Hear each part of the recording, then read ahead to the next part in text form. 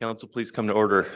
Good morning, everybody. We are ready to continue with our staff presentation on agenda item C1. Good morning, Mr. Duncan. Good morning, Mr. Chairman and members of the council. I hopefully will be getting through the last of my slides fairly quickly this morning. I think we had ended here, but I'm going to begin by going back a slide just because yesterday's discussion had kind of concluded looking at this and with some questions about the complexity and challenges associated with this process. And I guess I just want to spend a minute talking about the difficulty and complexity of this issue. As far as I think there's nobody certainly in staff or NPFMC that feels that this is in a vacuum the ideal way to manage salmon. We've all highlighted the uncertainty that comes with this process, but what this does represent is the best way that we could identify to manage salmon within the constraints of the Magnuson-Stevens Act and all of the other federal requirements that we're facing. At the very heart of this issue is consistency with the Magnuson-Stevens Act, and that also includes the jurisdictional issues, encompasses a broad range of other federal requirements that we do have to meet. And the pathway to do that is very difficult. And this is what we've attempted to identify as the best system that we could, given all those constraints. And it is also consistent with federal salmon management in other areas of the country that is not subject to exemptions under the treaty exceptions in the Magnuson-Stevens Act. So this is not intending to identify an overly complex system, but attempts to provide the best path forward while also ensuring compliance with all of the Magnuson-Stevens Act requirements and other applicable law that we have to comply with in our federal process. So just wanted to put a recognition of those issues on the record as we're talking about this.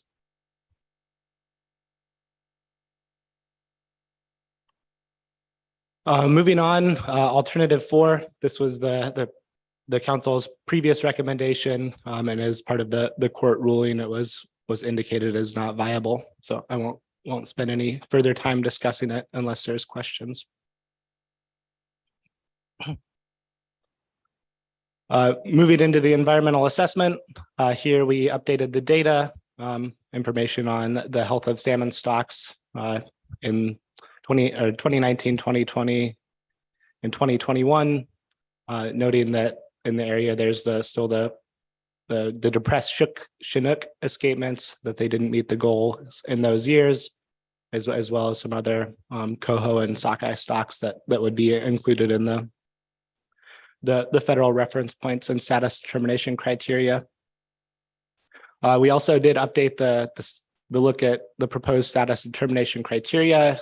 In table 3.8, looking at coho, there was an error that a public commenter identified. It was indicated that overfishing had occurred in 2021, but after looking at that, there was not also a corresponding adjustment made to the lower bound of the goal in that year to reflect the missing escapement data for the stock complex. So I guess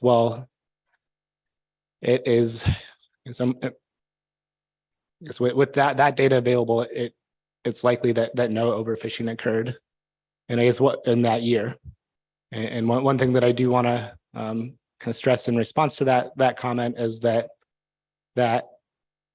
potential error would not have affected the preseason harvest specifications set for the stock in that year, and that in any year when either the plan team or the agency was reviewing the status determination criteria, they would be using the best information available to them at the time and could make adjustments to account for missing data, such as in this instance. We added consideration of recreational fishery removals in the EA. our estimates indicate that it's less than 0.01% of harvest in the Cook Inlet EEZ. So a total estimated harvest of 66 salmon per year on average. Likely, it certainly doesn't change any of the conclusions of the EA or the status determination criteria. One of the other substantial additions to the EA was just attempting to provide a little bit of an extended discussion of the potential impacts of alternative 3. And it's just acknowledging the difficulty that analyzing kind of potential future removals under alternative 3 is really difficult due to trying to forecast tax, which include social and economic factors, as well as other ecological considerations. So basically trying to look forward or look backward on what the council may have set as a TAC for the fishery in any given year is difficult. We're also limited by the estimates of the harvest in the EEZ being just that, estimates at this point. So there's uncertainty there, as well as the variability in salmon run timing and whether or not this would either cause people to forego fishing in the EEZ because of the additional requirements, or whether they may focus more fishing effort in the area since they're unable to fish in both state and EEZ waters on the same day. But the overall conclusions don't change, even if there are, despite likely reductions in harvest in the EEZ, we still anticipate that those salmon would be harvested across state water fisheries when possible. And that's focuses on the environmental impacts, and then Marcus Hartley will be kind of focusing on the RIR elements of that discussion later. All right, thank you, Mr. Duncan. Are there any questions before we transition to Mr. Hartley? Ms. Kimball. Thank you. I before we left the EA, I just wanted to better understand kind of the conclusions of the EA among the alternatives, maybe just alternatives 2 and 3. I'm looking back in those sections that I referenced yesterday about the significant increased risk of overfishing under, in particular, alternative 3. And I didn't know if your EA conclusion is taking that into account, but then assuming under your impact section that alternative 3 would require smaller harvests or closing the EEZ to commercial fishing altogether in order to have minimal impacts on the stock. How am I tying those impacts to this assessment, environmental assessment conclusion? Through the chair, Ms. Kimball, that's a good question. So it's under alternative 2, we expect that salmon removals would continue at approximately their existing levels because the harvests under the state strategy have fallen within the proposed federal reference points for the stock. So we don't expect there to be significant changes under alternative 2.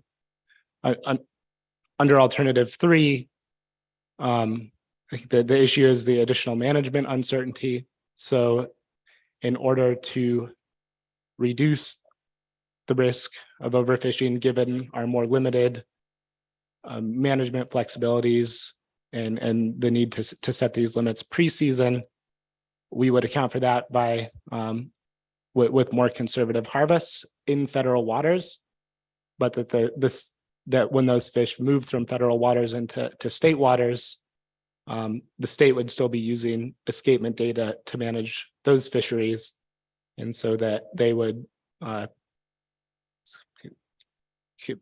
and that escapement-based approach has been shown to avoid overfishing. So it's expected that they would still harvest those fish in state waters, even if they were forgone in the EEZ. Maybe not all of them, but not an amount that would result in a significant environmental impact.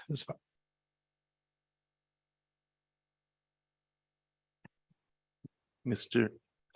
Twite. Thanks, Mr. Chair. Mr. Duncan, so I guess just really pound a little harder on that nail. Under alternative 2, the probability of decreased harvest in the EEZ is lower. The probability of achieving escapement objectives is higher. Is that correct? Under alternative 2?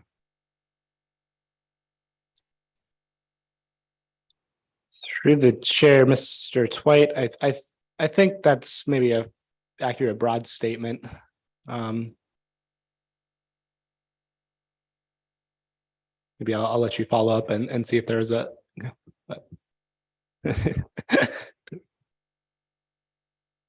Further questions for Mr. Duncan? Thank you. So I do have a couple more slides. Apologize. Just to just the remainder of the elements of the EA. Looking at no significant impacts to ESA listed salmon with the no marine mammals. There is continued concern about Cook Inlet belugas. The decline in the population has continued. Salmon are important as prey for them, and there's the possibility for also vessel traffic disturbance and displacement, but generally the seasonality of fisheries in Cook Inlets limits overlap with Cook Inlet belugas, but certainly the salmon stocks harvested by the fisheries are also important to belugas, but at existing levels that it's thought to be sufficient to meet beluga prey needs. Habitat, no new impacts, even when considering the addition of the recreational EEZ fishery, and then no new impacts when evaluating the cumulative effects conclusion. So I think with that, now I am done, and we'll let somebody else have some time at the mic. Okay. Any further questions for Mr. Duncan? Thank you.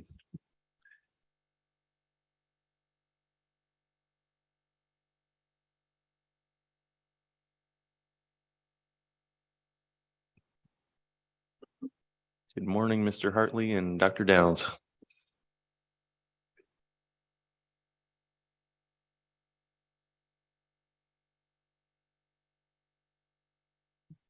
Mr. Chairman and members of the council, my name is Marcus Hartley. I'm president of Northern Economics, and we have been contracted to work on this regulatory impact review, which is in chapter 4. And I'm here with Mike Downs of Whistler Consulting.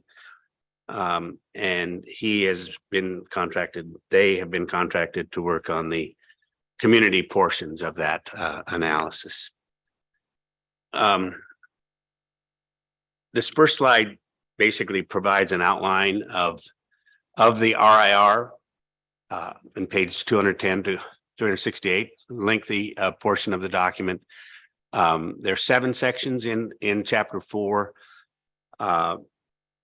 And we talk about none of the first 4 sections have been significantly revised.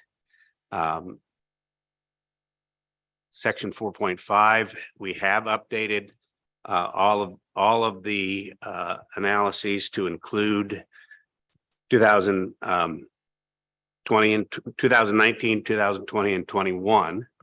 So 3 years of additional data. We also have added in section 4.5 the saltwater sport fishery, because they could potentially be affected directly by the action. And that's a change from where we had it before. Section 4.6 has also been updated to include all of the updated years. And those are for the set net fishery, the subsistence and personal use fisheries, and the freshwater recreational fisheries. Section 4.7 has also been updated to take into account the additional changes that have been made to the alternatives. Another section or appendix 15 has been updated, and that deals with a lot of the community engagement factors that Mike will talk about. And then finally, appendix 16 talks about the methodology that has been used to adjust the saltwater sport fish harvest estimates that had previously been utilized, essentially estimating downward from the sport fish harvest survey, which had been the baseline before. Move. Here we go.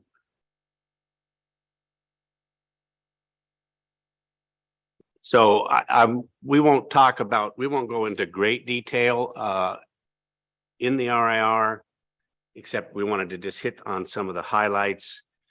Figure 4.6 shows the overall salmon harvests and the updated years 2019, 20 and 21. This is all species, and we include, this is for drift gillnet, set gillnet, and all the non-commercial harvests as well. And again, the data are updated. The non-commercial harvests have updated information regarding the sport fish harvest in saltwater. It's updated information for subsistence and personal use dip net fisheries, and it's also got the freshwater information in it. The latter two of those sections have not been adjusted. They're the standard numbers that come from ADF&G. So one of the things we want to point out that in 2020, harvests were relatively low, revenues were quite low, and in fact, 2020 was declared a disaster year for Cook Inlet salmon. And a lot of the harvests, the lower harvests in the drift gillnet fishery, probably in the set gillnet fishery as well, were due to reduced numbers of openings in response, the state's response to some of these concerns that they had with the escapement. This slide just continues on a little bit and looks at coho and Chinook. And again, the same set of components involved. Figure 4.9 focuses directly on the drift gillnet fishery and shows the state water fishery and the EEZ harvest. The EEZ harvest is there on the bottom, and looks at that, that 3-year period. We see the relatively sharp reduction in harvests in 2020. In particular, the reductions in the EEZ are noteworthy. The average since 2019 has been 39.1% of the harvest in the EEZ, and that's down from kind of the long-term average of 47.2%. In this slide, we talk some about, we show the differences in timing in EEZ harvests and in the entire area for the drift gillnet fleet. The upper graphic is the EEZ harvests, and the lower graphic is the entire area. And this shows the cumulative harvest by species by date. Overall, harvests in the EEZ occur slightly earlier than harvests in the management area as a whole. And the numbers that we show in the bulleted text there below indicates that it's about a 3-day lag for each milestone. And we talk about 75% of the Chinook are taken by July 14th. In the EEZ, 75% of the EEZ Chinook are taken by July 14th, while 75% of all Chinook in the fishery are taken by July 17th. And that same kind of 2 to 3 to 4 day pattern is followed throughout the when we compare the EEZ harvest versus the entire fishery.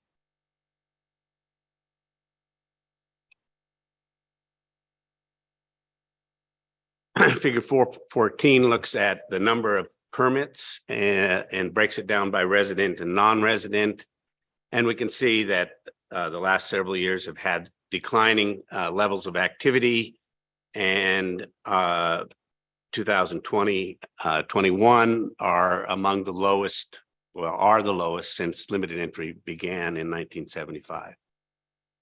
The different colors in the graph reflect residents and non-resident, with the resident in the bluer bars below. I apologize. I'm a little bit colorblind, and so I think they're blue, but maybe it's a different color. Figure 4.2 shows gross revenues in the fishery over time, and these are inflation adjusted. And again, we look at the 2020 harvest as very low. These are the lowest revenues since limited entry began in 1975, adjusted again for inflation. The current trends, we can't take the last 3 years as a trend. It's, you know, there's long-term averages to be considered always, but 2020 was certainly a low year of harvest and revenues. Switch to Mike Downs now. Yeah, excuse me. For the record, Mike Downs, Whistler Associates, Whistler Research, sorry, I should know that. And I'm just going to tell you real quick what's been updated to the fishing community section under the drift gillnet fishery. We talked about the updates of data last time, and I don't think if you want to go over any of the information that's in that section, I certainly can. But the only things that have been updated is there are 2020 decennial census data that are available now that weren't available the last time you saw this a couple months ago. So the community demographic indicators have been updated with those data. Additionally, there's additional data from the 2022 Alaska Department of Commerce Community and Economic Development data. So in terms of some of the institutional indicators for the communities, those have been updated the last time you've seen it.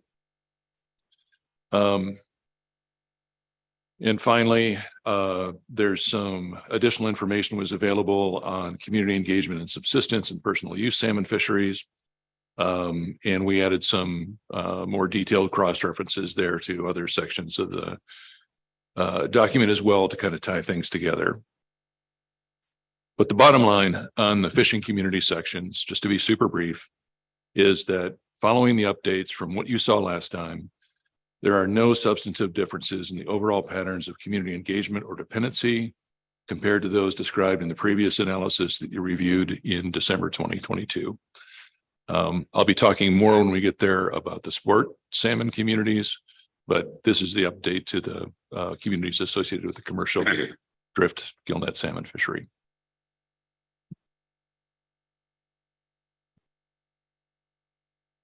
Thank you, Mike. We're now going to talk a little bit about the saltwater sport salmon fishery and go through some discussion of the management of those. Well, the section talks about the management of those fisheries, and then we go through and estimate saltwater sport harvest take and participation. And then we come back to Mike and he'll talk about the communities that are involved in the saltwater sport fishing activities overall.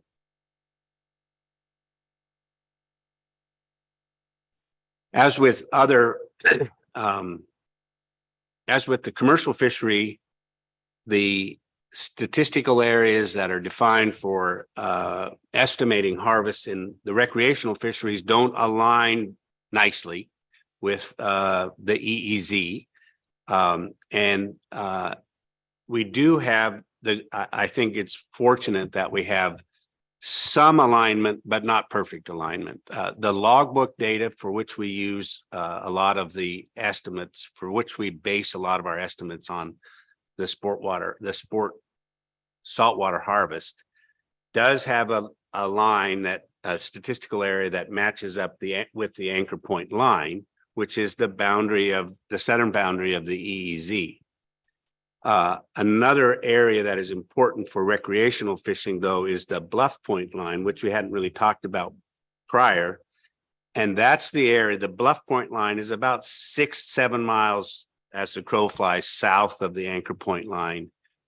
And that's the line that the state uses to determine upper Cook Inlet recreational harvests. And in the recreational fisheries saltwater sport fish harvest survey, they ask respondents to say, how much did you catch north of the Bluff Point line? And so there's a little bit of a disconnect with the primary data that we have for sport fish harvesting.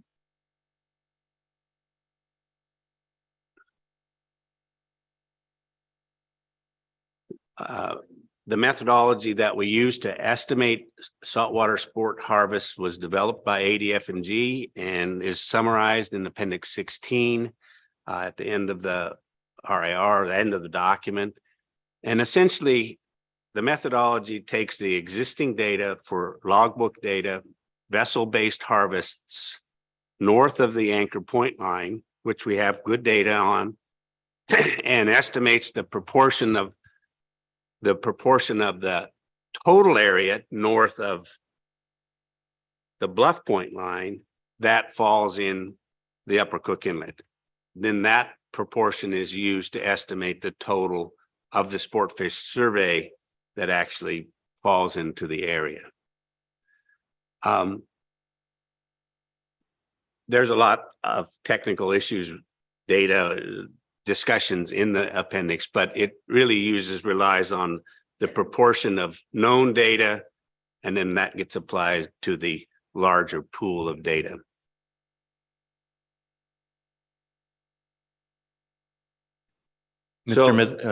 Apologies before we move on. Mr. Mesereau has a question. Thank you, Mr. Chairman. Could you just go back to the last slide there? It looks like you're estimating vessel-based harvest using ADF&G logbooks, but that only applies to the guided sport fishing sector, right? The recreational fishermen in Cook Inlet, they base their harvest on recalling where they were fishing and then months later filling out a saltwater harvest survey. Did you use that also, or were you just talking about charter harvest? We make the assumption in the analysis that for vessel-based harvest, the reduction, because we have two components in the sport fish harvest survey. We have unguided harvest estimates and guided harvest estimates in the sport fish harvest survey data. And so the logbook data relates directly to the guided portion of that and directly kind of moves that down proportionally based on the logbook data. The logbook data says there were X thousands. The survey says there were X plus Y thousands. The vessel-based data equals, though, the logbook data. So we hold that at face value. Then we take that proportion of what the sport fish survey said was guided harvests, that proportion to what the logbook had, and that same proportion is applied to the unguided vessel-based harvests. If that makes sense. I mean, that was helpful. I get it now. Okay. Thank you.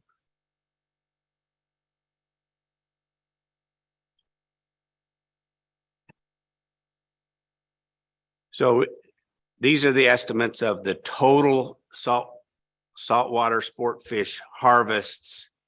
Three components again, as Mr. Mesereau talked about, the guided harvest, the unguided harvest. The third component in here are the shoreline harvests, which are people fishing from the bank. And those are not adjusted because it wasn't felt that there's an appropriate means to really adjust those. We don't have the same kind of logbook data to adjust those downward. So the sport shoreline harvests, which are unguided, have not been adjusted downward. So now that ends up being the larger component of the saltwater recreational fishing. Now, with respect to the EEZ, very few people can cast out 3 miles and get into the EEZ from the shore. Now, Dave may be able to, but I can't, and most people don't. So, and I'm sorry, that was just a little levity there. We assume that nobody who is shoreline is fishing in the EEZ. The same, we also, I should point out that we don't have a methodology to reduce freshwater harvest estimates or to adjust freshwater sport fish harvest estimates similar to the shoreline harvests.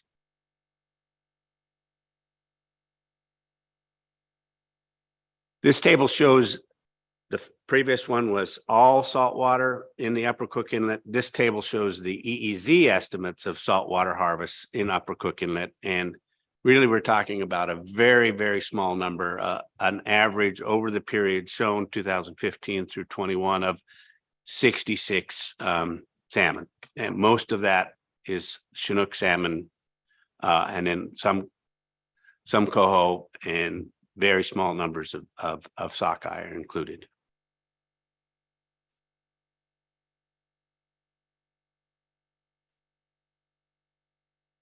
We also get into kind of participation data, and we look at particularly we're looking at the guides that are taking folks out in Upper Cook Inlet. And to do this, we look at we define the salmon guide pool, the Upper Cook Inlet salmon guide pool, which includes for the 5 years that 7 years that we have data. It includes all of the guides in that year who made at least one salmon trip in Upper Cook Inlet. And a salmon trip is defined if there was salmon effort, regardless of whether they caught a salmon, who made at least one salmon trip. And I should say, including if the primary focus was halibut, which is mostly the trips in Upper Cook Inlet. So that's how we define the guide pool. The guide pool had to have taken a salmon trip in Upper Cook Inlet. It's determined on an annual basis. On average, there were 74 guide pool members in a year. 89% of the guide pool members made non-salmon trips. All of them, of course, made salmon trips by definition. In an average year, 39% of the guide pool members made salmon-only trips and didn't have halibut fishing along with it. We also talk a little bit more about trips and get into some of the anglers. 477 guided salmon trips were taken during the period on average. Only 9% of those trips were salmon-only trips. The guide pool members averaged 1,901 non-salmon trips in the UCI during that same period. Non-salmon trips, no salmon effort involved for the guide pool were 80% of those trips. We also talk about people that went on those trips. Overall, there were 2,240 angler days, guided angler days in salmon fishing. 35% of those were Alaska residents. The rest were non-Alaskan residents. The guide pool members during that same period had over 10,000 angler days on non-salmon trips. So it's important to recognize that salmon isn't really the focus of the guides in Upper Cook Inlet. Much more of the activity is non-salmon fishing. And now I'll switch over to Dr. Downs again. Yeah, thanks. I'm going to talk a little bit about, this is a new section in the document. It's the Community Association with Sport Salmon trips. And it focuses on two variables. One, we were interested in what is the community of residents of the guides that work in the Upper Cook Inlet salmon fishery. Similar to where we looked at, for the commercial fishery, we looked at the community of vessel ownership. Here, we're looking at the community of guide pool residents. And then we also wanted to look at the trip ending communities or ports of landing of the relevant saltwater sport salmon charter fishery trips during the same period. Some interesting findings compared to fisheries that you're used to looking at, the federally based fisheries.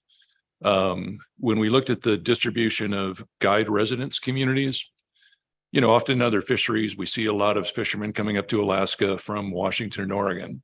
In this case, if you look at the distribution by state of residents, over 80% live in Alaska.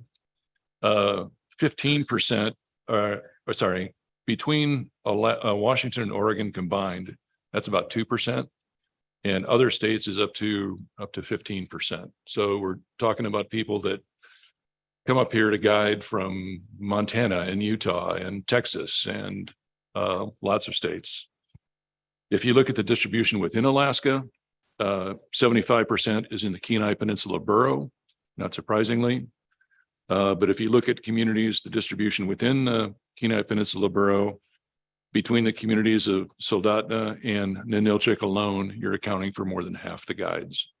So that was kind of an interesting pattern. And then we looked at the overlap.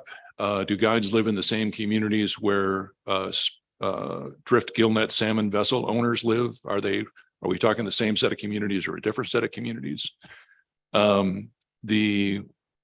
What's represented in this map is the guide residence community is kind of like a white circle or a white band. The dot is for the drift gillnet vessels, and you'll see an overlap. All guide residence communities are also drift gillnet owner communities, with one exception. It's kind of a Where's Waldo thing. The only one that's a white dot without a black, or white circle without a black dot is Cooper Landing. Conversely, there are 5 communities that are home to drift gillnet vessel owners that are not home to guides. And those are toward the south end of the Kenai Peninsula there, Port Graham, Seldovia, Halibut Cove, which makes sense with the distance to the EEZ, and also Whittier. And then looking at the proximity to the statistical areas that Marcus was talking about, the red obviously is the EEZ, or that portion of the EEZ in Upper Cook Inlet subject to this action you're taking. And this shows the ports of landings or communities of trip ending communities for these charter vessels. And it's interesting that 3 of the 5 trip ending communities are also drift gillnet vessel owner communities. That's Anchor Point, Homer, and Ninilchik. The 2 other trip ending communities are not places of residence of vessel owners. But what's interesting again about this, how different it is from the communities we're used to dealing with in the other federally managed fisheries that you're familiar with, is that I'm jumping ahead of myself a little bit. I'll go to that slide. The 5 trip ending communities or ports of landings vary widely in their infrastructure. We're used to dealing with communities that have large harbors, lots of infrastructure, support services. And the only trip ending community that fits that description is Homer in this case. It's a large community, supports a large multi-fishery, multi-area fleet. Ninilchik has a small boat harbor, a very small boat harbor.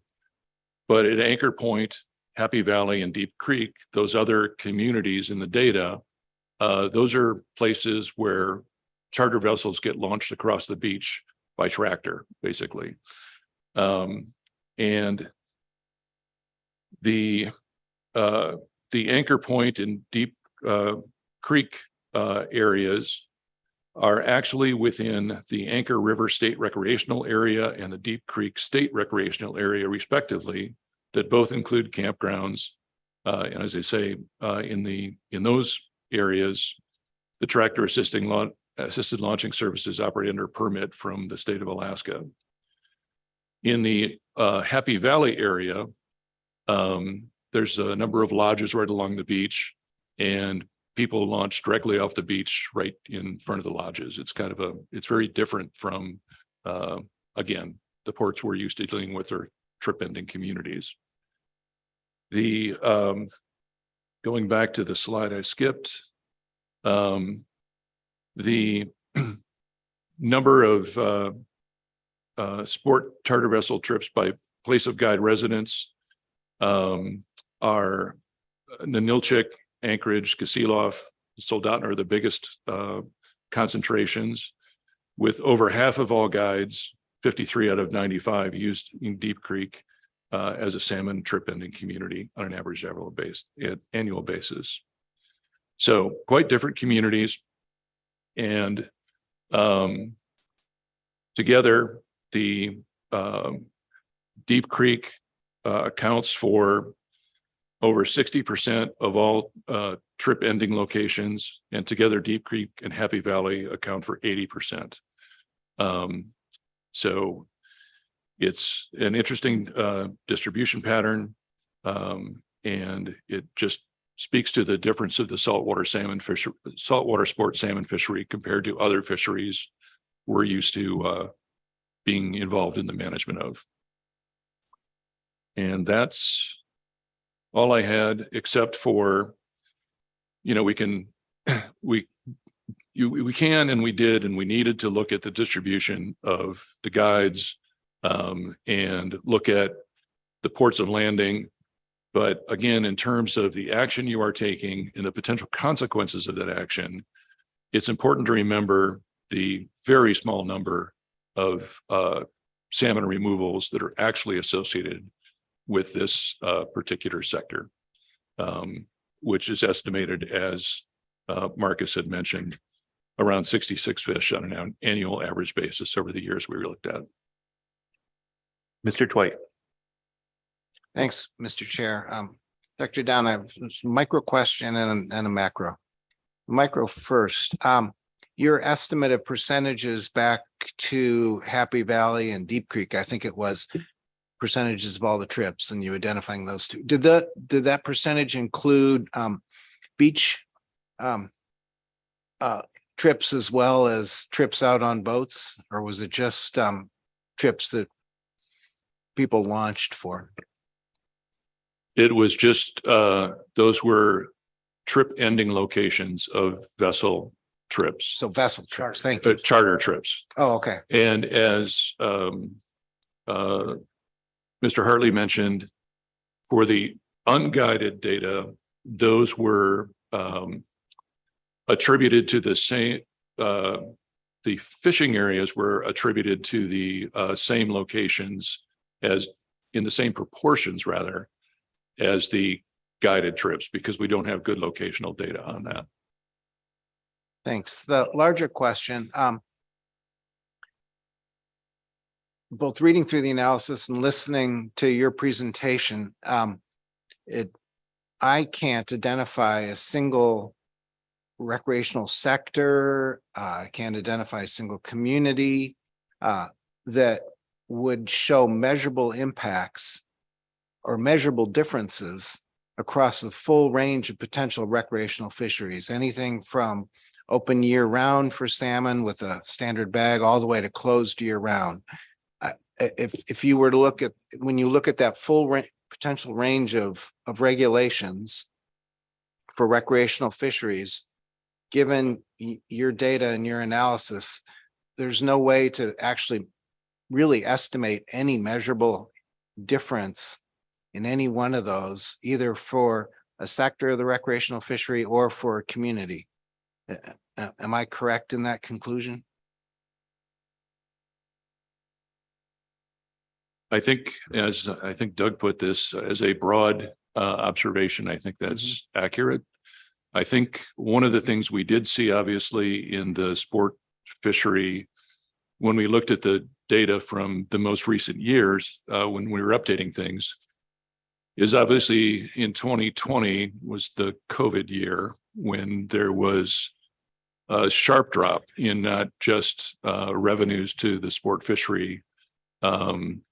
You know, in the Kenai Peninsula, like I was mentioning, services and goods and support infrastructure is not necessarily concentrated in the same way it is in the fisheries that we're used to dealing with. That the support services may be in a different road connected community, and it may be, you know, sort of scattered out. So looking at community level effects of any one of the alternatives that alternatives and option combinations before you, in the terms that we're used to dealing with, is there for substantially engaged or substantially dependent communities on a fishery, would there be significant impacts based on this action? And there isn't anything that rises to a community level of impact for the sport fishery, in my opinion, that would rise to a level of significance. That's not to say that there may not be individual operations out there that, you know, harvest more, and realizing one of the things that Mr. Hartley said was that often the salmon fishing is salmon sport fishing is done in combination with halibut fishing, and the Upper Cook Inlet is an important area for the halibut portion of that equation. So it's something we need to consider. But your observation, would there be community level impacts based on these? We don't conclude that. We don't conclude that there would be impacts. I'm trying to say that straight.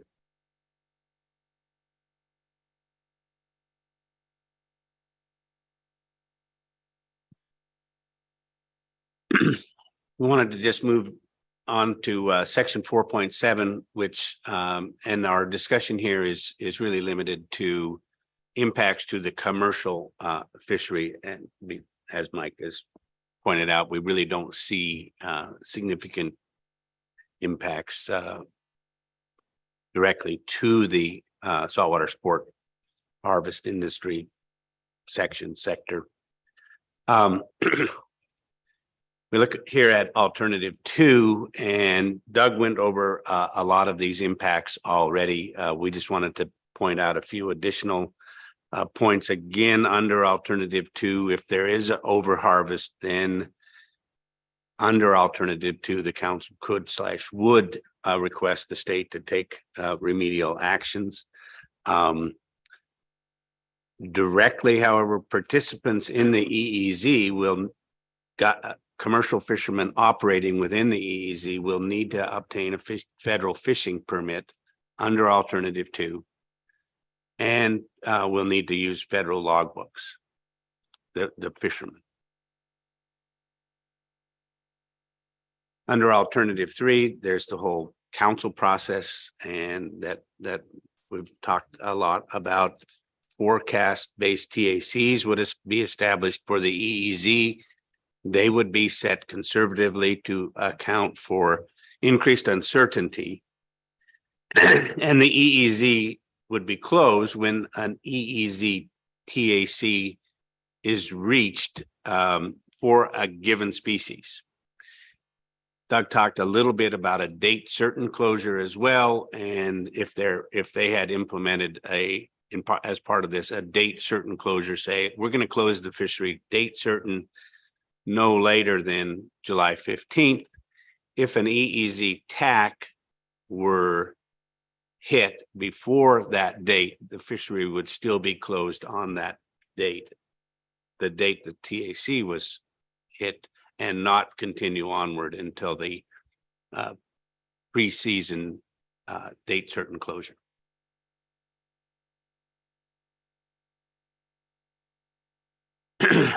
this table shows some of the dates and, you know, July 7, 9, 15, et cetera, and the percentage of each species by that date, that over the period of years that we have available, how much of those species have been taken from the EEZ as a percent of annual EEZ harvests. And so for July 9th, for example, if a date certain closure was put into place by then, 57.6% of the Chinook from the EEZ would have been harvested. 18% of the sockeye that would have been taken from the EEZ in a normal year that hadn't been closed would have been taken by July 9th, et cetera. So that's how you read this table.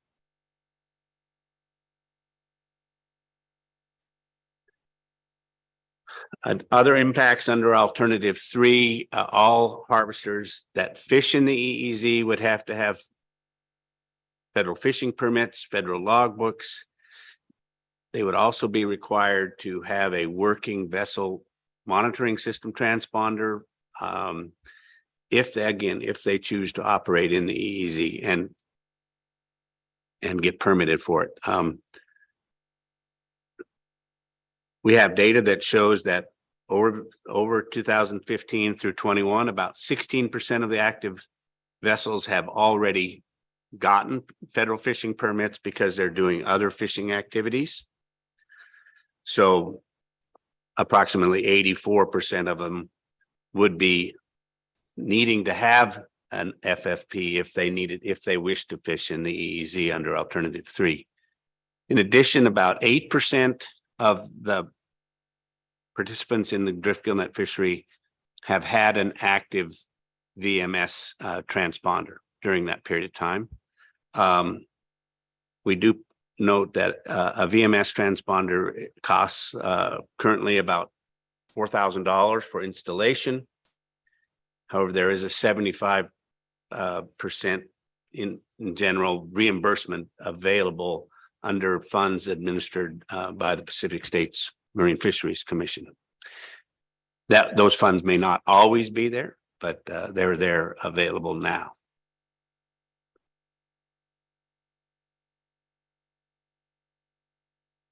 We also have information about shore-based processors and catcher sellers, direct marketers, et cetera, in this table.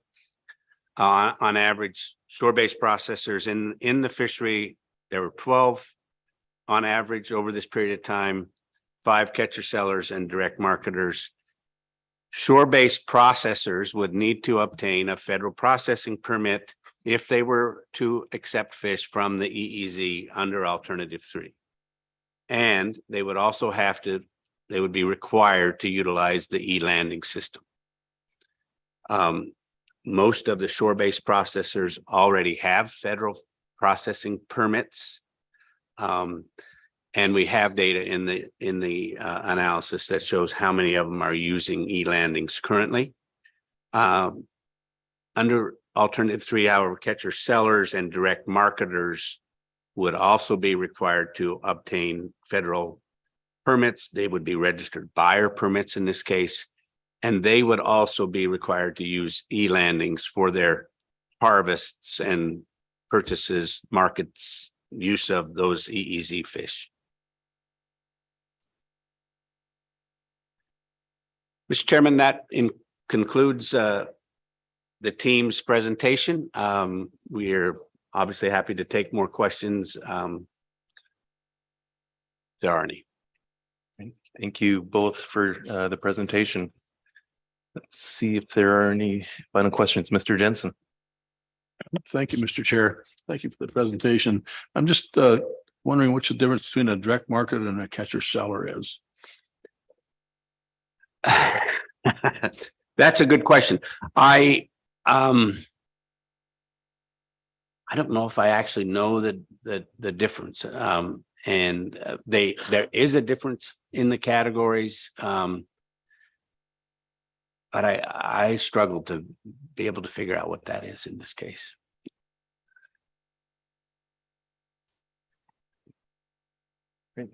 Ms. Baker. Thank you, Mr. Chair. I do not have the answer off the top of my head either, but I believe there is some information on the ADF&G website that I'd be happy to follow up with Mr. Jensen and Mr. Hartley. And I could certainly look that up as well. Sorry. Mr. Twite. Thanks, Mr. Chair. Mr. Hartley, so in contrast with the recreational fishery, from the commercial fishery standpoint, there's a very measurable and very clear difference in the regulatory environment between alternatives 2 and 3, particularly when you also kind of go back to alternative 1 as a baseline. You can see sort of an incremental increase in both the amount of regulation, but also the cost of those regulations between 1 and 2. And you can see a much larger increase than between 2 and 3. And the range of costs, well, it's not totally predictable because some part of it may be the change in how the management approach regarding uncertainty. It's difficult to project how much of a decreased harvest, and obviously that's a cost of increased regulation. Some of the others are still pretty predictable and but overall, it's a very measurable and very significant difference in regulatory environment and associated cost between 2 and 3, correct?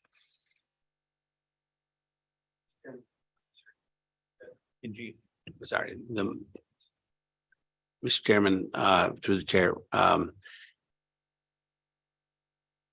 participants under alternative 3, harvesters will face a choice. They can fish in the EEZ or not fish in the EEZ. And if they choose to participate in the EEZ, where a significant level of harvests have taken place in the past, then they would need to have a federal fishing permit, and they would need to have federal logbooks and a VMS transponder, one-time cost of that.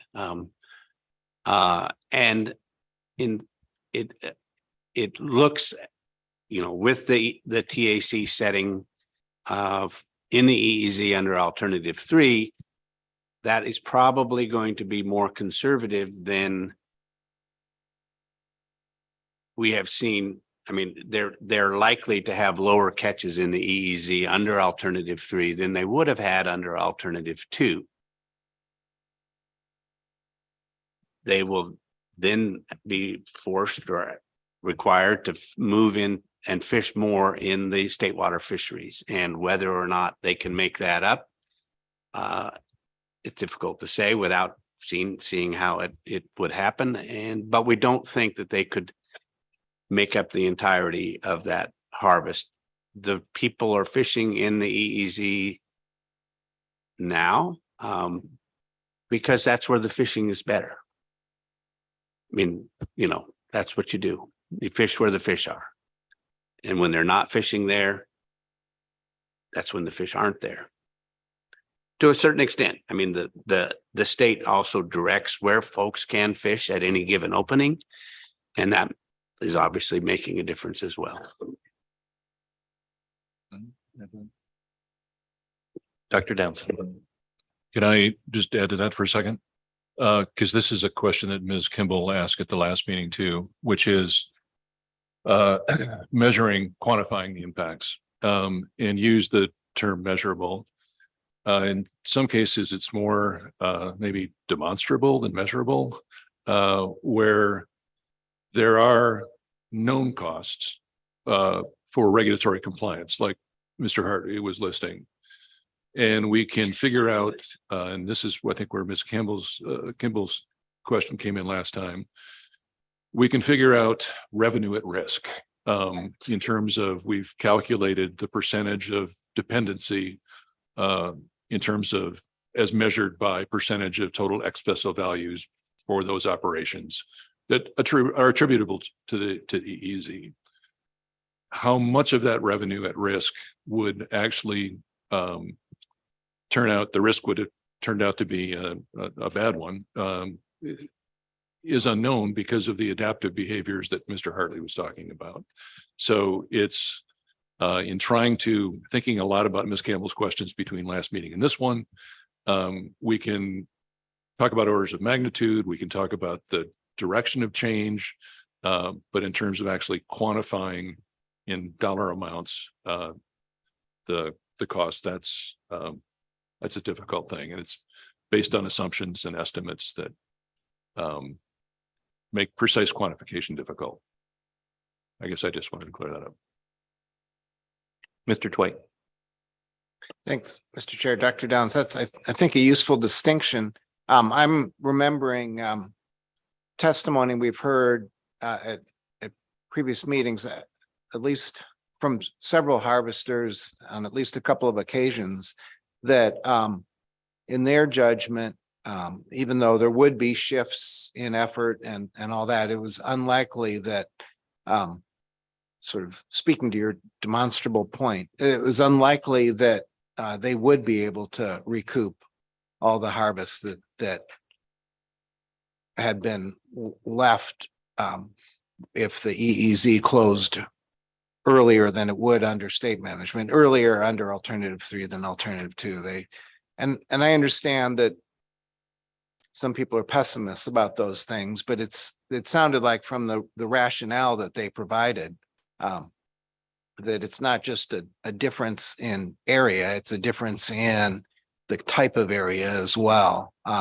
In terms of, back to Mr. Hartley's point about they fish where fishing's best, there's real reasons why fishing is best that can't necessarily be compensated for. And so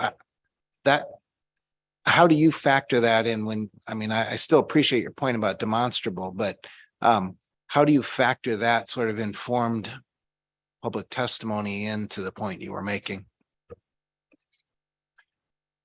Well, I must have made the point poorly, because you can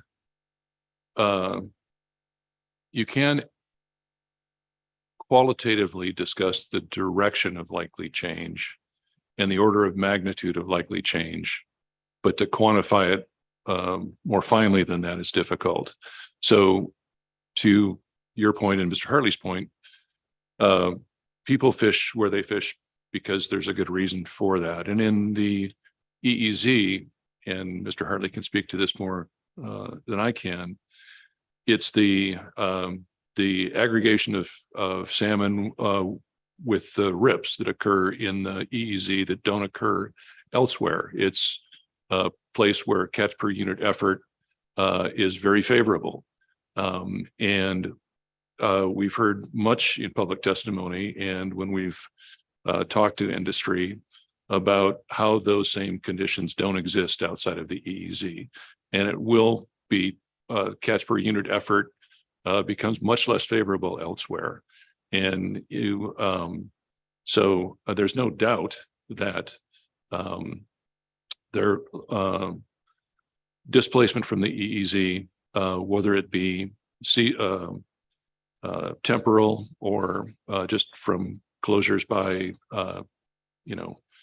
a particular factor that wouldn't have occurred under the status quo, will cause economic harm. I guess the point I was trying to make was it's relatively straightforward to understand that there would be harm.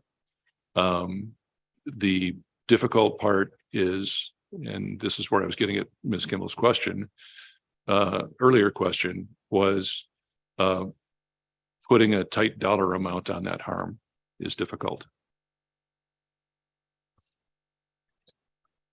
Ms. Kimball. Thank you. A little bit, maybe to that point, and I really appreciate the work that went into the analysis to try to elucidate at least the direction of impacts and maybe relative across the alternatives. But this is such a different fishery than we normally see an analysis on, and I can appreciate that as well, including in the processing sector, which is much smaller processors. I mean, some 1 or 2 larger ones, but very small. And then the additional direct markets that you mentioned. And I didn't know if you had an opportunity to talk to any of those folks. It's not a really large pool of people. And there has been some businesses that have been closed over this time period that we've been looking at this action. But were you able to talk to them instead of just getting caught up in the level percentage of dependency on the EEZ portion of this fishery about kind of where they are in terms of a tipping point, I guess, to stay, viable overall in this region? And we don't do that or original research for every single analysis, but I wondered if you had that opportunity to characterize better, I guess, how important this is, even if it shows up as a smaller percentage of their overall value. The short answer to the question is I did not systematically do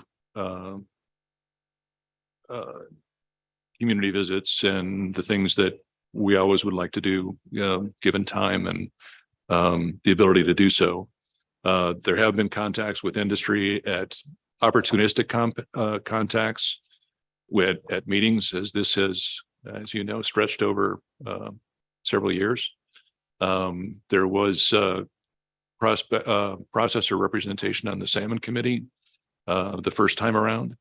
And we received lots of input at that point, especially on processor closures.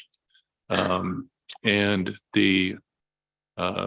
as I think you were alluding to in terms of processing operations, it's not always the amount of wholesale revenue, let's say, that is the only thing that makes a fishery valuable. It depends on the time of year and how it fits in with other processing operations and workflow and keeping employees, working. But we did not do a systematic on the ground survey of that. Mr. Hartley, can you turn your mic on? I might also just add that there is a section in the document, section 4.5.1.4, that does talk about the processing sector and digs in to a certain extent to each of the types and each of those types relative dependence on the Cook Inlet salmon fishery versus other fisheries, and several tables. And so there is additional information in there that those data were updated for 2019, 2020, and 2021. And but that is in there again, starting on page 249 for additional information. Ms. Kimball. Thank you, Mr. Chair. Yes, I'm in that section. I am reading that section, so I'm well aware. But I appreciate their responses, and I don't want to undermine the dependency tables that were provided. They're excellent. But the larger question is really every little bit counts in most of these fisheries. And if you don't have a basis for accepting deliveries, buying fish from independent fishermen, supporting the community for that particular fishery, and that processor closes, then you lose the opportunity for fishermen in other fisheries to have a place to sell their fish close to home. So I appreciate that section. I also completely understand the capacity issues with not doing surveys or original research, but I do appreciate the response, Dr. Downs. Thank you. And Dr. Hartley. Any further questions? Okay, thank you very much. Thanks to all the presenters. Okay, that will move us to our Enforcement Committee report.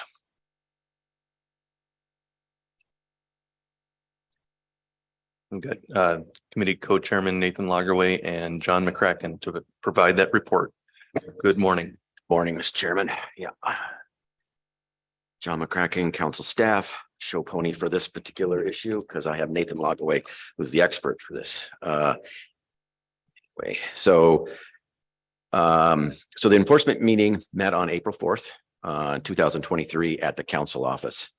The first part of your minutes is just a summary of Doug Duncan's and Josh Keaton's presentation to the committee, so I won't go over that, but there was a little bit of discussion following that presentation, and then the committee had a number of recommendations concerning this issue, and so I'll read those recommendations. First one is require the use of paperless self-service logbooks, which is e-landings, with full reporting of catch, including bycatch in those reports. Next one is optional retention of bycatch. Next is an open Upper Cook Inlet EEZ federal fishery at the same days as the state drift gillnet fishery. And within that larger recommendation to effectively enforce these concurrent fishing openers, a prohibition is needed on fishing in the Cook Inlet EEZ, commercial salmon fishery, and the adjacent state of waters on the same calendar day. Next is to require VMS when operating a federal permit vessel in the Cook Inlet with a drift gill net on board for the management and compliance purposes.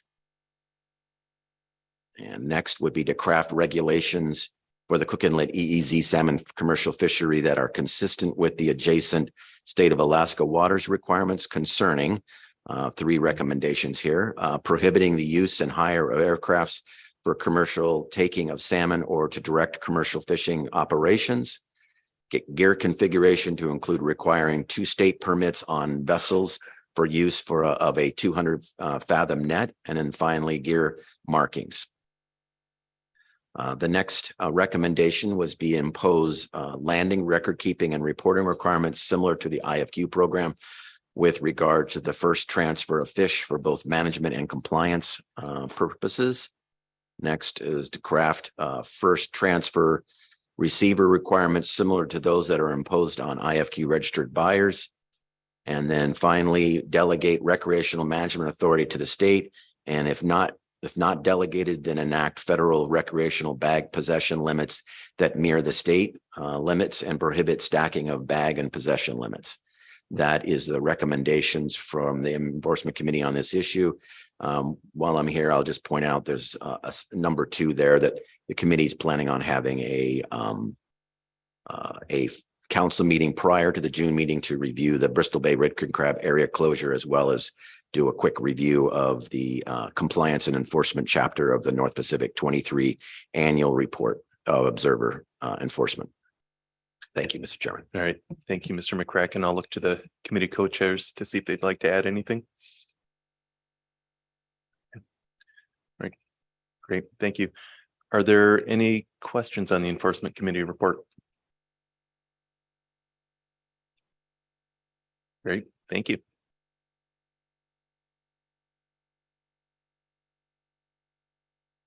So that will bring us to our SSC report. I'd like to remind members of the public to, if you wish to testify, please sign up prior to the conclusion of the next report, the advisory panel report. Good morning, Dr. Muter. Good morning, Mr. Chairman, members of the council. I'm here to present just our discussions on the C1 Cook Inlet salmon item that you just reviewed.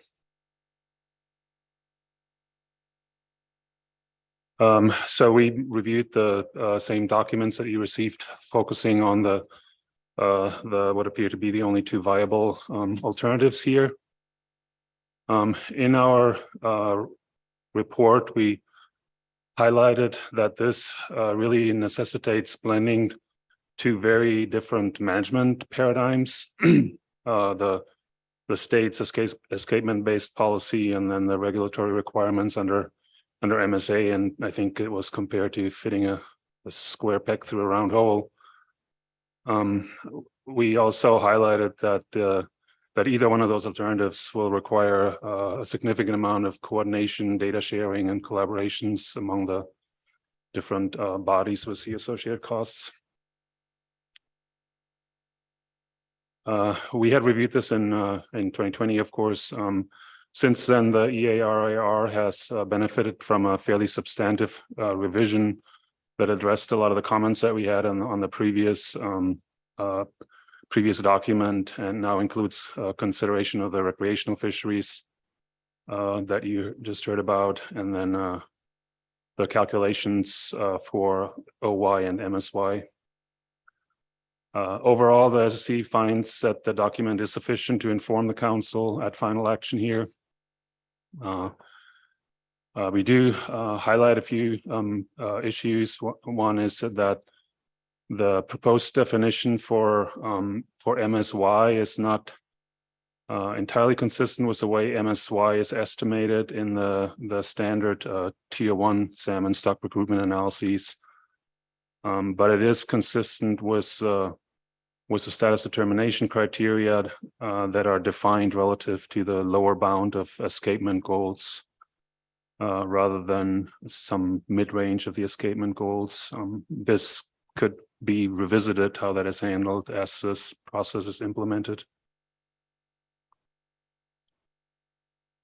We generally find that the description and the equations for the calculations of the SDCs is consistent with MSA requirements.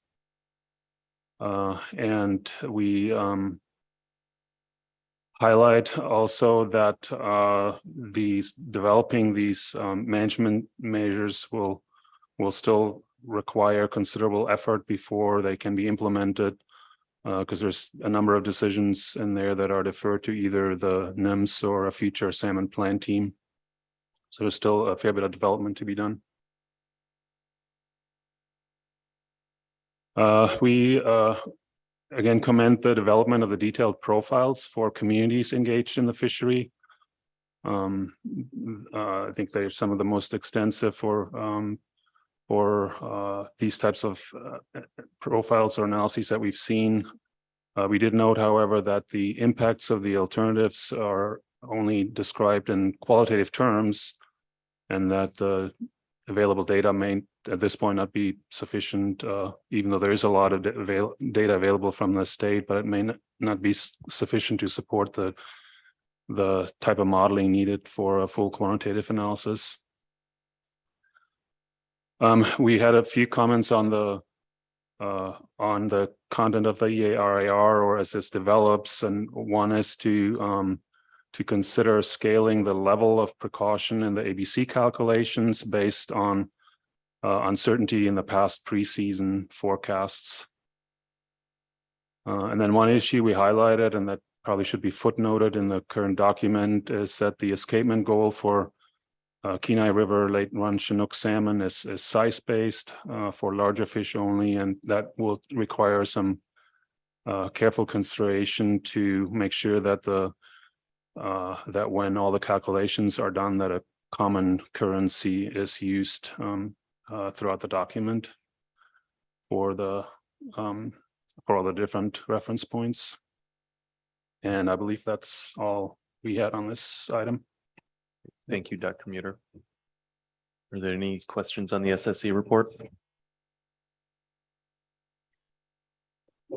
Ms. Kimball.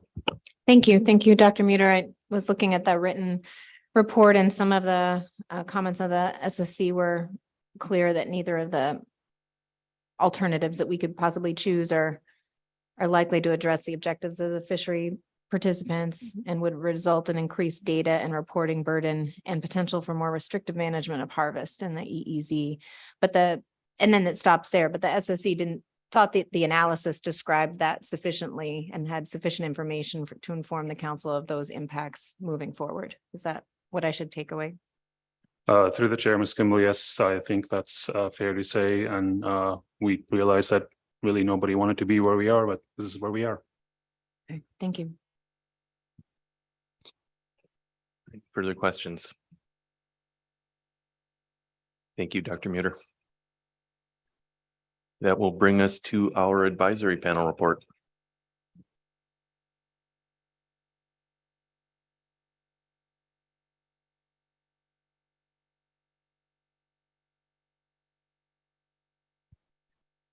Good morning, Mr. Wilkins.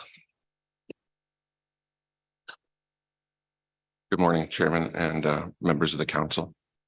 I'll wait a couple of minutes for the slide to come up.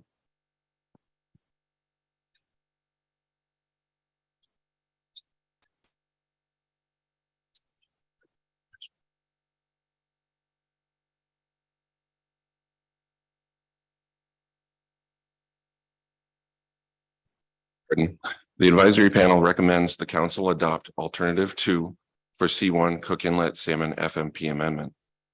Alternative 2, federal management of the EEZ with specific management delegated to the state. And that motion passed 13-3, and there was one abstention. Thank you, Mr. Wilkins. Any questions? Mr. Dwight. Thanks, Mr. Chair, and thanks, Mr. Wilkins. How would you characterize the basis for the advisory panel's support for alternative 2? Would you characterize it as largely because it was the alternative that most closely aligned with the interests of the group, the commercial fishing group that originally brought this issue to the council, and sort of the one that aligns best of the alternatives, that aligns best with their stated interests? Or were there other major reasons for the AP choosing alternative 2? Through the chair, Mr. Dwight, thank you for the question. Overall, I would say yes, there was a lot of public testimony about sort of not preferring either alternative, but for the most part preferring alternative 2 versus alternative 3, as alternative 1 and alternative 4 seem to be not an option. There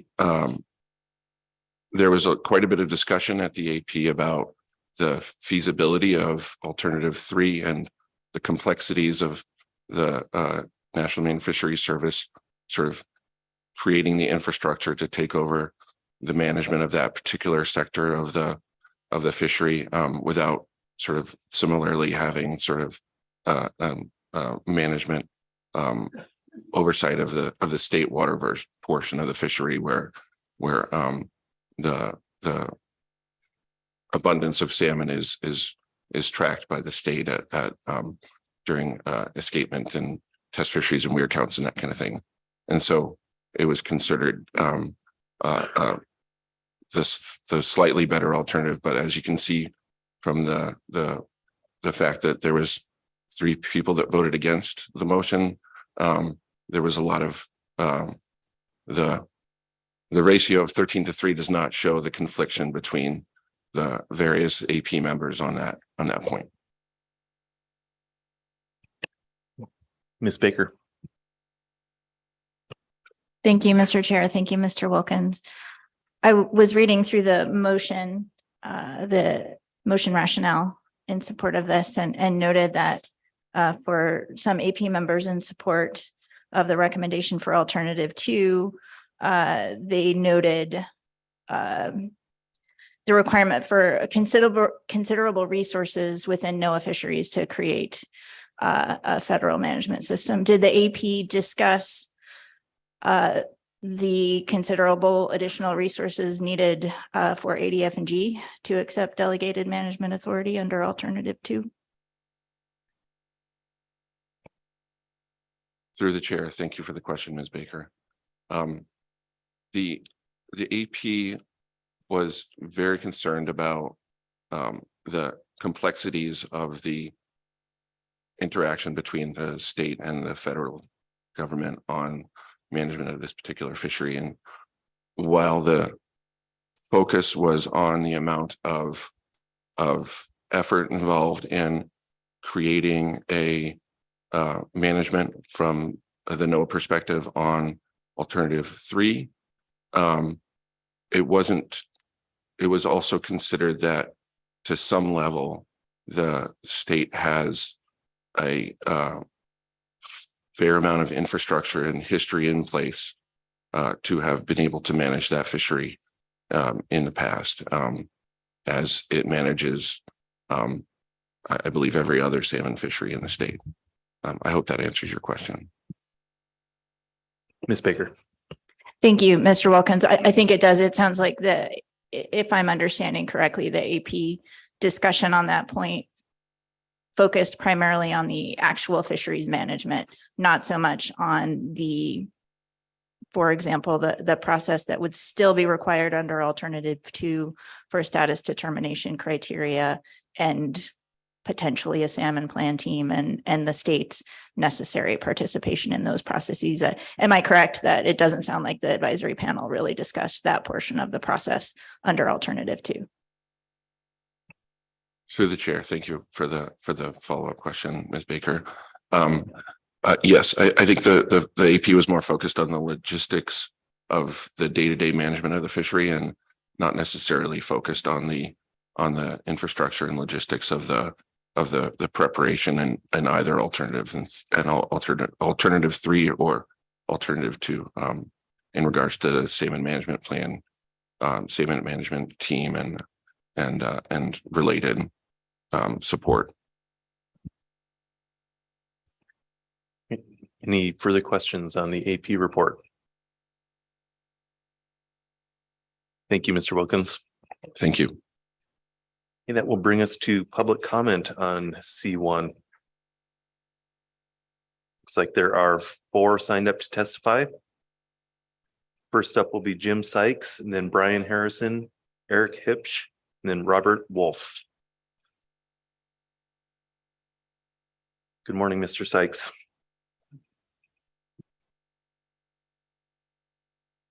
Good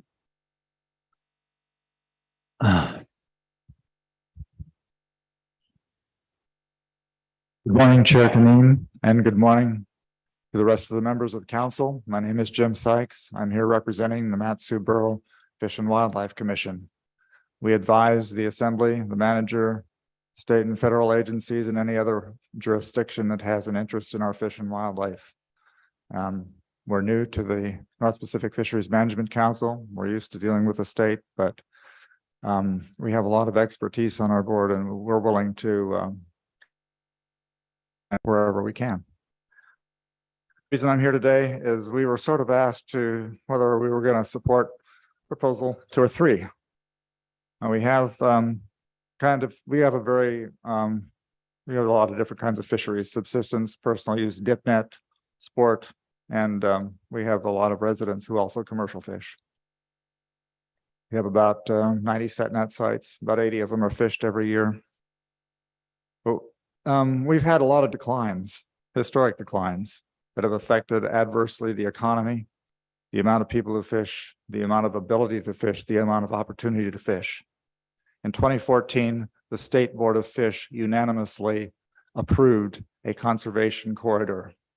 The conservation corridor basically means that the multi-use fishery in your EEZ area is where most of the fish are, as you just heard, but not all of them go to the north, to the natal rivers in the Susitna Basin. It would be very convenient if they just got off on a Susitna off ramp at the bottom of the inlet and stayed on the west coast and went up there. Could we have the page 6, please, on the booklet? Anyway, the neat thing about the corridor is it seems to be working. It basically requires some of the fishing that is normally done in the middle of the inlet to be done closer to shore, where it's closer to where the reds or the sockeye salmon are the main focus of this action. But fishing closer to shore helps eliminate a lot of the northbound fish. And so that happens several times. This particular diagram here was done, I think it was the first year that the corridor was implemented in 2016. There was a test fishery that showed that Susitna sockeye and Kenai sockeye are very much mixed in between Calgon Island to the east. And a lot of the Susitna sockeye are still headed north, but they do separate out pretty quickly when you get within about 5 miles ashore. And so that's where some of the fishing is moved from time to time to allow more than escapement. Why the escapement? Because out of the 16 streams of concern listed by the state of Alaska, we had 8 of them in the Susitna Basin. One was a kind of an area-wide one for sockeye salmon. We are just beginning to recover, and that was removed last year, but we haven't really fully recovered. We are on the way, and it's a pretty fragile business. The other 7 were Chinook salmon, identified by stream. 3 of those were taken off the list last year, but we were a little bit annoyed by the fact that we didn't get more fish. You'd think we'd be excited because that was the main fish, other than reds, that people came to sport fish in the Matanuska Valley. But what happened is that the escapement goal was lowered to meet the amount of fish, not that the amount of fish had actually increased to what would be a sustainable level. But anyway,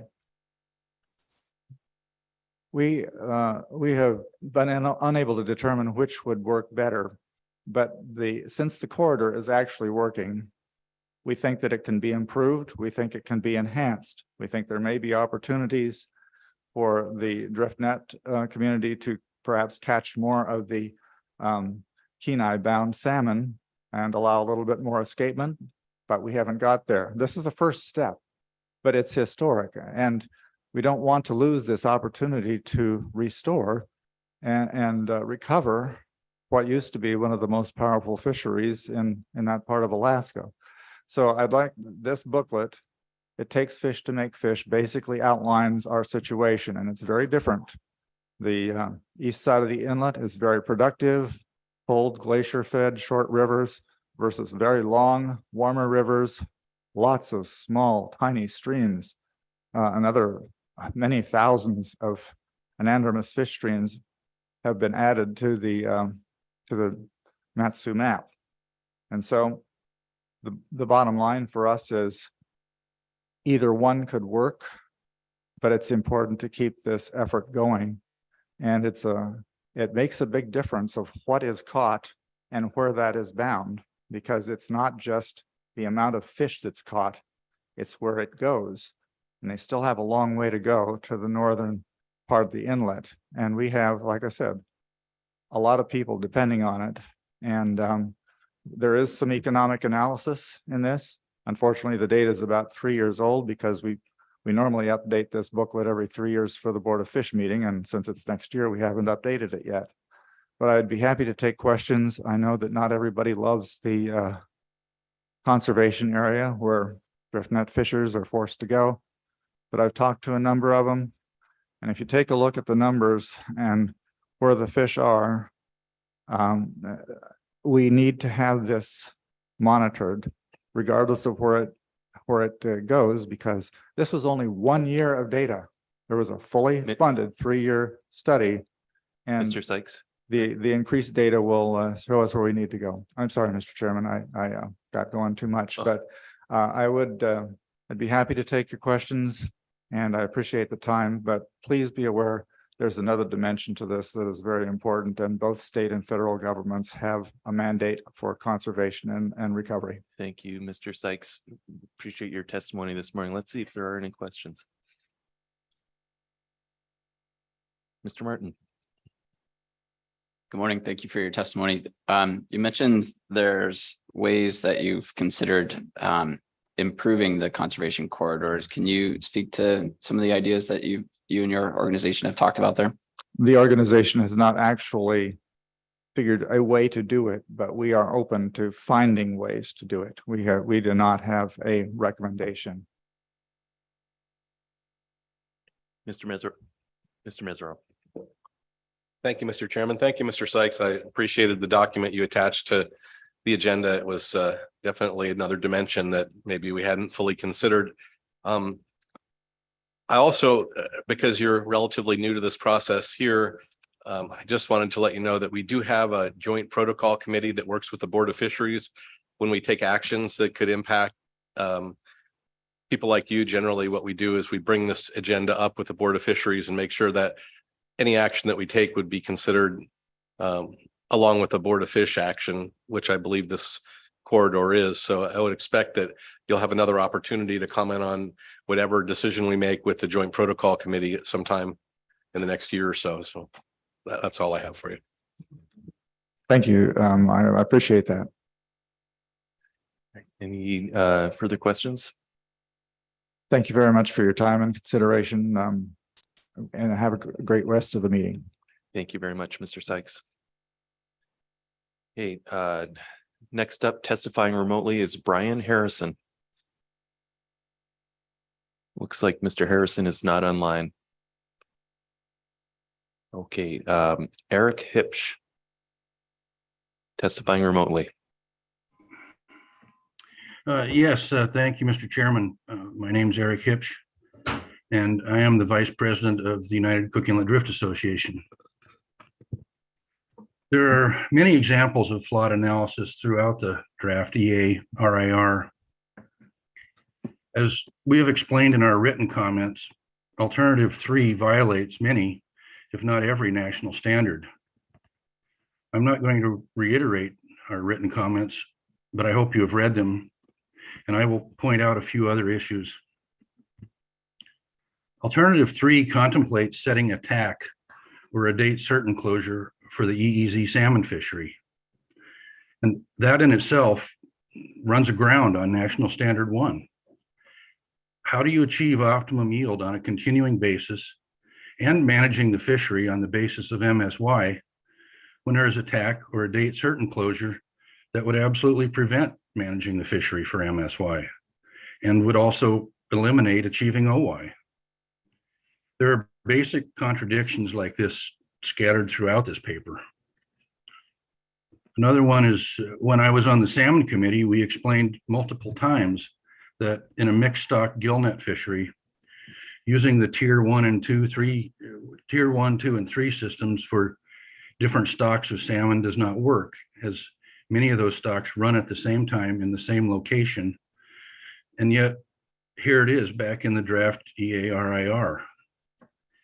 It's clear to most people that Alternative 3 is designed to fail, or at least create a failed fishery. Real-time abundance-based management to achieve MSY escapement goals or MSY harvest rates for stocks that don't have escapement goals is the only system that really works on salmon stocks. This system is clearly explained in Exhibit 2 in our written comments. This document was presented to the council in 2010 by ADF&G Commissioner Denby Lloyd. This document describes the state's escapement goal management method and also clearly describes the problems and explains the risks in trying to apply the OFL, ABC, ACL framework to a salmon fishery.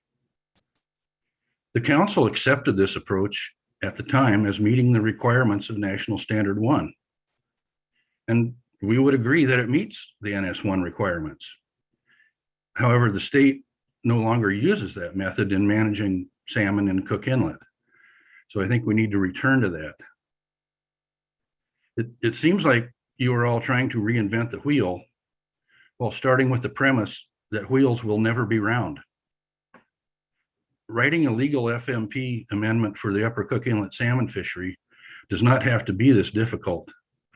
The stakeholders understand very well how to apply the flexibility in the MSA to a salmon fishery, but we weren't really involved in this last iteration of the development of this draft EARIR. So I think we could have done a better job if the stakeholders would have been involved. So I appreciate your time and thank you for the opportunity. Thank you, Mr. Hipsch. Are there any questions? Mr. Kurland. Thank you, Mr. Chair. Mr. Hipsch, in your view, is it your view that the council and NMFS should take action to manage the entirety of the Cook Inlet salmon fishery under the Magnuson-Stevens Act, including management in state waters? Is that what you were seeking? Through the chair, Mr. Kurland, we've always said that we think the state through ADF&G should be the day-to-day manager of the fishery. But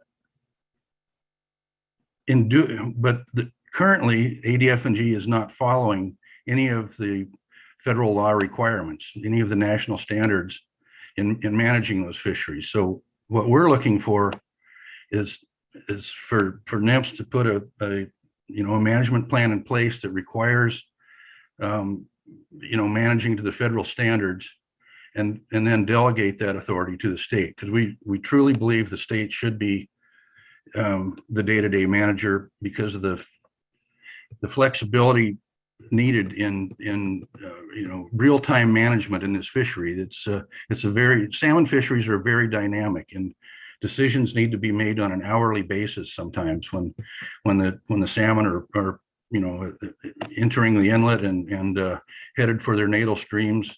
In order to stay within escapement goals, the decisions have to be made on an hourly basis sometimes in this fishery, and that the federal system does not allow that flexibility. And you'll never, under the federal system, you'll never actually meet or stay within the escapement goals, as I see it. So again, we don't think the federal government should manage the fishery throughout. They just need to set standards in place to do so. Mr. Kurland. Thank you, Mr. Hibbs, for your response. So just to follow up, do I hear you saying that you are recommending alternative 2 here, delegated management to the state, and the state would manage under a federal FMP? Through the chair, Mr. Kurland, thanks for that. We would recommend some version of alternative 2. Alternative 2, as it's currently written, still has some problems in meeting the national standards. Mr. Twite. Thank you, Mr. Chair. Thank you, Mr. Hibbs, for your testimony. So in reading your letter, it's quite clear that you think that with additional time, the council could refine alternative 2 in a way that you think would then be both legal and consistent with at least UCEDA's intent in bringing this. And yet here we are. We don't have additional time. We've been very clear about, the agency's been very clear with us that if we're going to meet the current deadline the court has set, that we have to make a final decision today at this meeting. So my question to you is, you make a fairly eloquent argument that additional time would probably be beneficial to all.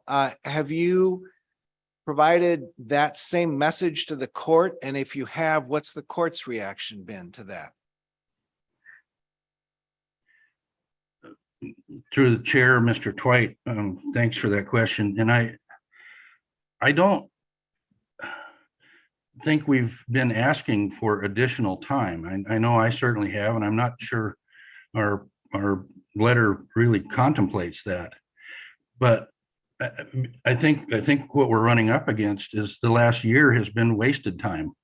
There's been no engagement with the stakeholders throughout this process since 2020. And it clearly reflects in this document. There's just so many conflicting statements, and we've all heard people say it's like trying to put a square peg in a round hole, and it's true, because unless you have a really thorough understanding of what the fishery needs to function and remain viable, you can't write a plan for it. So I realize we're up against the clock, and it's a regrettable position to be in, but I think it's a result of the failure of this process to engage the stakeholders. Mr. Twite. Thanks, Mr. Chair. Mr. Hibbs, tell me where I'm misinterpreting your letter. The paragraph, the first full paragraph on the top of page 2 that begins with UCEDA urges the council to avoid taking final action on an unlawful alternative. Instead, UCEDA respectfully requests that the council revise alternative 2 to comply with the law, and that the state cooperate in implementing alternative 2 by accepting delegated management. If this is impossible, there is currently no lawful final action that the council can take at this time. Alternative 3 does not comply with the MSA. If direct federal management is the only option, the council must restart its analysis of alternative 3 and consider developing a management plan for salmon that is consistent with the MSA's national standards. You use the word avoid taking final action, you use the word revise, and you use the word restart. How can I read that as anything other than a suggestion that the council needs additional time?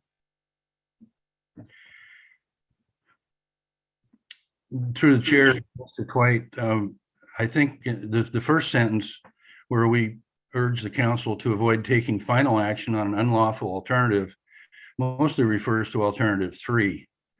Alternative 2 requests that changes would be made, or the rest of that paragraph requests that changes would be made to revise alternative 2.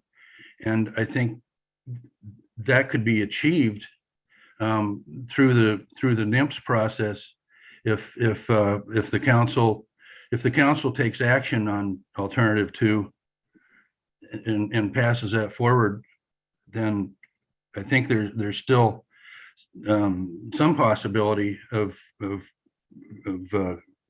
creating a legal FMP with some changes made to alternative 2. So I'm not, I think there's an opportunity still to work on this without starting over entirely. Any further questions? Don't see any. Thank you for your testimony. Next up, testifying remotely is Robert Wolf.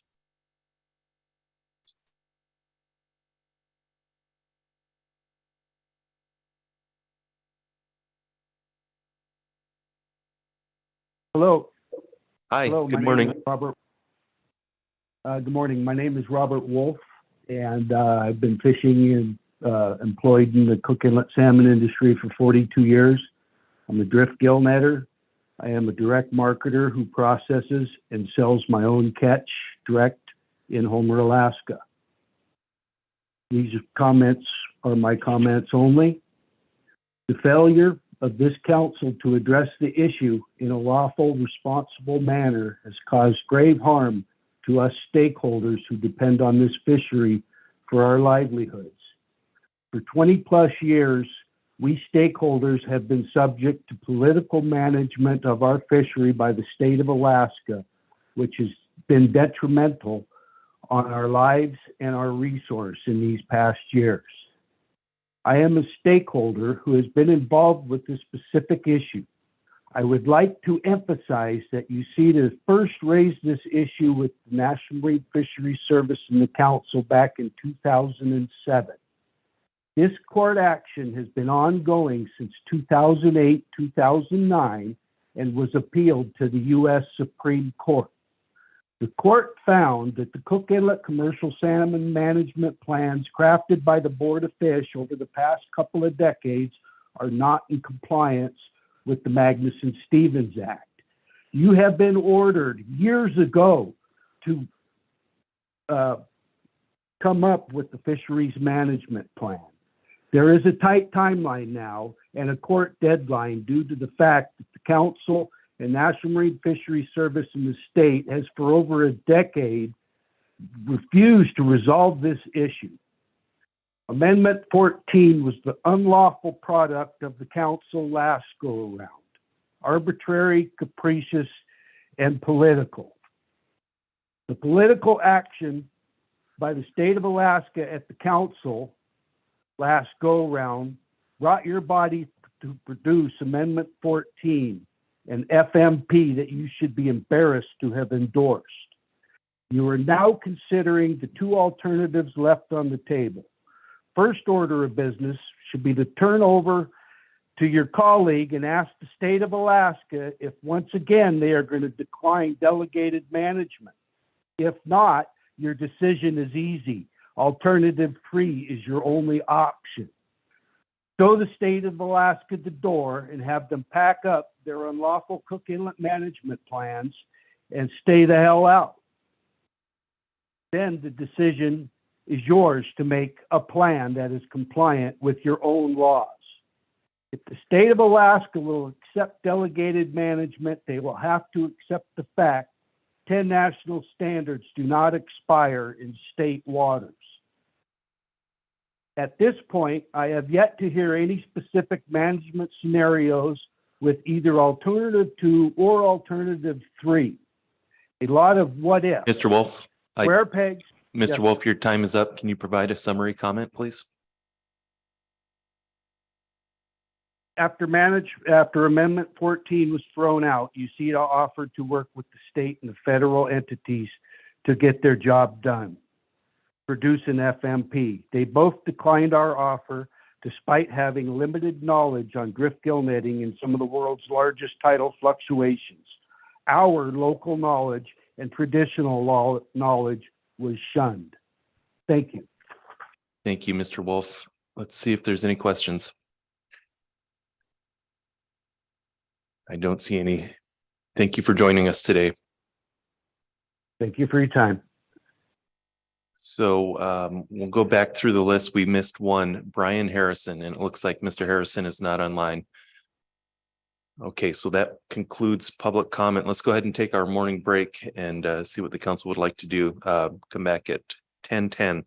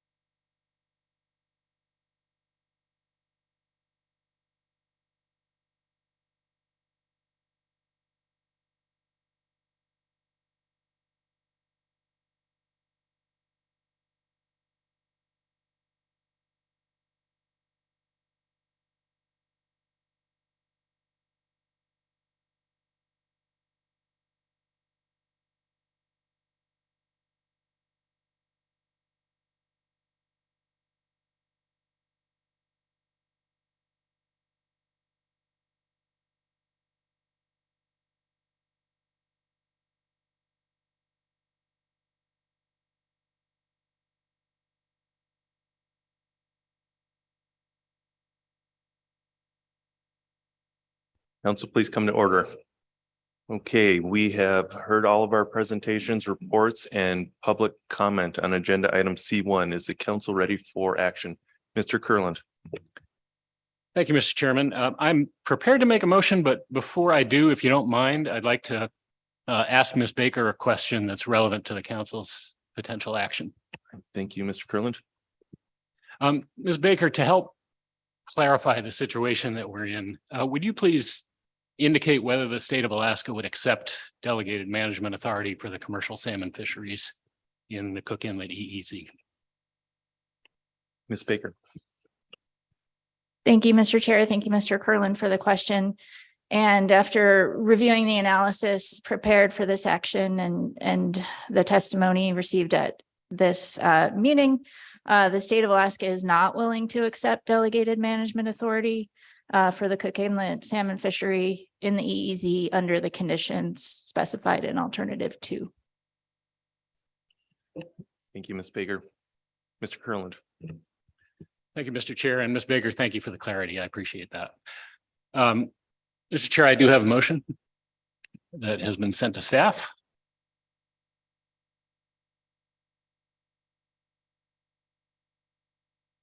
Okay, whenever you're ready. Okay, thank you. The motion reads, for its preferred alternative to amend the salmon FMP to manage salmon fishing in the federal waters of Upper Cook Inlet, the council recommends alternative 3. This alternative would amend the salmon FMP and federal regulations to include the Cook Inlet EEZ in the Fishery Management Plan's Fishery Management Unit and apply federal management to the salmon fishery that occurs in the EEZ, including the following elements. And I will just read the items in bold, which are the preferred options under this motion. Item 1, management policy and objectives. Adopt a management policy and objectives for the Cook Inlet EEZ as described in section 2.5.1 of the analysis. Item 2, status determination criteria and annual catch limits.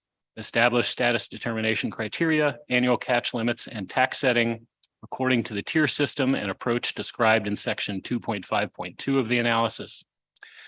Item 3, accountability measures for annual catch limits. Establish accountability measures as described in section 2.5.3 of the analysis. Item 4, optimum yield and maximum sustainable yield. For maximum sustainable yield, option 2, define MSY in terms of constant escapement for salmon stocks in Cook Inlet.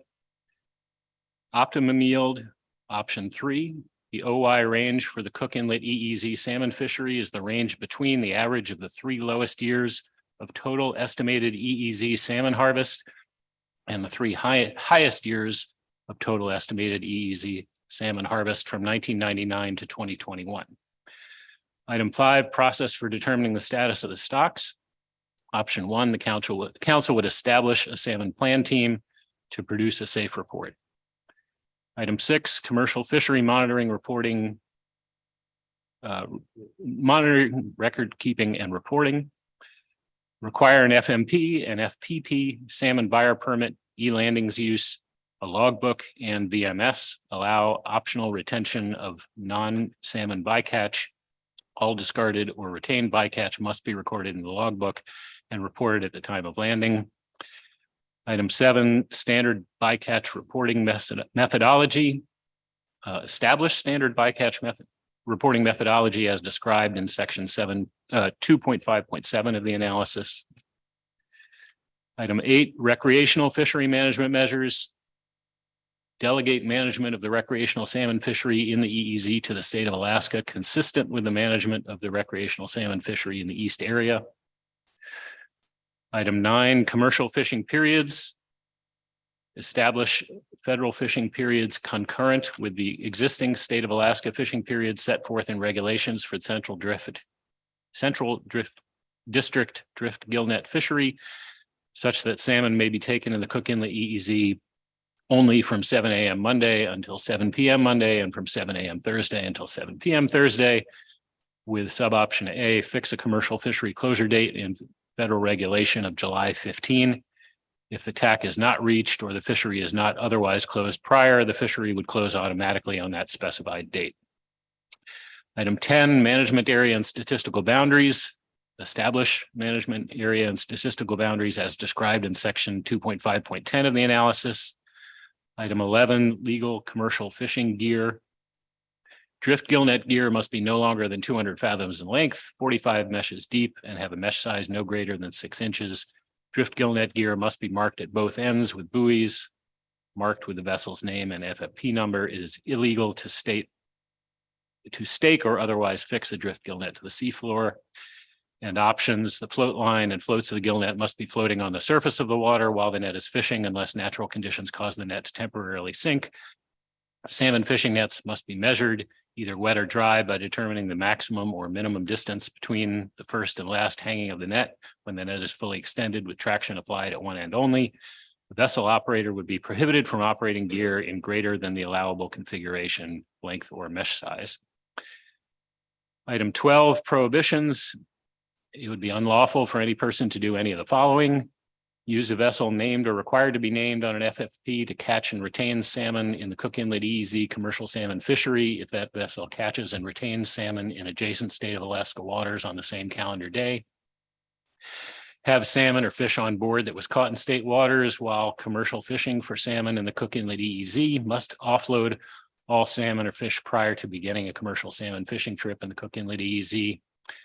Land salmon caught in state waters concurrently with salmon caught in the Cook Inlet EEZ. Land or transfer salmon from one vessel to another within the Cook Inlet EEZ. Recreational fish for salmon or have recreational personal use or subsistence caught salmon on board while commercial fishing for salmon in the Cook Inlet EEZ. Have on board, retrieve, or deploy commercial fishing gear other than a drift gill net legally configured for the Cook Inlet EEZ commercial salmon fishery. Set or allow any portion of drift gill net gear to enter state waters. Deploy and or operate more than one drift gill net. Use aircraft to locate salmon or direct fishing.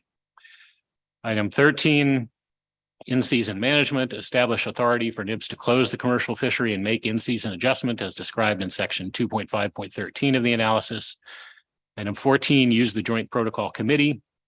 Establish coordination with the Alaska Board of Fisheries through the Joint Protocol Committee to minimize conflicts and management uncertainty as described in section 2.5.14 of the analysis. Item 15, limited entry. Open access. This option would allow anyone to obtain a federal fisheries permit and participate in the Cook Inlet EEZ drift gill net fishery.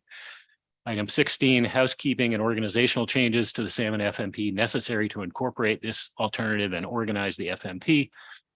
And finally, item 17, housekeeping and organizational changes to 50 CFR Part 679 to allow regulations for managing the salmon fishery in the Cook Inlet EEZ. And that is my motion, Mr. Chairman.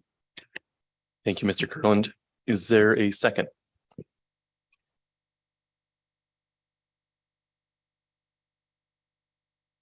Okay, if there is no second, that motion will die. Okay, are there any additional motions?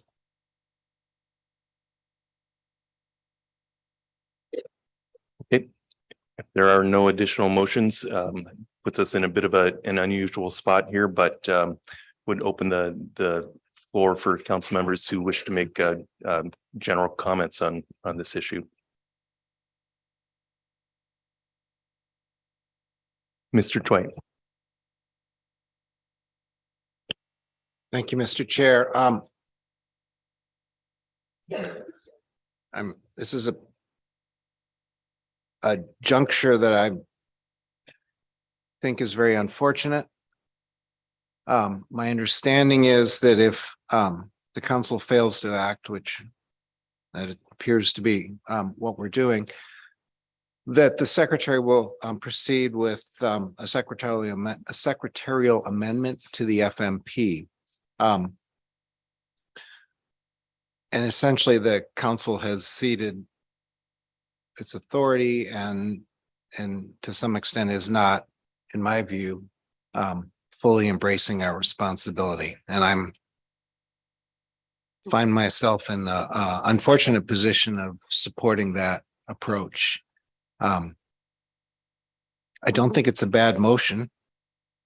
That wasn't my reason for not seconding. In fact, I think the motion very is a very well drafted motion that very clearly reflects what federal management, which is what alternative 3 was designed to do, is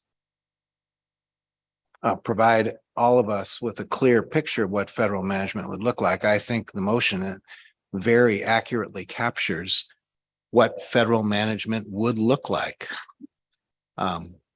So it's not, I'm not making my choice as one council member to not second it. And if it had been, I would have voted against it. Based on the quality of the motion or the accuracy of the motion. I'm basing it on larger considerations. And I'll walk briefly through those.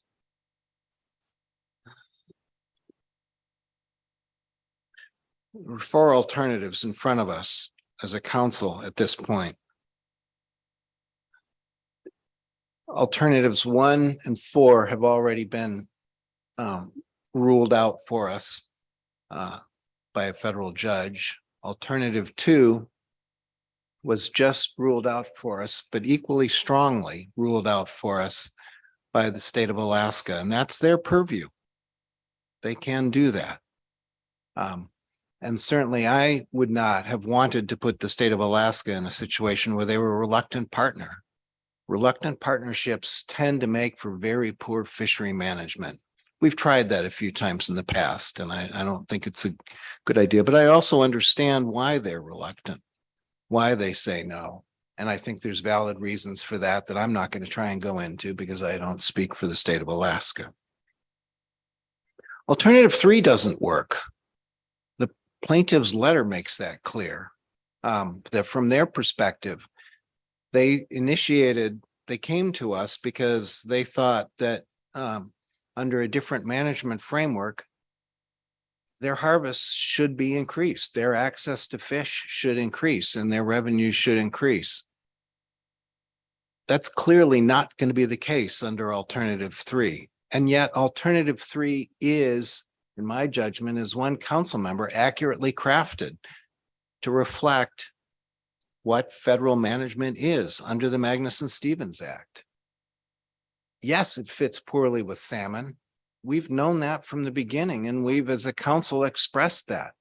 We've put in a lot of time and effort to find creative ways to make it work better for salmon. We continue to be left with the tools that are in front of us now.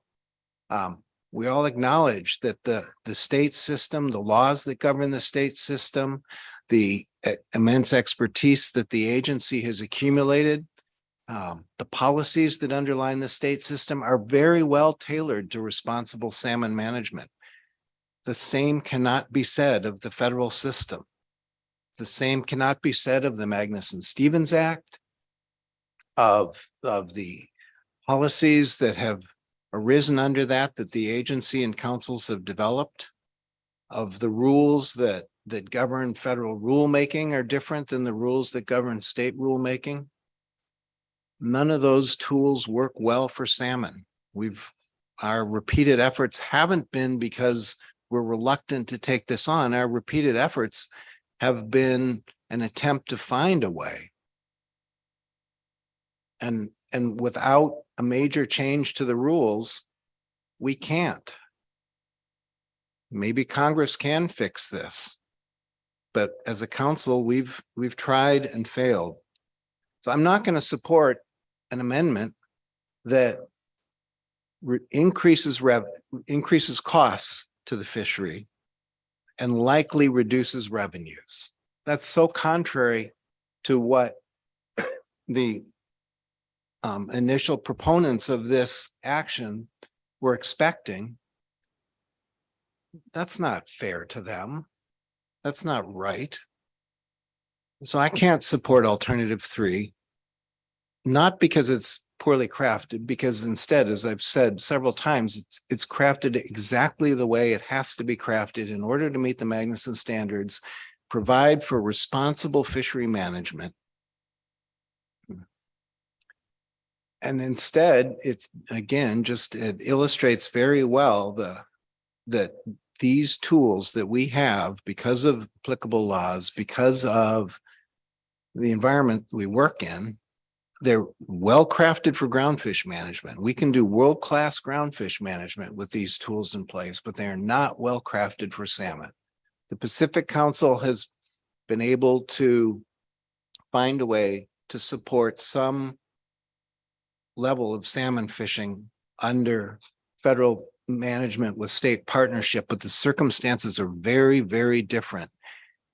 And I don't think anybody would argue that the Pacific Council would be able to handle this any differently than we can. The ocean recreational fishery is often highly limited, and as we've seen this year, it can be closed, and that's happened before under federal management further north in years past. It's a truncated fishery, and it's very much determined by the presence of weak stocks. It's a small initial bite, and it closes on date certain if the TAC hasn't been already achieved. That's not what the plaintiffs were looking for, was what the Pacific Council has been able to carve out. Again, they've made that clear.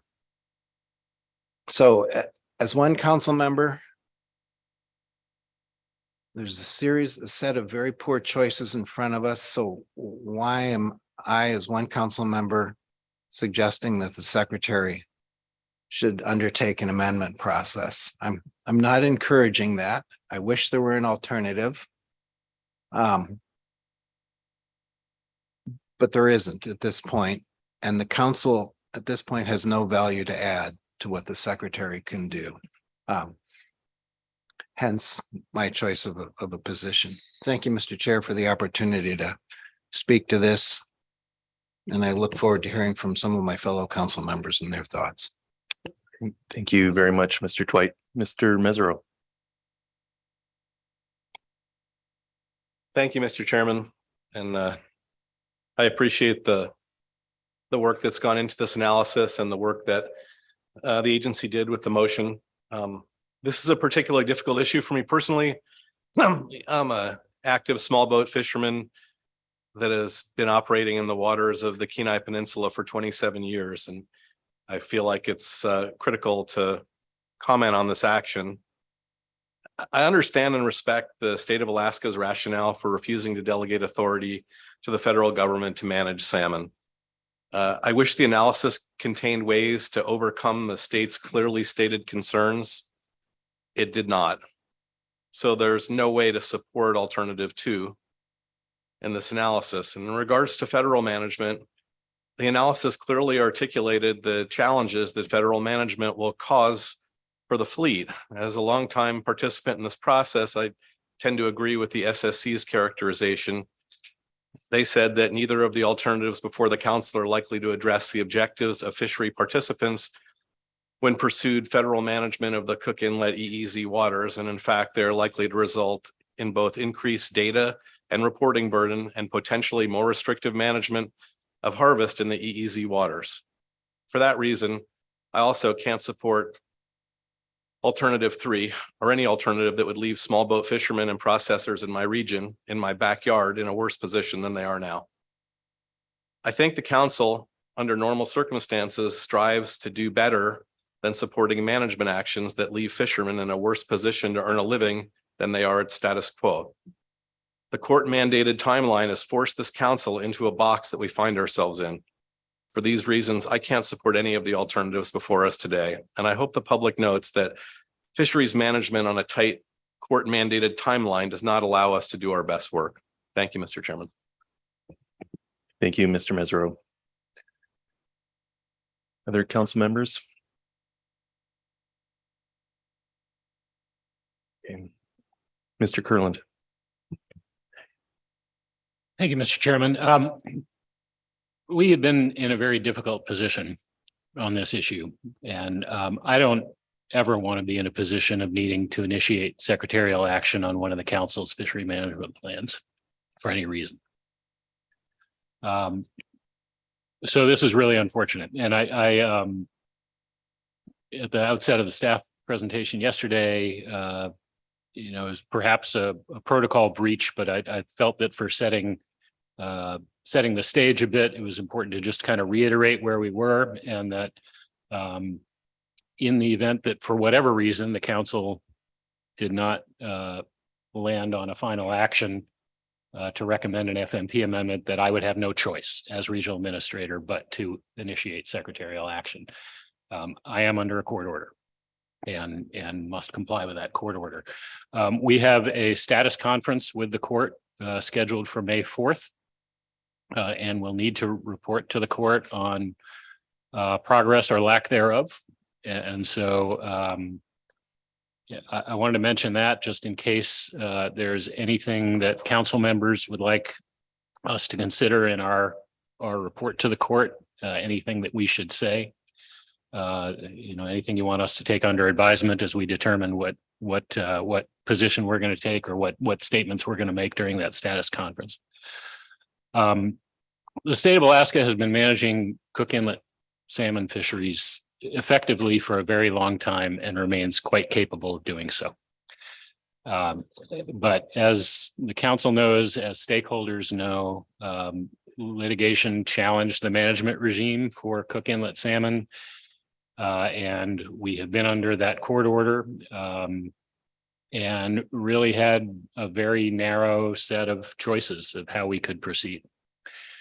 So our staff worked diligently to try to sort through that and try to come up with kind of the least bad option, a way to make an FMP amendment work consistent with the requirements that we must meet under the Magnuson-Stevens Act and other applicable law.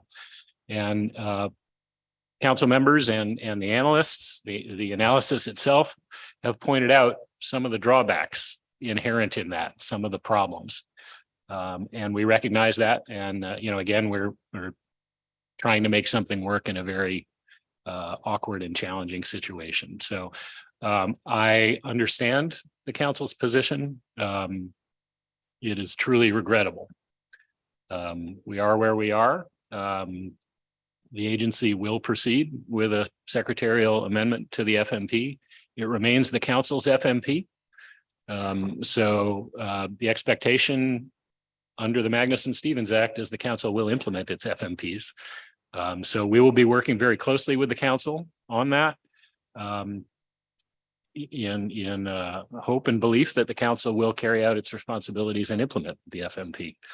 And the council will have an opportunity for input, as stakeholders will, as we develop that secretarial action. Mr. Chairman, I think that's about all I have to say. Thank you. Thank you, Mr. Kurland. Okay. Ms. Kimball. I apologize. That would have been a nice last word, but I was getting my thoughts together. Thanks, Mr. Chair. And I do think it's important to recognize the work of the staff, the analysts that put their time into this analysis. And I actually do appreciate, Mr. Kurland, you putting the motion on the table. And even though it wasn't supportable, that allowed us to see what a secretarial amendment package might look like. I think that's very much appreciated. And I wanted to put that on the record. But I guess I should also say that it's just very difficult to support an alternative that so clearly through the analysis looked harmful to fishermen, to processors, to communities, and implements a management system on such limited information. So I'm repeating somewhat of what was provided by Mr. Twite and Mr. Mesereau. But I did want to emphasize that I think the analyst tried to lay out a process with the available information based on the constraints of the court under MSA requirements, but it's clearly just such a poor management approach compared to status quo. The status determinations that were outlined really well in section 252, 253, they're so fundamental to the requirements of the Magnuson Act and successful management that it's just really difficult to support an action that applies them as proposed, and is very clearly providing conclusions in the analysis that we create new scientific and new management uncertainty for stakeholders in this council. So I apologize that I didn't mean to not let you have the last word, Mr. Kurland, but I felt it imperative to kind of explain my thinking. Thank you. Thank you, Ms. Kimball. Well said. Mr. Martin. Yeah, thank you. The Fish and Wildlife Service through the Federal Subsistence Board has delegated federal authority within federal waters of the Kenai National Wildlife Refuge to work with the state of Alaska and others for salmon management and to meet subsistence needs in that area. And we would, regardless of what alternative is taken or not taken at this point, we'll continue to work with the state and other entities to prosecute the federal fishery there. And I guess one thing Mr. Curlin offered for some input on kind of messages to bring forward to the whatever the next secretarial step is, just to continue the strong collaborative effort between the state and the federal government, including the Fish and Wildlife Service where appropriate, and then as proposed in the AP action, continue that tribal that tribal consultation process in the next steps, and to help us maintain those subsistence opportunities throughout the Cook Inlet area. So, thank you for the opportunity. Great, thank you, Mr. Martin. Since Mr. Curlin did request any input from the council, we're not going to do. We can do that in the form of a motion, but I don't believe that's necessary if council members generally concur with the input from Mr. Martin. Okay, I don't see any lack of concurrence. Okay. Further comments or input from this council? I don't see any.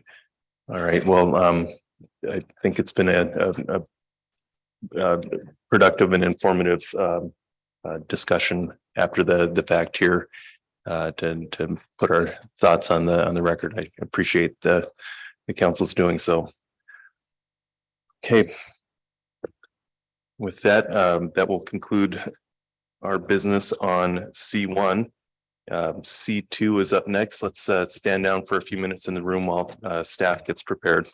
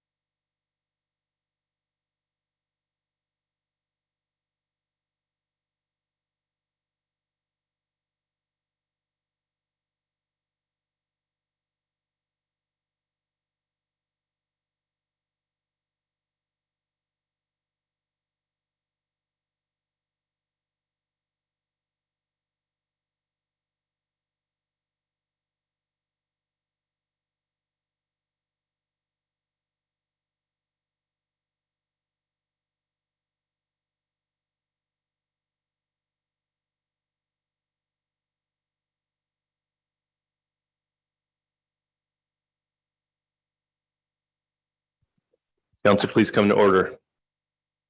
Okay, we are ready to begin with agenda item C2, our salmon bycatch reports. And here to introduce the item for us is Dr. Diana Stram.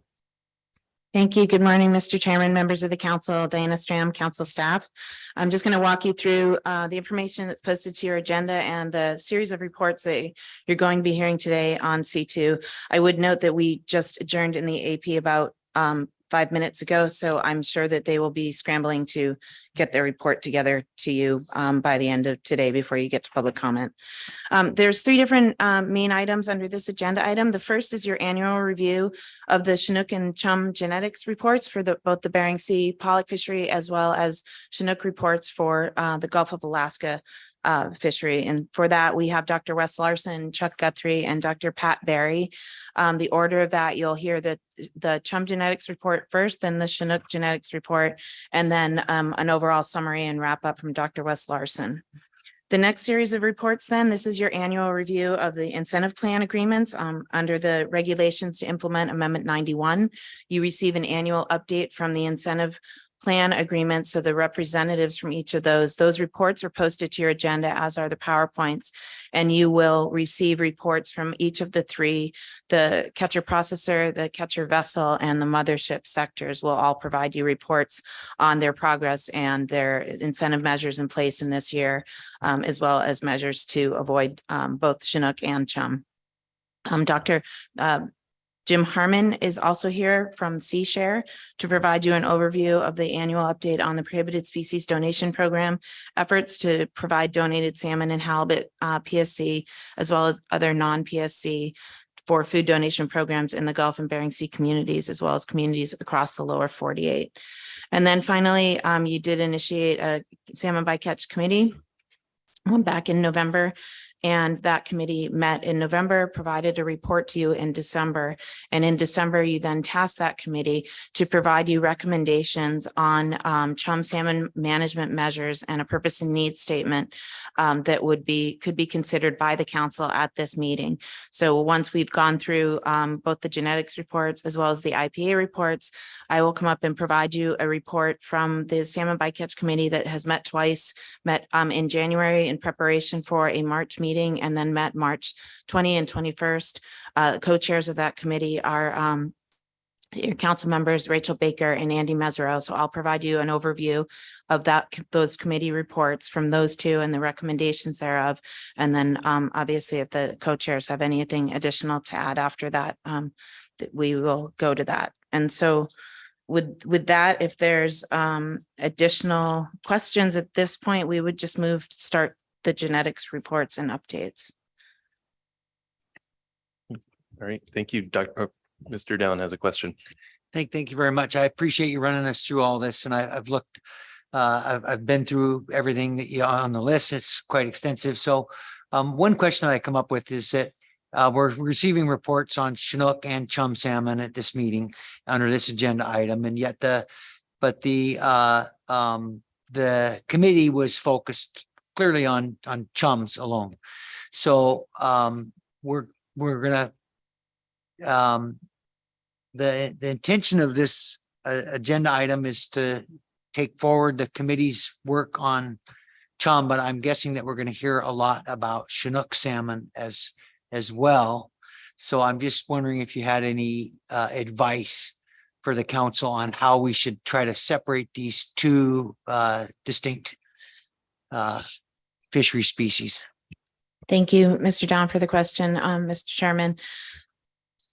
We could have separated these into 2 separate agenda items. You always receive an annual report on the genetics, as well as the report from the incentive plan agreements and the representatives. So that is always a report that you take up. We took it up in June last year, but then we heard from multiple stakeholders that April was a better timing for them to receive the reports of the genetics as well as the IPAs, given subsistence fishing and other activities occurring in June. We had taken this up in June in Sitka for the genetics reports in order to catch up with the chum genetics from the 2022 season, given the high spike in chum bycatch in 2021. I'm sorry, we're in 2023 now. They have So every year you receive the annual reports of the genetics, and that's both for chum and for Chinook. And then you also receive these IPA reports. So that's two sections of this that is information only, essentially. The section that is for council consideration and action as necessary then relates to the Salmon Bycatch Committee and the tasking of the Salmon Bycatch Committee, which was specific to recommending purpose and need and management measures for chum salmon bycatch management. Does that answer your question, Mr. Dunn? Yeah, thank you, Mr. Chairman. That is good. And I appreciate that you've broke that. I thought it was an important question to ask, and especially for members of the public that are thinking about what action is before us here is really focused on chum salmon. Thank you. Right. Anything further before we move into the reports? Okay, with that, Mr. Chairman, I'm going to turn it over to Dr. Pat Berry to walk you through the information on the chum genetics. Great. Thank you, Dr. Stram.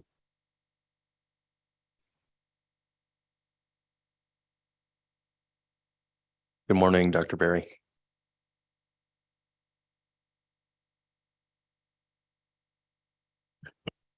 Good morning, Mr. Chairman, members of the council. For the record, my name is Patrick Berry, and I'm a geneticist that works with the Alaska Fisheries Science Center. And today I'll be presenting the preliminary results of the analysis we do for the genetic stock composition of chum salmon bycatch from the 2022 Bering Sea Aleutian Islands pollock trawl fishery. And so chum salmon that are caught in Alaska's federally managed groundfish trawl fisheries are designated as prohibited species catch, which I will refer to as bycatch for the remainder of this presentation.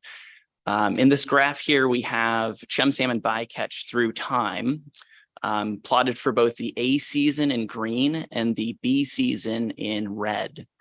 And what you can see is about 99% of the chum salmon bycatch is taken in the B season, and there's quite a bit of variability through time. And so we have plotted years 1991 through 2022 for the B and A seasons. And these are data that are currently publicly available through the Alaska Regional Office.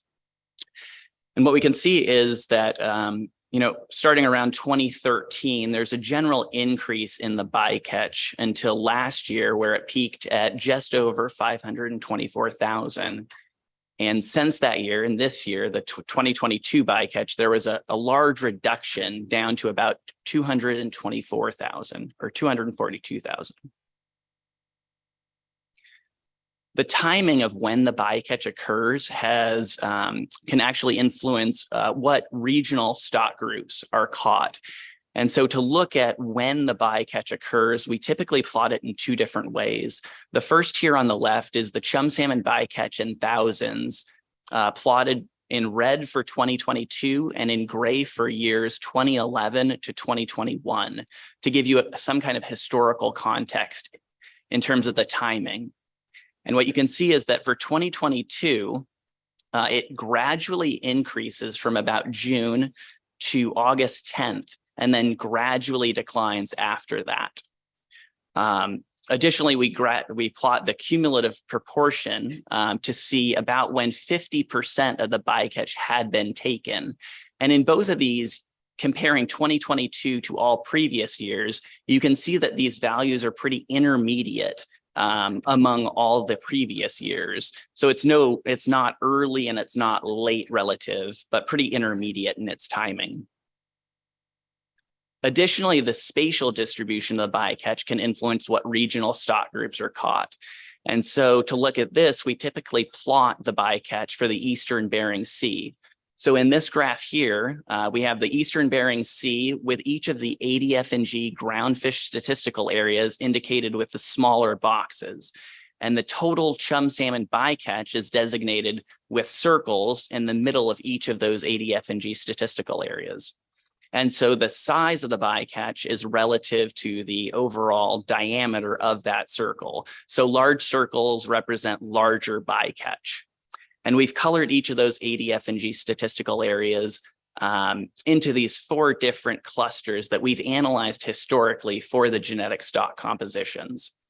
And so just looking at this graph of the Eastern Bering Sea, you can see that most of the really large circles occur in cluster 1, that orange area.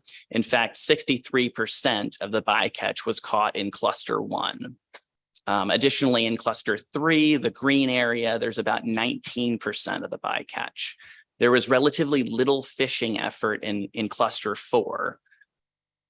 And so to get some kind of idea as to how this spatial distribution changes through time, what I've done is I've created an animation that cycles through each year from 2011 until 2022.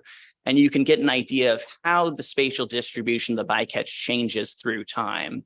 And you can see it kind of extend along the shelf and then contract back. And so there are two pretty much alternate patterns that we see that are depicted here in the static images to the right. And so in 2014, we see that the bycatch is pretty evenly distributed along the shelf, with most of the bycatch, those circles, of relatively even size. Whereas in 2016, you can see that most of the bycatch is concentrated in that cluster 1, really close to the Alaska Peninsula. And so to look at these a little bit deeper into these differences in spatial distribution, we plot each of the average location of the bycatch by fishing sector. And so we've broken it out into the catcher, processor, mothership, and shoreside sector. So in these graphs, each of the ADF&G statistical areas are still colored by those 4 different clusters. And I've plotted the central tendency, or the average location of the bycatch. So we have 2022 in red and all other years in gray. And what you can see is that for the catcher processor sector, most of those circles, or the average location of the bycatch, is shifted much further west into cluster 3, with 2022 being pretty much intermediate among all other years. The mothership sector, relative to the catcher processor sector, is shifted to the east, but still pretty far west compared to the shoreside sector. The shoreside sector is the furthest east. In fact, 2022, that red dot, is the furthest east of the time series. And most of those circles occur in clusters 1 and 2.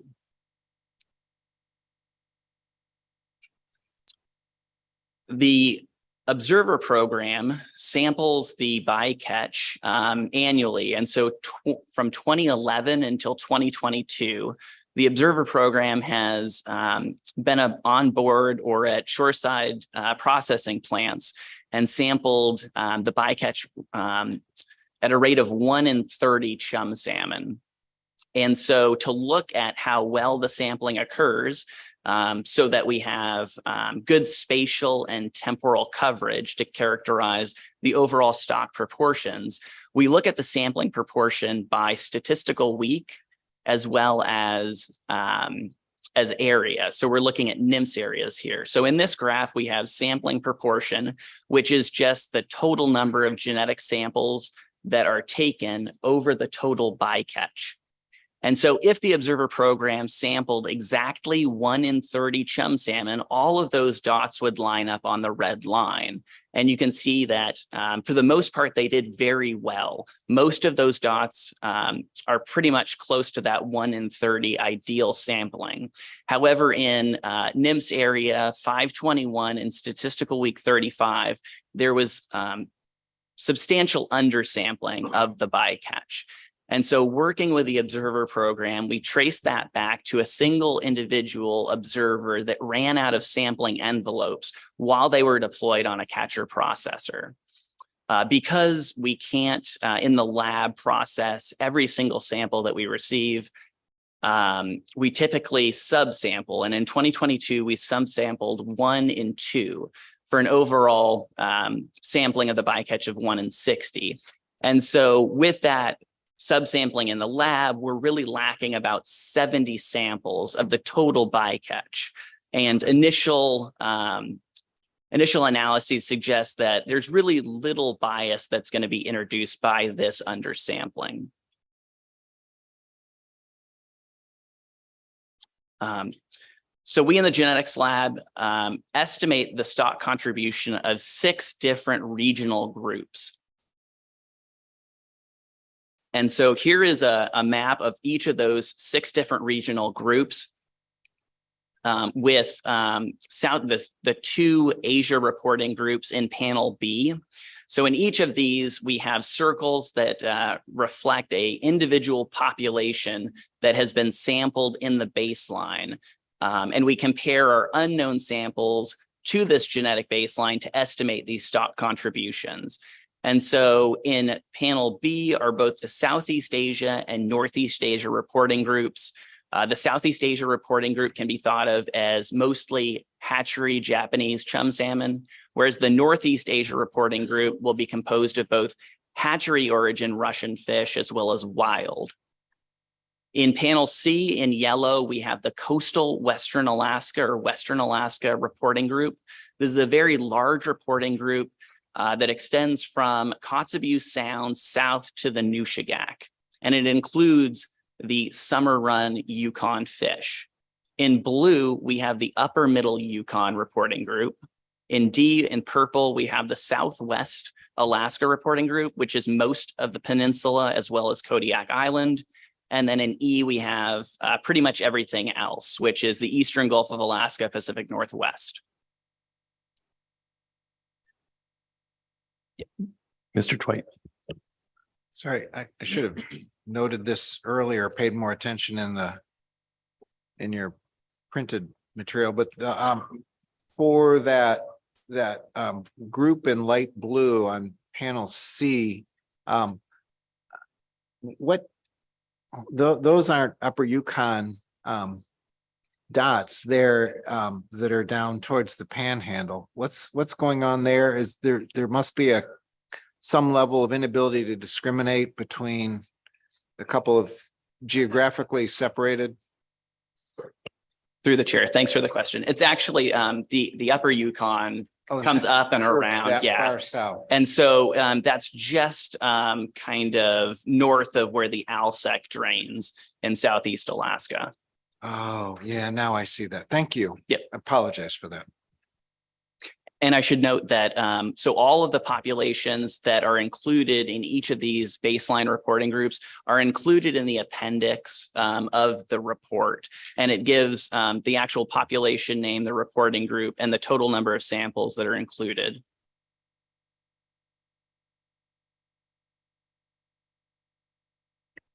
And so please continue. For the 2022 B season, we estimate this mean proportion. So of the total bycatch was 242,000. We analyzed 3,346 samples. And with those genetic samples, we estimate the mean proportion. And so to estimate the total number of fish, we take that mean proportion and we multiply by the total bycatch to get an estimate of the number of fish for each of these reporting groups. And because this method, there is some statistical uncertainty, we also include the 95% credible interval for both of these. And so what you can see here is that the 2 largest contributors to the bycatch are the Northeast Asia reporting group at about 80,000 fish and the Eastern Gulf of Alaska Pacific Northwest, which is about 72,000. The Southeast Asia reporting group contributed about 26,000 fish. The Western Alaska reporting group was 51,000. The Upper Middle Yukon and Southwest Alaska reporting groups were the smallest, at 4,600 and about 9,000 respectively. And so to understand how these proportions and numbers compare with previous estimates, we've produced this time series of the proportions from 2011 until 2022. And so here we have plotted in the left panel, the Eastern Gulf of Alaska, Pacific Northwest in blue, and the Asia reporting groups in both red and orange. In the right-hand panel, we have the Southwest Alaska reporting group, the Upper Middle Yukon, and the Western Alaska. And I'll just focus on the Western Alaska reporting group for most of this presentation. If there are specific questions about the other reporting groups, I can answer those. So in 2022, we see a very large proportion. Mr. Dillon. Yeah, but back to your previous slide, Dr. Berry, thank you for that. Thank you, Mr. Chairman, for recognizing me. So you'd mentioned that that 1 in 30 fish is sampled and 1 in 60 fish is tested. But when I do the math here, we're looking at 1 in 72. So is that just the anomaly because of these lost envelopes, or is that just you're trying to do the best you can, but you don't always get to the 1 in 60? Or I'm just wondering about these species and numbers didn't add up to the 1 in 60. It's less than that, or it's more than that. Yeah. Thank you for the question through the chair. So there are a couple things that go into it being slightly less than that. One is that occasionally we do not receive all of the samples from the observer program. Occasionally they may be lost in the mail. They may be stuck in a freezer. Additionally, there is some failure to genotype the samples. We don't have 100% genotyping rate. We do our best to go back and increase sample sizes if we need to for particular areas and times. But I think that probably explains it in the both the report here as well as our annual tech memo. We go through exactly the genotyping error rate and how many samples we receive. Any further questions before we move on? Mr. Jensen. Thank you, Mr. Chair. I just see you've got Upper Mid Yukon broke out. Is that the fall run of times that they were referring to there, or is the the Yukon fall run? The Upper Mid Yukon, is that the fall chum run? Through the chair. Yes. So within the Coastal Western Alaska reporting group will be the summer chum run for the Yukon, and the Upper Middle Yukon is the fall run. Thank you. Okay, I don't see any further questions. Just quickly, the report that's published online, it says it's the AP report. Is that the same? Are we getting the same report that AP did? Because it's labeled as an AP report, and I just want to make sure that those who are following online have the same report available. Through the chair. Yes. Okay. Yeah, great. That should be the exact same report. Great. Thank you. Please continue. And it will differ slightly from our annual tech memo, which will be much more fully developed with additional analyses done. So going back to the full time series from 2011 until 2022, you can see that the estimate of about 21% Western Alaska is actually quite, it's the largest in the time series and quite a bit larger than the 2 previous years in 2020 and 2021, which was about 9%. But considering 2011 to 2019, it's just slightly larger than that average. When we multiply these estimates by the total PSC in each year, we get an idea or an estimate of the total number of Western Alaska fish that are taken as bycatch each year through time.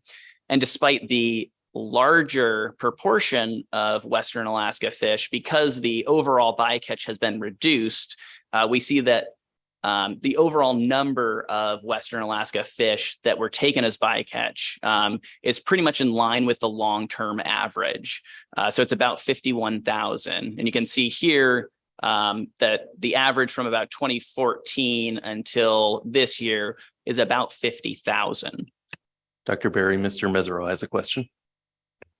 Thank you, Mr. Chairman. Thank you, Dr. Berry. I have to say, I listened to your presentation in the Salmon Bycatch Committee, and I had not met you before, and I had imagined that you look different than you do. So I just know the other geneticists look different, and I expected you to be an old guy. But that's not my question. My question is that I'm looking at in the appendix at all of the Western Alaska rivers that make up the rivers in which salmon are taken and have genetic links to them. Is there any way for the public to understand the relationship between the numbers of salmon taken as bycatch and which rivers they may apply to? Because I think if you look at 50,000 and you're on the Kuskokwim River and you think 50,000 more salmon in the Kuskokwim River would be great. But then when you look at the number of Western Alaska rivers in that appendix, it looks like there's hundreds of them where the genetic samples have taken place. Is there any way to get a better idea of which rivers are impacted by this, or is it too fine of a detail to be asking for that? Through the chair. Thanks for the question. I'm not going to refer to my appearance being not what you expected, but in terms, yeah. So in terms of breaking apart coastal Western Alaska, there's been a lot of effort into breaking apart that reporting group to get a better idea of really what major river systems are contributing to the bycatch. Because of the glacial history, because of the changing dynamic systems up there, the overall population genetic structure just isn't there to pull it apart. There's been a lot of effort to do it. I will pull apart later in this presentation Kotzebue Sound, however, because we recently changed to a new marker panel. We changed from a microsatellite based marker panel that was developed by Canada to one that was developed by Fish and Game. We now have the ability to break apart the Kotzebue Sound area. So I've done that for this year as well as the prior 2 years where we've used that panel. But beyond that, there is some ability to break apart the Southwest Alaska reporting group, but they're really minor contributors. So estimating really small proportions from even smaller reporting groups may not be very useful to the council. Dr. Berry.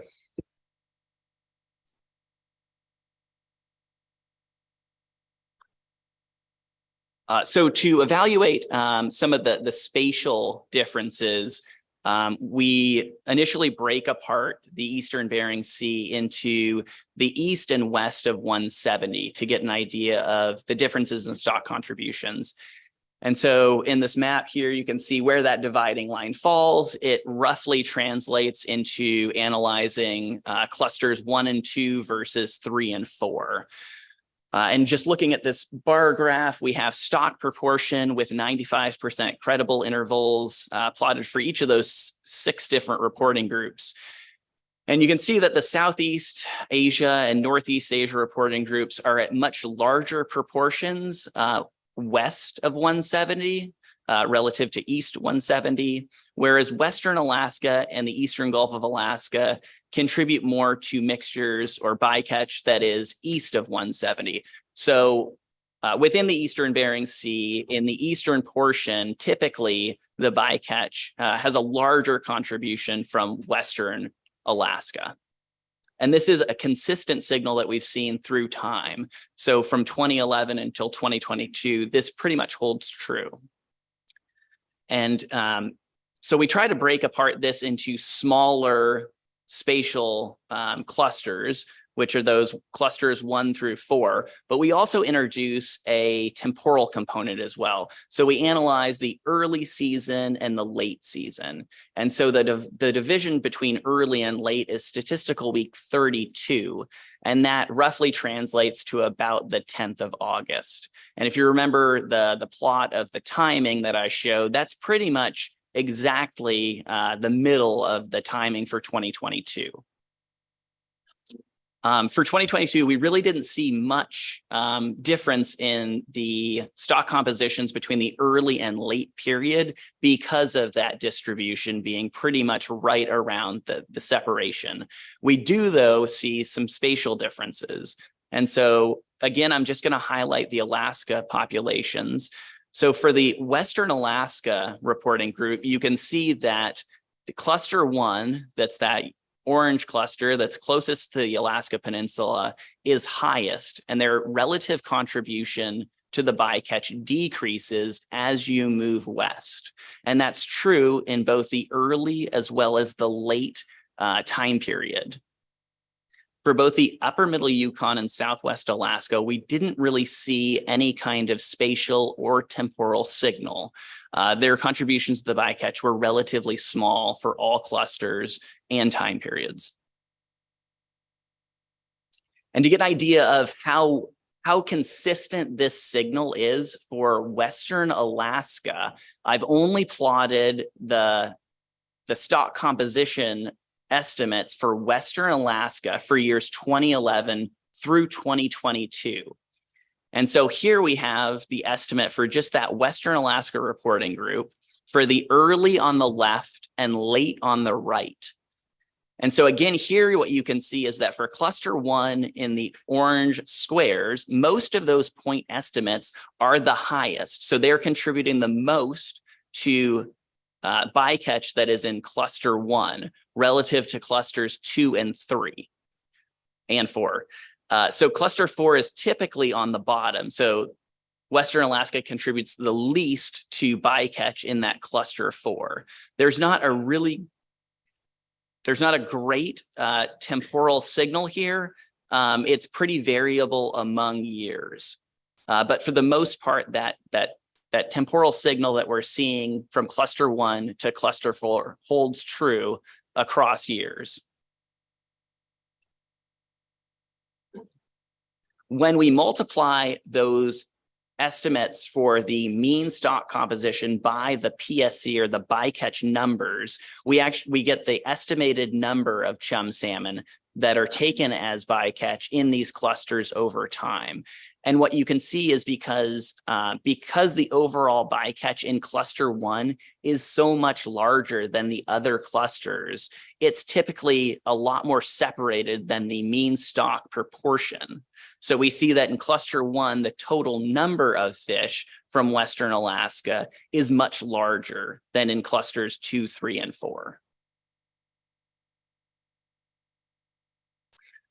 Because of the different abilities of the fleet to disperse on the fishing grounds, we analyze these mixtures by the fleet as well. So analyzing the bycatch for the catcher processor, mothership, and shoreside sectors individually. And again, here we've kind of combined all of those individual graphs on the spatial distribution of the sector into a single plot here with the catcher processor's central location of their bycatch by year in red, mothership in orange, as well as shoreside sector in yellow, with the individual 2022 year indicated with the text in lines. And so again, you can see that the central area of where the chum salmon bycatch occurs for that catcher processor sector is much further to the west than the shoreside sector. And that's reflected in these stock composition estimates. Here in the panel to the right on top, you can see that the estimate for Western Alaska for the catcher processor sector is much smaller than both the mothership and shoreside sector. And that is a product of where they are actually encountering their bycatch. When we multiply those stock composition estimates by the total bycatch, the mothership sector, despite the fact that they catch about the same proportion of Western Alaska fish, because they catch so many fewer fish in general, they catch less Western Alaska chum salmon compared to the shoreside sector. So here you can see the total estimated number of chum salmon from Western Alaska for each of the different sectors, with both the catcher processor and the mothership just under about 10,000 and the shoreside sector somewhere around 35,000. The last mixture where we don't break apart the Kotzebue Sound area are age-specific mixtures. So we analyze the stock compositions for each of the three most common ages that we see. So the observers, in addition to taking a genetic sample, they take a scale sample, and we have the mark tag and age lab at ADF&G estimate ages. And so we estimate the stock composition for age 3s, 4s, and 5s. And so for 2022, we have about 50% of the scales aged currently. The mark tag and age lab is currently working on the remainder of these. So this is a preliminary graph, but it is consistent with what we have seen previously. Typically, what we see is that for the younger ages, so age 3 on the very far left, it's mostly going to be the Eastern Gulf of Alaska, Pacific Northwest, whereas the oldest age group, the age 5s, are typically mostly Northeast Asia. And so that's a consistent signal that we see through time. Mr. Twite. Thanks, Mr. Chair. Dr. Berry, I've always been a little perplexed by that because it just seems a little bit counterintuitive anyway. You would expect that if you're fishing near land that you'd be encountering more maturing fish returning to that adjacent land. But B, I'm just trying to figure out the schedule for those 5-year-old Northeast Asian fish. When are they returning to their spawning rivers? Is it another year? Are they going back as 6-year-olds? And are 6-year-olds that significant a portion of the Northeast Asian runs? Because it seems like they're a long ways away from the Asian continent at that point in the fall to return as 5-year-olds. And staff, there's a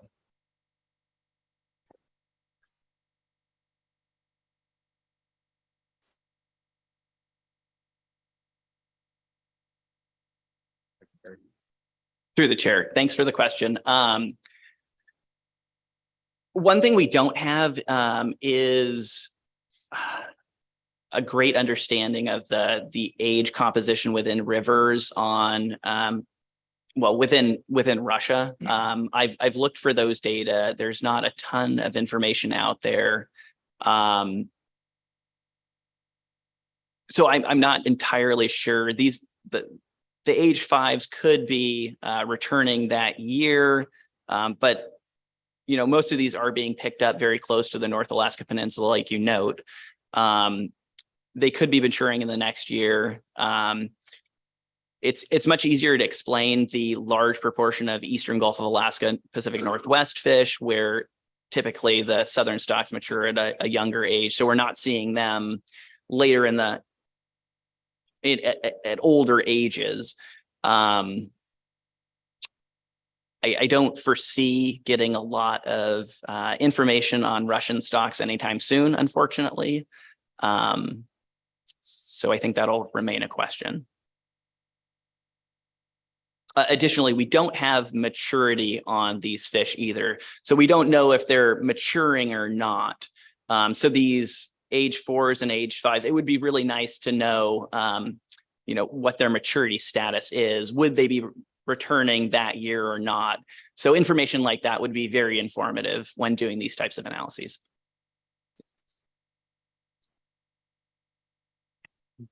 Ms. Kimball.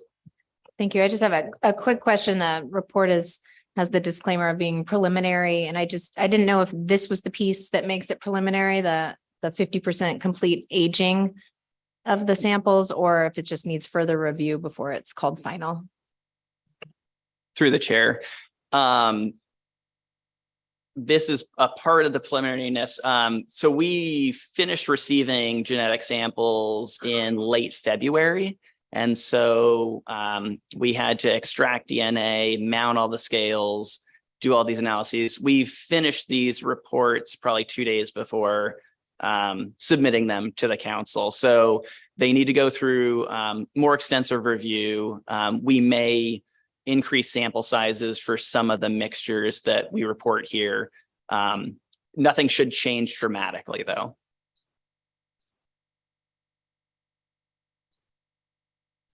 Please continue. So as I mentioned, for this year, because we had the ability to break out Kotzebue Sound. And there have been reports that the Kotzebue Sound area has been increasing in abundance. We were particularly interested in this question. So here in the right-hand panel, I have the commercial harvest of chum salmon for the Kotzebue Sound area. And these are data from the harvest report from Fish and Game. And from 2000 to about 2019, there is a pretty strong increasing trend in the commercial catch. But as you can see in both, I guess 2020 and 2021, there is a large reduction. And then again in 2022, it pops back up. So we analyzed, we pulled out these 8 baseline populations and used them to estimate the contribution of Kotzebue Sound. And so here are the B season estimates. Again, the total bycatch is the same at just over 242,000. Here, so again, it is preliminary. So you might notice that in this mixture, we only have 3,260 samples. So this was run before getting the entire data set complete. So this will be rerun with the full data set.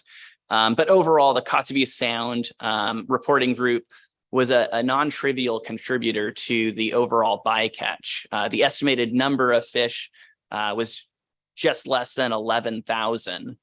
So removing that Kotzebue Sound area from the overall Western Alaska reporting group decreases the number of fish for Western Alaska from 51,000 to about 40,500. And so, Ms. Kimball. yeah, sorry.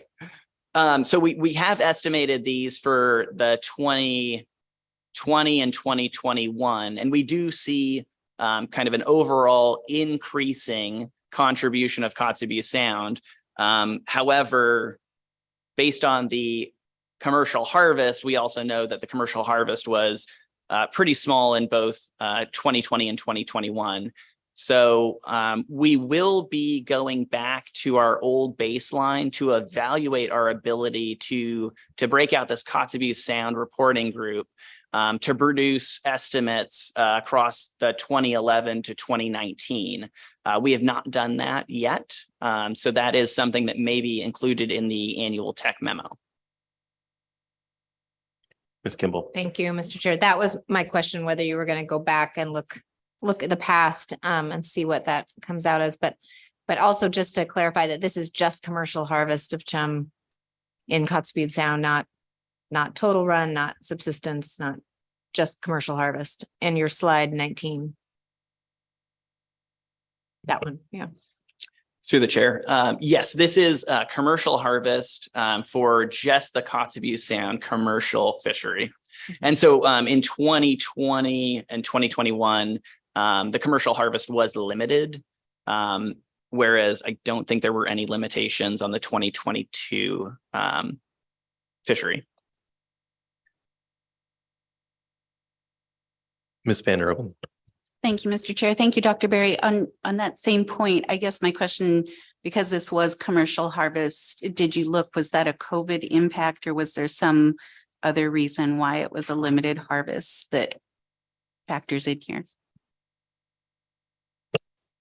Through the chair. I think it's a reflective of the overall abundance instead of a COVID limitation for that system.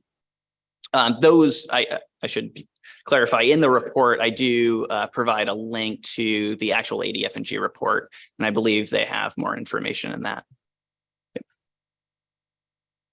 Mr. Jensen. Thank you, Mr. Chair. Question on the genetics on the green dots up in Kotzebue Sound. Is that a separate genetic marker on those fish? Through the chair. So those are those circles are the 8 populations that are we've set aside into the Kotzebue Sound reporting group.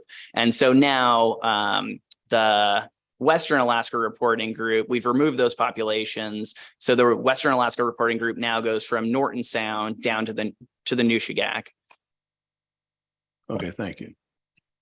Ms. Baker. Thank you, Mr. Chair.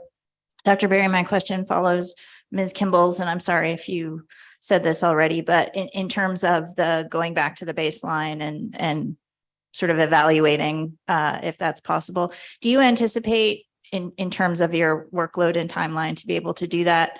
Perhaps having that if you can go forward next year when we get these reports, or is there potential to have that information sooner? This seems like a definite potential move forward in our ability to get this genetics information. So I'm just trying to get a sense. I know it's early, but if you could help me with that.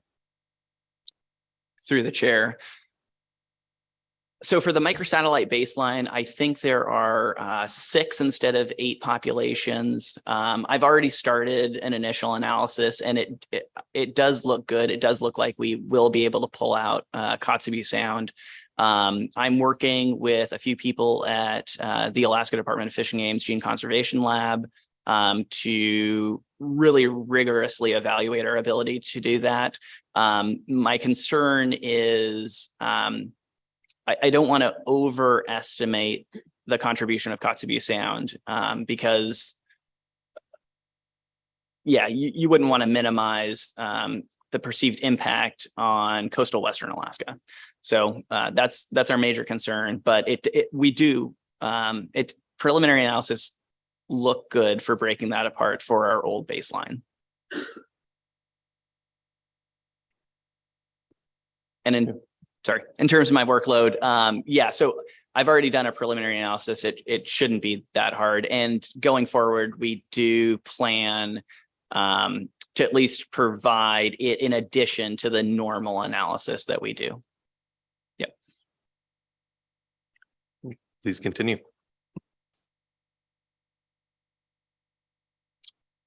So in summary, focusing on Western Alaska, overall, the proportion, it was a large increase from the lows that we saw in both 2020 and 2021, but it's really just slightly above the long-term average. So in 2022, we saw a proportion of 21%. When we remove that Kotzebue Sound reporting group, it's about 17. The estimated number is really similar to the long-term average, despite that large reduction in overall bycatch. So about 51,000 chum salmon were taken from Western Alaska. And when we remove that Kotzebue Sound reporting group, we estimate that that's probably about 40,500 from the Norton Sound area down to the Nushagak. We also see a pretty consistent signal in Western Alaska, contributing more to bycatch in the eastern fishing grounds. So in that east of 170 analysis, as well as all of the 4 clusters, we see a really higher proportion in clusters 1 and 2 compared to 3 and 4. And I'd like to acknowledge that a lot of this work is a large collaboration between the Alaska Fisheries Science Center, the Alaska Fisheries Information Network, and the Alaska Department of Fish and Game. And none of this can really be done without the Observer program going out and collecting all of these genetic and scale samples, which is an incredible amount of work. And we've been working really closely with both FMA and the Observer program to increase efficiency as well as data quality, and they've been really receptive. And so if you have any more questions, all of the prior tech memos can be found at this website. If you're interested in any particular year, we're also working on developing a portal to kind of interactively look at among years all the results as well. Great. Thank you very much, Dr. Berry. Mr. Dillon has an additional question. Thank you, Mr. Chairman. Thank you, Dr. Berry. My question is on the sampling. So not being a statistician, you didn't really touch on that, but I think the 1 in 70 seems to me to be a very adequate number. And I'm just wondering if you sampled more at a higher level, would you expect any of the data to change, or would we be statistically thinking, would we be looking at about the same thing? In other words, we're testing enough samples now. I'm just curious as to your opinion on that, since you didn't cover that. Through the chair. Thank you for the question. So recently, because we switched to a new genotyping chemistry, previously we would subsample 1 in 4 or 1 in 6, depending on how many samples we got. Because of increased efficiencies in the lab, we can now subsample at 1 in 2. If we are interested in analyzing a particular area or time, because we have subsampled 1 and 2, we can always increase a sample size for a particular area or time. We have done that when we do those cluster analyses 1 through 4 early and late. If the subsampling doesn't give us enough samples, we'll oversample just that area so that we can make an estimate. I don't believe that increasing the sampling rate for observers would really get us that much more. Ms. Kimball. Thank you, Mr. Chair. Thank you. I was wondering if you could review the one of the extra slides. It's on mine. It's slide 25 on the spatial distribution with sea surface temperature. Are we supposed to be getting any conclusions for that, or did you not put that in your primary presentation? Because we should not draw conclusions from that. And the shoreside sector has many more limitations in where they fish to stay close to shore and their processing operations. So I was really drawn to whether we can read anything from the mothership or catcher processor portions. Through the chair. So yeah, I do have a couple extra slides just because occasionally we get questions and it's nice to be able to answer with a slide instead of waving our hands. Yesterday it came up that people were really in the AP. They were interested in integrating some environmental covariates into some of our analyses. And so this is kind of a preliminary way of looking at some of these environmental covariates and how they may influence either fishing behavior or where the bycatch is occurring. So this here is the central area of where the bycatch occurs for each of the different sectors, and each year is colored by the average sea surface temperature. And so really the only thing we can glean from this is that there's a really weak connection in the shoreside sector for those cooler years, them being pushed up on the shore. So in 2012, 2013, and 2011, you can see that they're all kind of further up on the shelf. I don't know if my cursor is actually showing here. Yep. So you can see that those cooler areas are there. We've also evaluated things like mean sea ice extent with the timing of when the bycatch occurs as well. And that was in last year's report. But Dr. Wes Larson will talk about a couple projects that we're working on, integrating some of the environmental covariates into some spatial models. But no, you can't draw a lot of conclusions from these graphs. Yep. Any further questions? Mr. Moore. Thank you for your presentation. Very interesting. You mentioned the difficulty with information on age composition in rivers in Russia. And I was wondering if you have a sense of whether research has been conducted there that may provide that information, or if it's just a complete gap there, and if the research would even have to start from ground zero. If you could just say anything more about that. Through the chair, I'm really not sure. Yeah. Fair enough. Any final questions for Dr. Berry? I don't see any. Thanks again. Always appreciate these reports. Yeah. Dr. Stram. Mr. Chairman, if you want to move on to another genetics report before lunch. I think it makes sense to make a little bit of progress here. Lunch isn't out yet, so. Okay, we can get so then started. we'd be moving to the Chinook report. Great. And then following that, Dr. Larson will provide sort of a summary wrap up and next steps. Great. Chuck Guthrie will be coming up.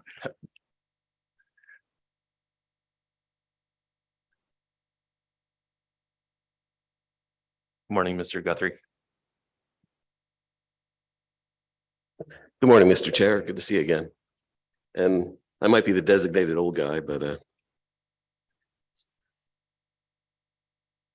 and I'm Chuck Guthrie. I work at the Ock Bay Laboratories.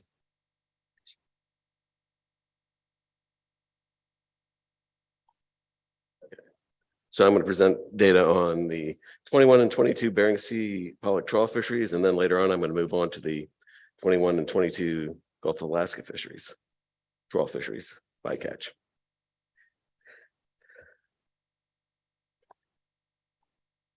This is a map of the 172 current baseline populations developed by the Alaska Department of Fish and Game Gene Conservation Laboratory. We're using 37 SNP markers. And this baseline was used for both the Bering Sea and the Gulf of Alaska. This map highlights the 11 regional stock or reporting groups for which stock composition data was developed.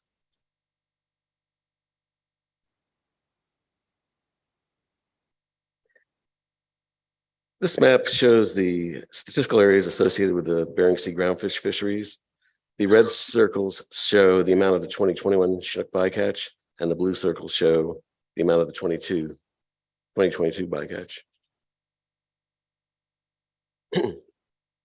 In 2021 and 2022 respectively, an estimated 13,784 fish and 6,337 Chinook salmon were taken the bycatch of the Bering Sea, Aleutian Island pollock trawl fisheries.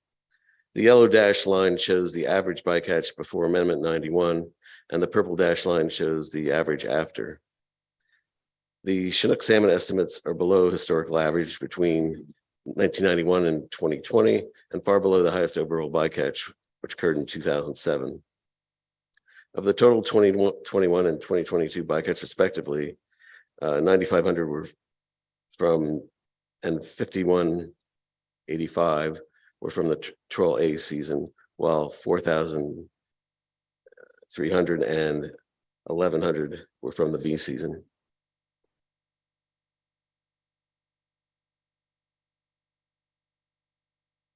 In 2021, there were 1,337 genetic samples received from the Bering Sea salmon bycatch collected by the Observer Program.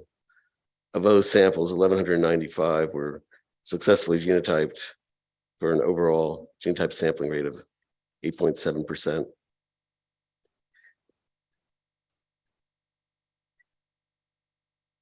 In both years, there was close to a 10% sampling rate.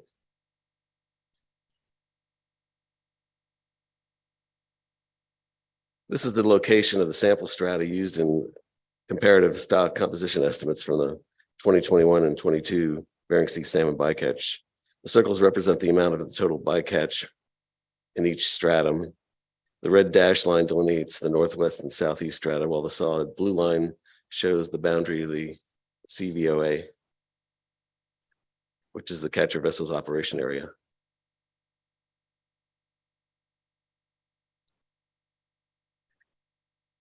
This graph shows the stock composition estimates with 95% credible intervals of the 2021 and 22 Bering Sea salmon bycatch for overall A and B seasons.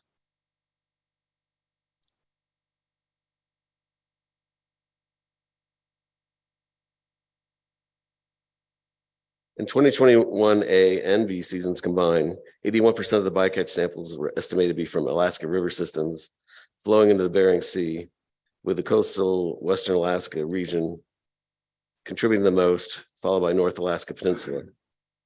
15% of all the samples were from southern regions, with British Columbia region contributing the most. In 2022 A and B seasons combined, 84% of the bycatch samples were estimated to be from Alaska river systems flowing into the Bering Sea. and the coast with the coastal Western Alaska and North Alaska Peninsula regions contributing the most, both about 40%. 14% of all the samples were from southern regions, with British Columbia contributing the most, followed by the West Coast US and coastal Southeast Alaska. The stock composition results indicate that 90% of the 2021 and 96% of the 2022 Chinook salmon samples from the A season originated from Alaska River systems flowing into the Bering Sea. In 2021, the largest contributions were from coastal Western Alaska and the North Alaska Peninsula. In 2022, the largest A season contributions were from North Alaska Peninsula and followed by coastal Western Alaska.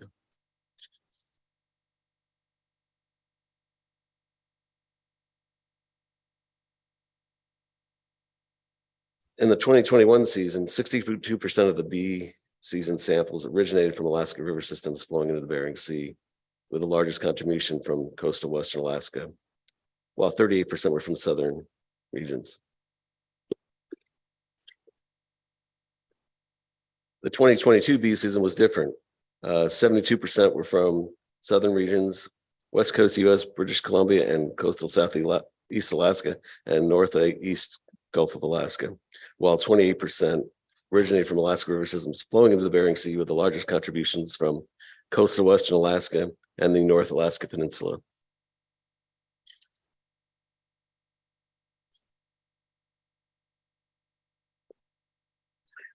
Most of the Chinook salmon bycatch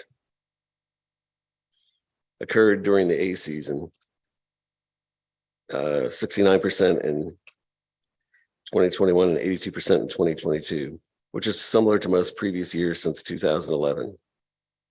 As in most previous years, with the exception of 2017, stock compositions from the analysis of 2021 and 2022 A seasons showed that the majority of the fish originated from river systems flowing into the Bering Sea. The coastal Western Alaska region was the largest contributor in 2021 and was tied for the largest in 2022, consistent with every year since 2017. The B season stock composition estimates from coastal Western Alaska in 2021 was higher than 2018 and 2019, while 2022 was lower at 20%, closer to the 2016 and 17, when coastal Alaska stock proportions were closer to 15%. The estimated relative contributions from these more southern regions in the B season increased from a low of 20% in 2011 to a high of 86% in 2017, declining to 63% in 2018, bumping up slightly to 67% in 2019, then dropping to 41% in 2020 and 38% in 2021, followed by a large increase to 72% in 2022.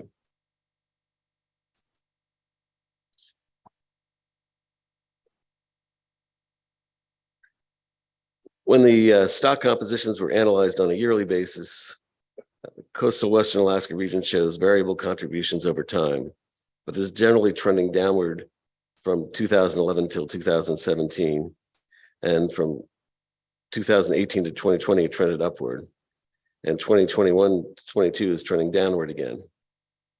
The 2021 and 2022 North Alaska Peninsula region contributions increased to 28 and 44% respectively, which was above average compared to previous years.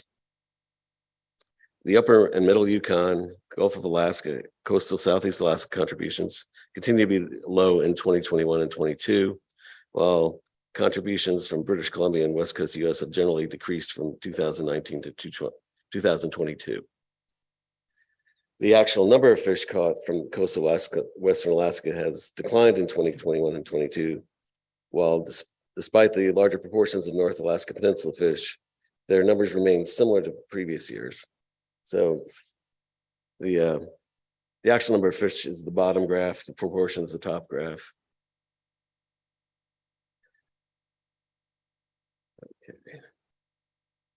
The 2021 and 2022 CBOA shows similar stock proportions as the overall bycatch, and typically is the largest component of is the largest component of the bycatch.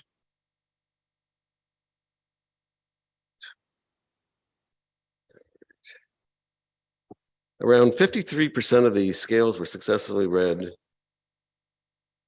for both the 2021 and 2022 samples. It should be noted that not all the 2022 scales have been pressed and processed. In 2021, 45% were age 4, 30% were age 3, and 25% were age 5. In 2022, 33% were age 4. And these are just the amount, total age amounts for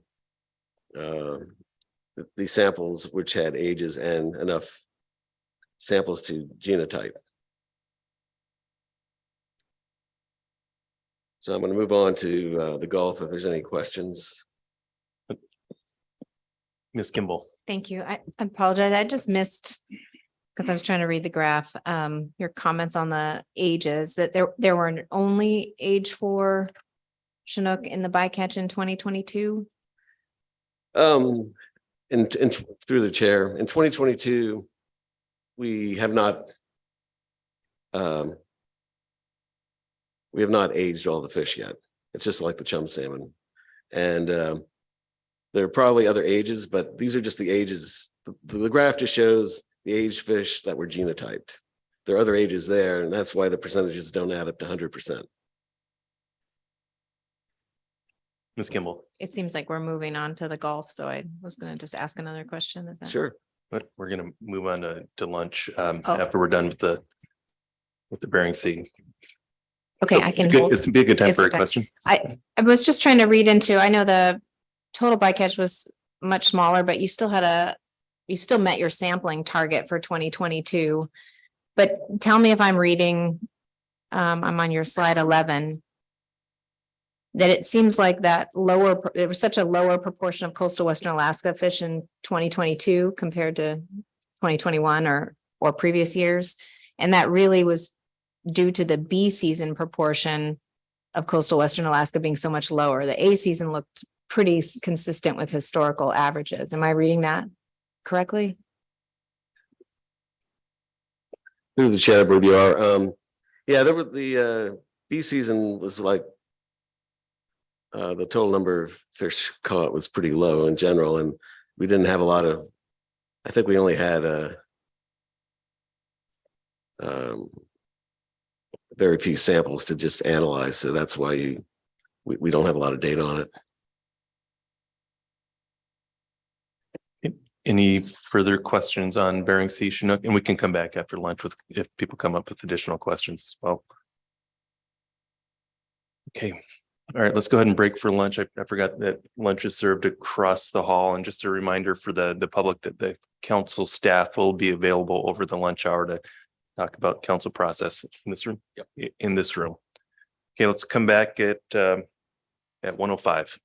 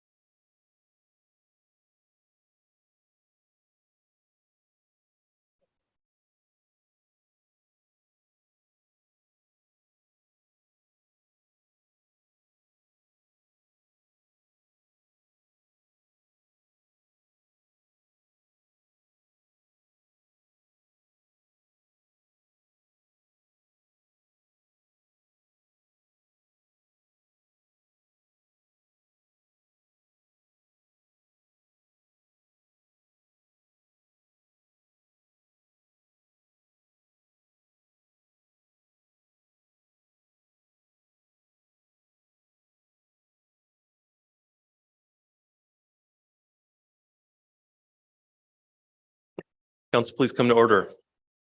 Okay, I misspoke prior to lunch. I forgot about our planned time certain SSC report in full. And here to give that is Dr. Muter and Dr. Downs. Good afternoon. Thanks. Good afternoon, members of council. I'm Franz Muter, one of the co-chairs of the SSC, and I believe we have Sherry Dressel online as well. And with me is Mike Downs, a member of the SSC. In case there are any questions on some of the materials I cover on the social science side.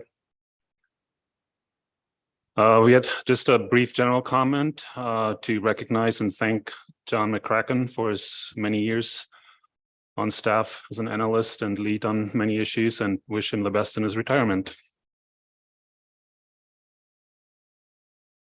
We received a nomination for the Bering Sea Aleutian Island Crab Plan team for Mr. Tyler Jackson, and found that he's well qualified and recommend that the council approve his nomination.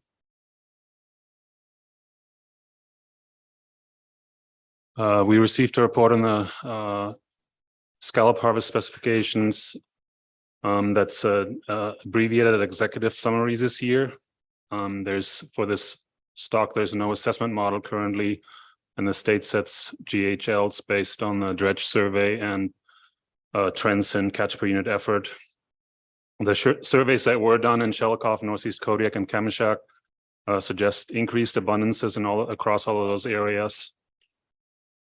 And the SSC supports the scallop plan team recommendation to set OFL and ABC at their maximum values, which have been specified in the same since, I believe, the early 2010s. Overfishing did not occur in either 2021-22 or 22-23.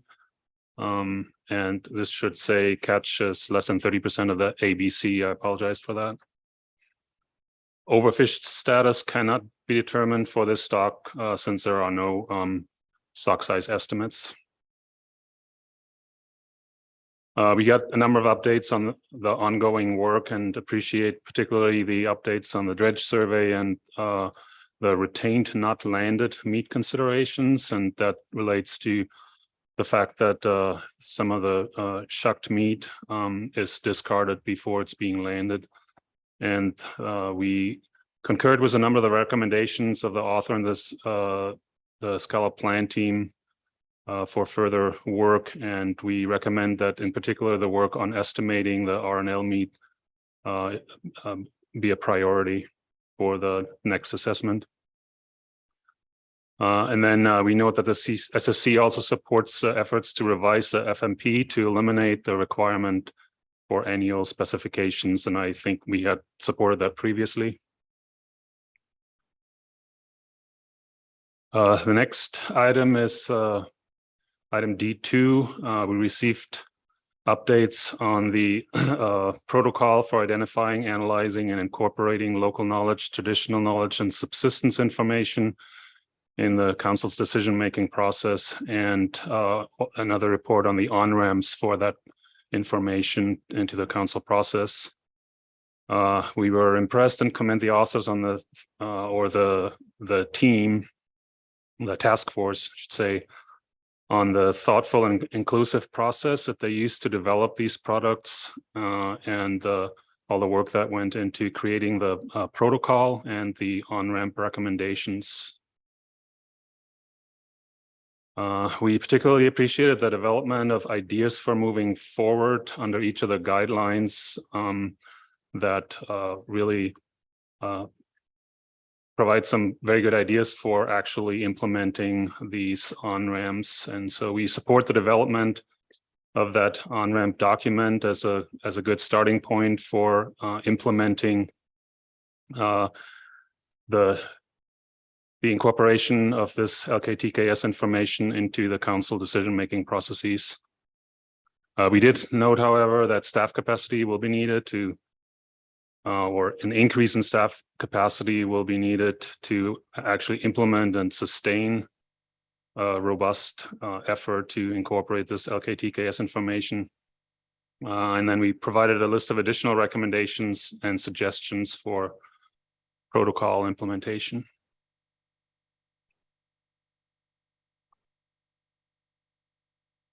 Next, on item D3, we received a report from the Climate Change Task Force. That was a summary of their March meeting that included responses to previous SSC comments on the climate readiness synthesis, as well as plans for climate change scenarios and advice workshop for sometime early next year.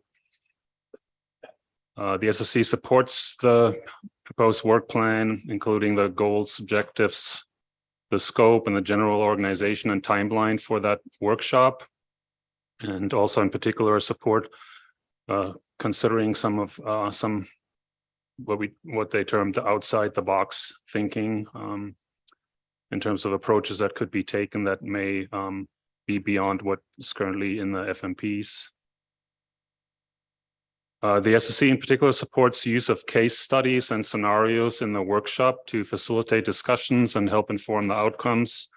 And we suggest using past events, both in Alaska and elsewhere, as case studies, in addition to future projections of climate change. In particular, again, we suggested that they consider examples of effective climate readiness in fisheries from other regions, in addition to just Alaska. There's a number of examples around the world that could be used as case studies. The SSC also suggests that the Climate Change Task Force consider the tools and the process that was developed in a recent project on the East Coast that actually kind of was more global. That might be a useful example that could help the organizers with workshop planning and help identify attributes that support or inhibit climate resilient fisheries. The SSC also recommends that with respect to the climate readiness synthesis, the task force continue working with stock assessment authors to develop a formal process for gathering species-specific feedback on climate readiness and adaptation needs. Dr. Muter, Ms. Baker has a question. Thank you, Mr. Chair. Thank you for your presentation. My question is back on the previous slide related to the scenario planning workshops. And this is a little bit, I'll try to make it less awkward since we haven't actually arrived at that issue yet and received the Climate Change Task Force report and recommendations. But so I guess my question is, I am not familiar with, nor do I have experience with scenario planning workshops. And my question is, I don't know who the primary participants are in those sorts of workshops, if it includes scientists such as yourselves, or if it's primarily on the policy management side of things. And if that is a correct assumption, did anybody on the SSC have any experience participating in those, perhaps in other councils or arenas? I'm just trying to get a sense of, it sounds like the SSC supported the concept of this council moving forward with the suggestion for climate change scenario workshop. So sorry, I'll try to break it down. Did any SSC members have specific experience with those? And is that something that scientists participate in, or is it a different audience to your knowledge? Through the chair, thanks for the question, Ms. Baker. Yeah, I think you'll hear more details on the workshop. The vision for the workshop, I think, would include scientists from the regions, potentially beyond the region. It would include stakeholders, managers, so a fairly broad stakeholder and other groups participation. And yeah, I think I'll leave it at that for now. There's a number of ideas of what could be covered in the workshop that you'll hear more about, and the scope obviously would have to be defined more clearly, but the SSC would potentially SSC members would participate in the workshop.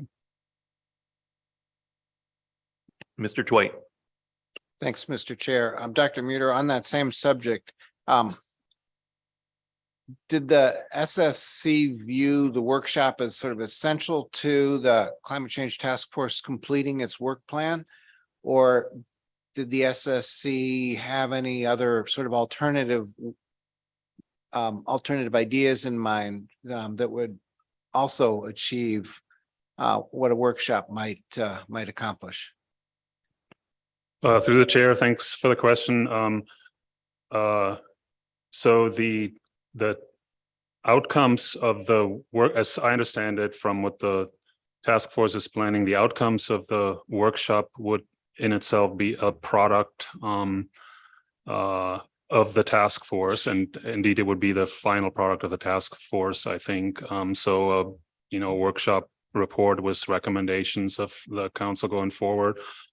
And then also this obviously links to a lot of the other ongoing efforts to deal with climate change issues that we had talked about under the SSC workshop and that are considered in other contexts. So there would need to be some coordination between the planning for this workshop and the SSC subgroup that we had suggested and other ongoing efforts to, avoid duplication.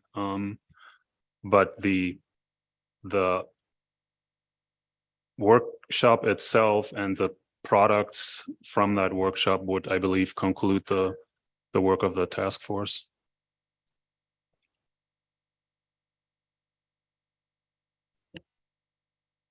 I don't see any additional questions at this point. Please continue.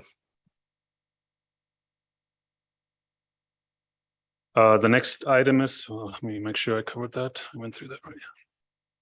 The next item is the groundfish and crab economic safes. We received an update on both the groundfish and crab economic safes. SSC appreciates the high quality of the ongoing work that's been done to provide these data summaries that are needed to address economic aspects of the safe documents in support of NS2.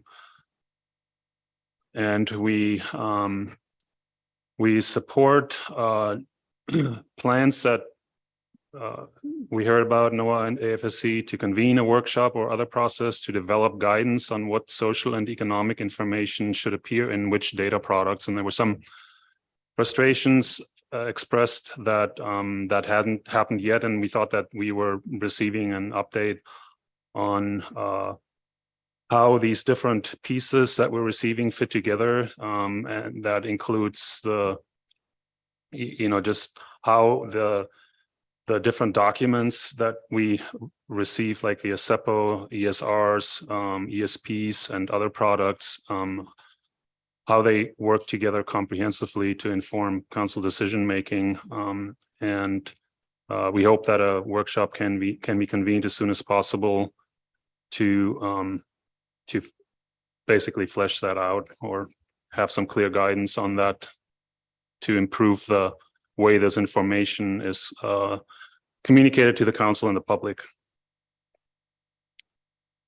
The groundfish safe itself, we found, is a very mature document, and we recommend that in future reviews, we can focus primarily on the content of the updated data rather than the format of the document. We've made a lot of comments over the years on the format and how the data are presented, but it's a mature enough document now to just focus on the content. And having a consistent format in place will also aid in automating the updates. They have made that a very easily reproducible document that can be updated easily once the data become available.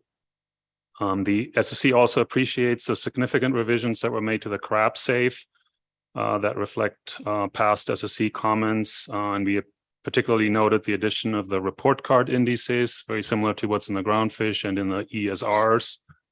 The same kind of standardized format of showing trends in different indices over time. And also appreciated the analysis of quota shareholdings that provide new insight into who benefits from the fishery.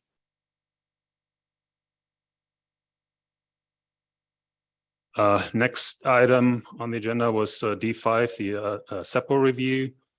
We received an update on the annual community engagement and participation overview.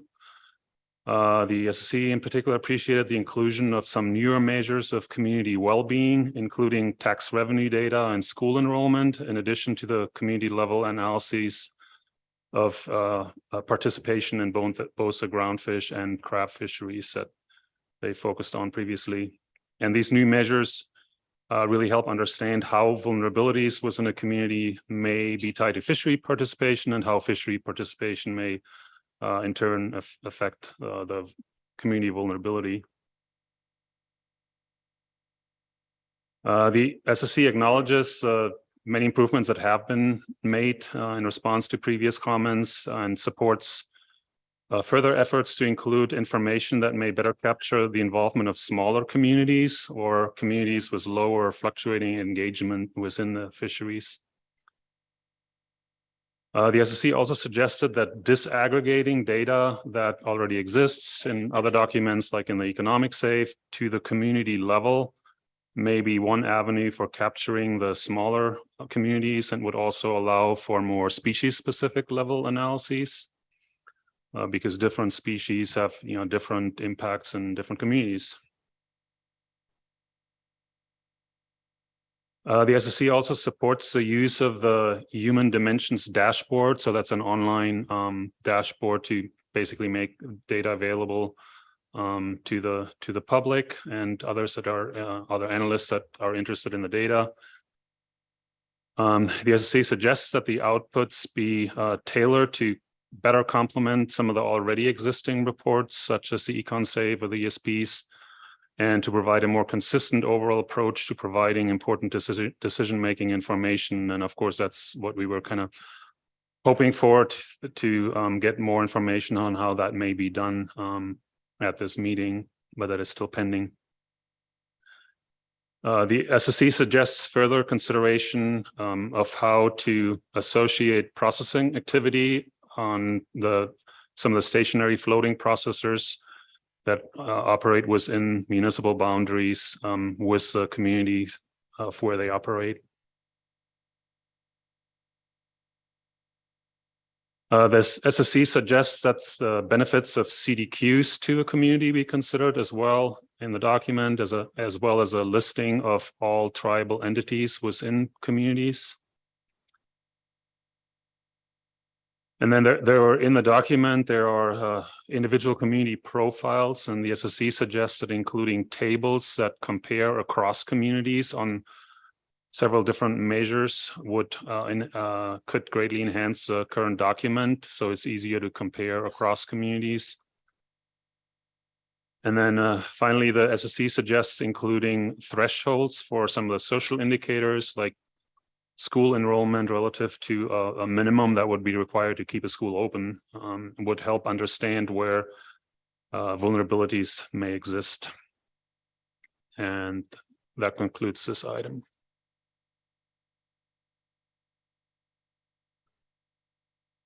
Ms. Kimball has a question. Thank you. Thank you, Dr. Muter. We don't have this as an agenda item for the council. It was SSC review only, but appreciate the SSC going through in detail. And it looks like then these recommendations are directly to the authors or whoever's providing these documents from the Science Center. And so I'm wondering if you can kind of characterize the response, I guess, about the feasibility of doing some of your recommendations. Was that taken in stride, or these things that have been tried before, but not pursued for some reason? I just don't really have a lot of context for how it's being received as advice. Through the chair, Ms. Kimball, I think I'll let Mike Downs answer that. Yeah, through the chair. Thank you, Ms. Kimball, for that question. I would say that, well, 30,000 foot view, they were received well. The suggestions is that a SEPO is a product that's been under development for a few years, and it's very much an evolving product. And the indicators that have been included, such as school enrollments that were new, what we're suggesting for them would simply be incremental differences in the way they're displayed in a way that made clear why that indicator is being used, and are there thresholds that we should be paying attention to where that indicator would make a potential difference in outcome that could be tied to a fishery management decision. So if, for example, sustained participation in fishing in that community isn't sustained, and that results in families leaving the community, dropping below the threshold for keeping a school open is kind of an existential, it's a kind of an existential question for that community, because once the school closes, other families tend to leave and so on. So if there's a bright line indicator of a threshold, and there were a few examples of that, we suggested that be made more clear. So it really wasn't a difference in the type of information that was being included. It was trying to tie it back to the nexus with federal fisheries, the sort of things we measure when we do either program reviews or one-off analyses based on an FMP amendment, how those could be more closely related back to measures that are indicators that would really indicate a change in either the vulnerability or the resilience of the community to positive or adverse changes in the commercial fisheries. Ms. Kimball. Thank you. And then maybe it's somewhat related to your support for some process. I don't know if it's yet another workshop or another process to sort out what each of these documents does, its purpose, and how it relates directly to fisheries management. I think the council's been asking for that as well. But this is one of those documents where I could really use some help on who is using it and what is the purpose. Does it support social impact assessment by analysts or for some other science center reason that I'm unaware of? I think I'll take a stab at it and then let Mike answer some of it. But sorry, through the chair, Ms. Kimball, I think in terms of this is something that the SSC had asked for before, is just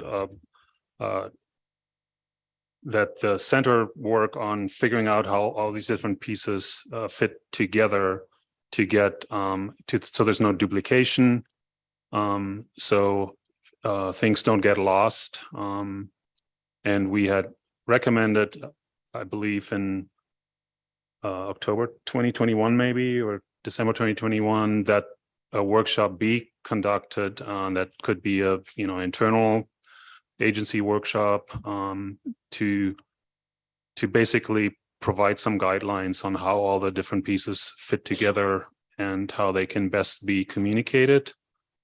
And it had been our impression that we would kind of receive a plan or guidelines at this meeting, and we did not, and that's where some of the frustration came from. There's been a lot of changes at the agency, and there's all kinds of reasons why that might not have happened, but we're hoping that we can get guidelines in place for the analysts at the center to kind of streamline how all that information is conveyed to the council and how it fits together. And I don't know if Mike wants to add anything to that. Yeah, through the chair. Yes, I just had a couple things. One is in looking at the national standards and the guidelines for the national standards, in those places where the council is by guidelines supposed to have a look at the social and economic well-being of fishing communities in their management decision-making process.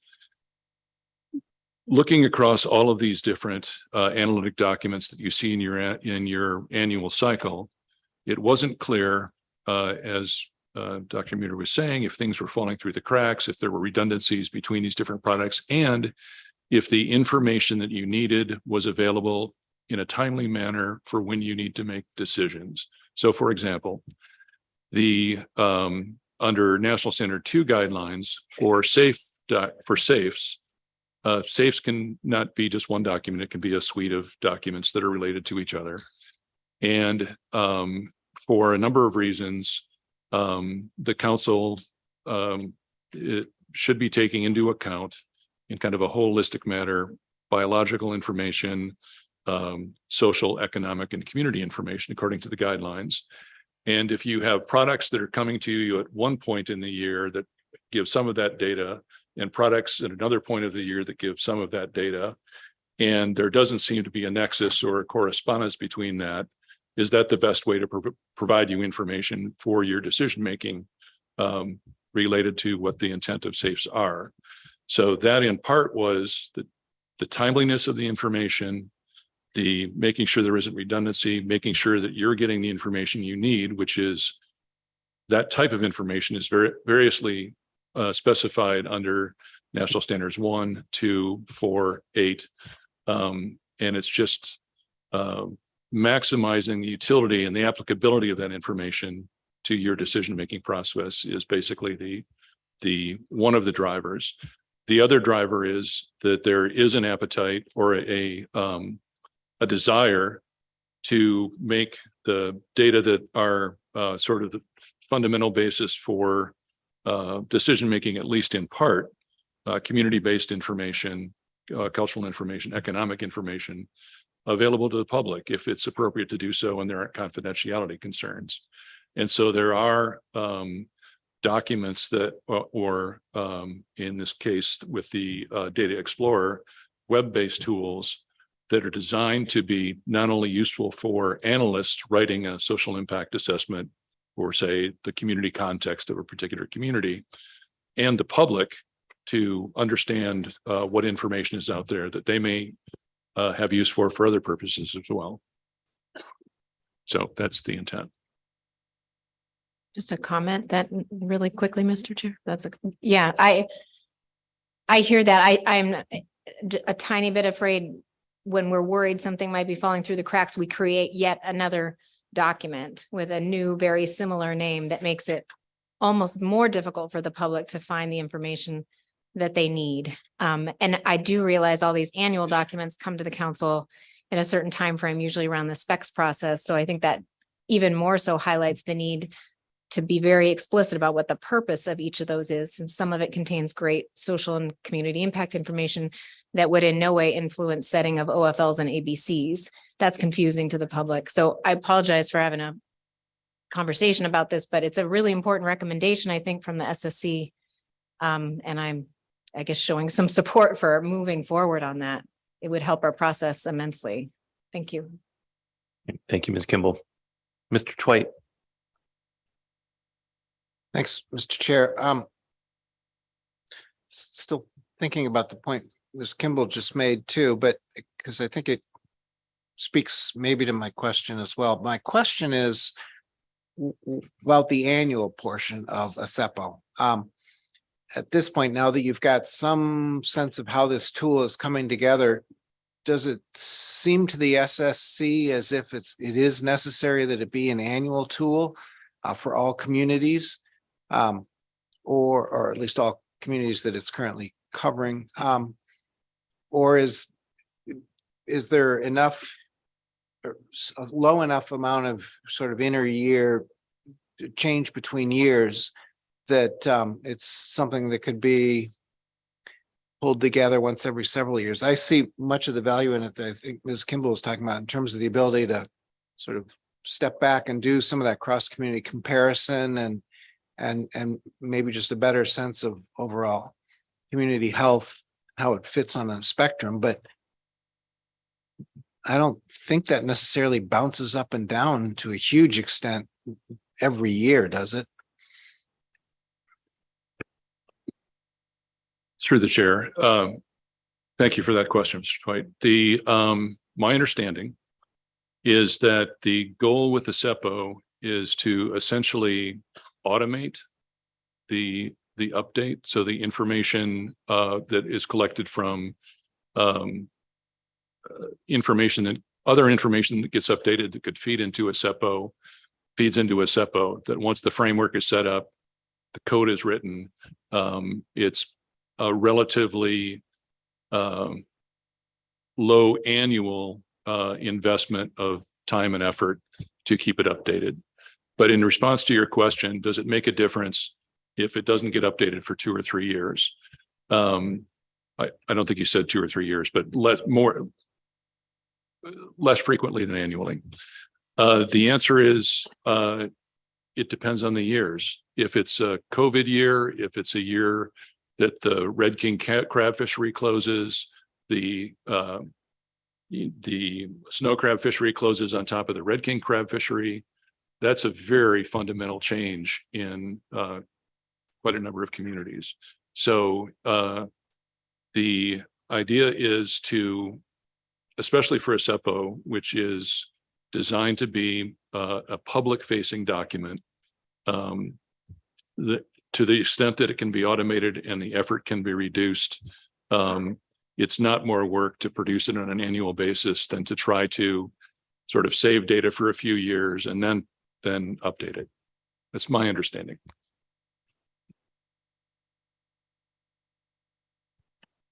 Any further questions before we move on? Dr. Muter. Thanks through the chair.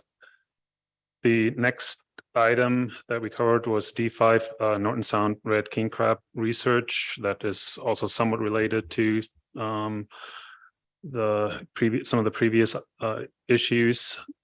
We received an update on a study that was done in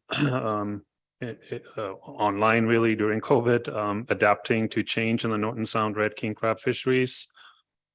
The study had a very specific focus on understanding how local knowledge, traditional knowledge, and subsistence information, when it's systematically applied in appropriate ways, could contribute to the management of this particular fishery in Nome.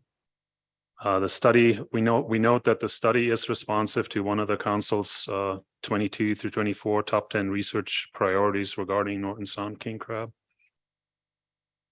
The SSC appreciates the quality of the work and the promising range of findings that were developed through that study. The scope had to be reduced quite a bit because of COVID from what was originally planned. And the SSC supports using that study as a pilot effort for a more comprehensive multi-method study of the type originally intended and described in previous SSC reports. And that's what I have on that item. And then we had some discussions, and some of this already came up earlier too, but we had some discussions on different work groups or workshops. And we revisited the prioritization of those work groups that had come up in discussions previously in October, December of last year and February of this year. And we note that both smaller technical meetings that we would call working groups, as well as broader public meetings that we might call workshops, can be helpful to address some priority issues. So we try to distinguish between those two where we had a recommendation.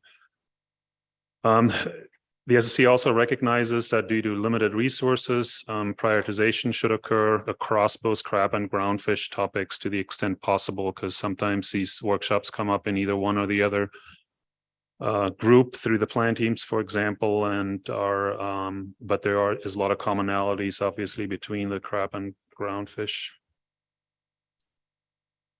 The first recommendation here is just a repeat of what I spoke to you about regarding the SSC workshop in February. Following that workshop, as you know, we recommended that the council consider forming a subgroup of council and SSC members, as well as possibly plan team members. Then the SSC also recommends that a working group be formed as soon as possible. So that's a high priority item, to develop a framework for how to estimate the magnitude of unobserved mortality for use in crab stock assessments. And I think that process may have been initiated. The SC also recommends a workshop to address tier system related topics that have come up a number of times. For example, the use of tier 1 versus tier 3 calculations and ABC buffers. However, given the current resources, the SSC considers this to be a lower priority and didn't put a specific timeline on it. The SSC also considered issues that are relevant for harvest control rule and TAC considerations, including, for example, maximum economic yield considerations, catch stability considerations, or future value of catches and other considerations. And the SSC, at this point, we recommended that no working group or workshop be formed, and that instead we explore some of these things through analyses that are planned for sablefish that were supported by the council in their December 2022 motion, and kind of use that as a test bed for exploring some of these issues. Similarly, the SSC recommends that evaluating effects of truncated age structures, because that's an issue in sablefish where there had been poor recruitment for a while and a lack of older fish, which is what we would call the truncated age structure. Evaluating the effects of that on the performance of harvest control rules could also first be done through this sablefish specific analysis, and that if needed, a broader themed working group or workshop could follow later after the results from the sablefish analyses come in. And that's what I had on the plan team, and that concludes our presentation. Thank you, Dr. Muter. Are there additional questions? Mr. Abnika. Sorry, Mr. Chair, I missed an opportunity to ask a question on an earlier agenda item. Sorry about that. You mentioned that the SSC provided additional recommendations for the implementation of the LKTK protocol. And I was just trying to read through your report quickly. I don't know if you want to expand generally on those recommendations, but the one that I wanted to ask about was the last bullet, where the SSC encourages the task force to make sure that documents distinguish between aspirational processes and what can be expected from realistic next steps. And wondering if the SSC had a discussion on, whether or not you were directing the task force to look at that through a capacity lens or federal nexus lens, or if anything else you can elaborate on the discussion that took place regarding that bullet. I can try. I may have to look to Mike for help too. I think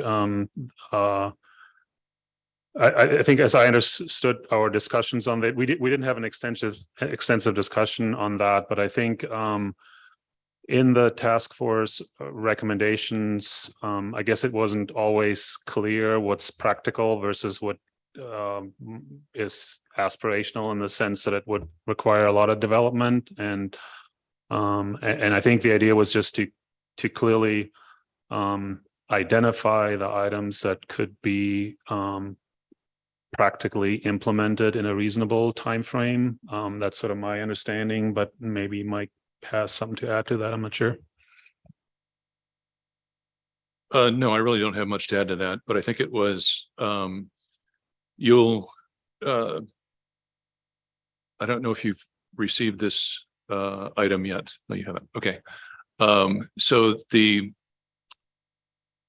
not to go too far into things you haven't seen yet, the protocol has guidelines within it, and within the guidelines there are suggestions for next steps. The protocol is designed to be accepted as a whole, not piecemeal, because it's all the task force perspective is those are all interrelated pieces of a whole.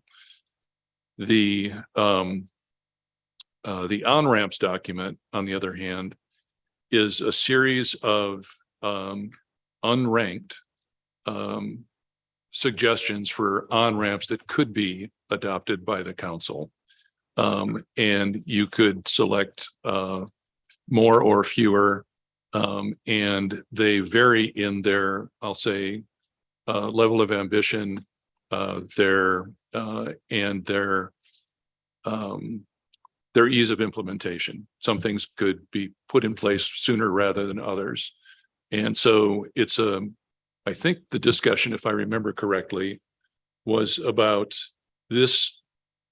The protocol envisions a future in which LK, TK, and subsistence information gets broadly applied to many parts of the council process, as well as incorporated into ongoing analyses, annual documents, and things like that. So I think the SSC was just being a little cautious about expectations of what could be done sooner rather than later in working toward that future, where it's a much more common thing to be integrated in many parts of the process. Thank you. So in the SSC's discussion, you wanted to kind of direct that back to the task force for a little more kind of identification of where those, I guess I would hesitate to say priorities, but in their perspective, where those on-ramps, those easier to implement on-ramps would be identified relative to the ones that would take a little more work and refinement, or take a little more time. Yeah, through the chair. I don't recall it being a long discussion. And I don't think we ever suggested that they rank things that they left unranked on purpose. But it was more to make clear that these are steps in a process that will take a while to come to full fruition of the vision of this becoming a routine part of the council process in many different ways. And I don't know how to say it more clearly than that. I'm not doing a very good job, but it's it was just managing expectations, I guess. Thank you, Dr. Downs. Ms. Kimball. Thank you. And just a follow-up on Ms. Trubnika's questions, then I guess I'm reading your written report, not in the PowerPoint, and I was reading it as the SSC making statements in order to try to establish processes like this that could happen more regularly in the council process, that it was, and these are the SSC words, it's important to emphasize that knowledge must have a clear federal fisheries nexus to integrate into the council process. So was that kind of somewhat of the filter on, in order for us to be able to incorporate this with the capacity that we have, or even potentially additional capacity, we need to be explicit about the federal fisheries nexus to our actions? Thank you, Ms. Kimball, for that. Yes, that was part of the discussion.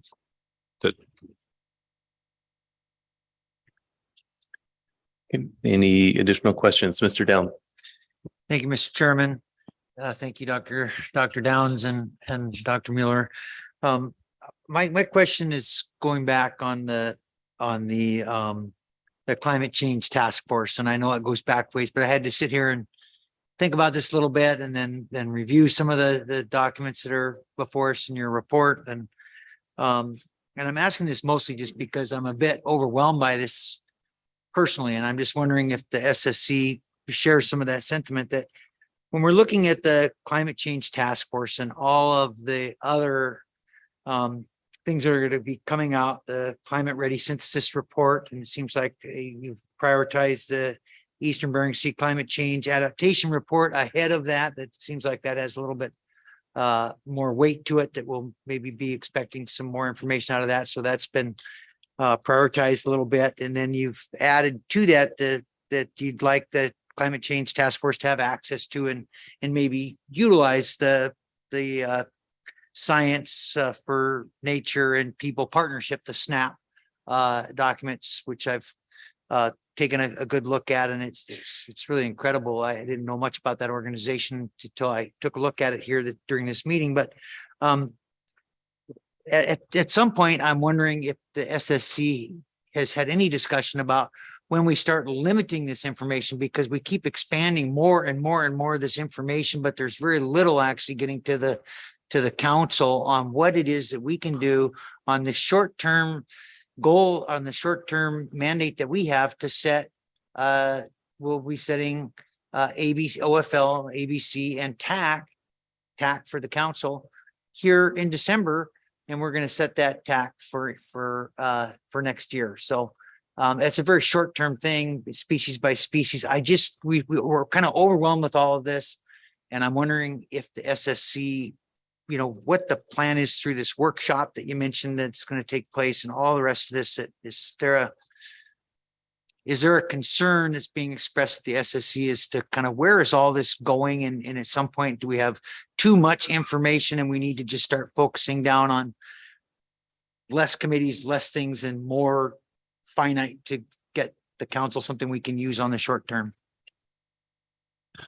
Yeah, through the chair, Mr. Downs, thanks for the question. Yeah, I think I hear you, and I think we feel that a little bit too, that there's a lot of moving parts and a lot of efforts underway, and how they all fit together is still not quite clear, and how to get to you know, sort of actionable items is not always clear. And you know, of course, a lot of these efforts are intentionally focused on more the longer term in terms of strategic planning for the council, rather than sort of a tactical year-to-year tax setting time scale. But I think both the climate change task force and for example, the SSC subgroup that we recommended, well, I'll separate those a little bit. So the climate change task force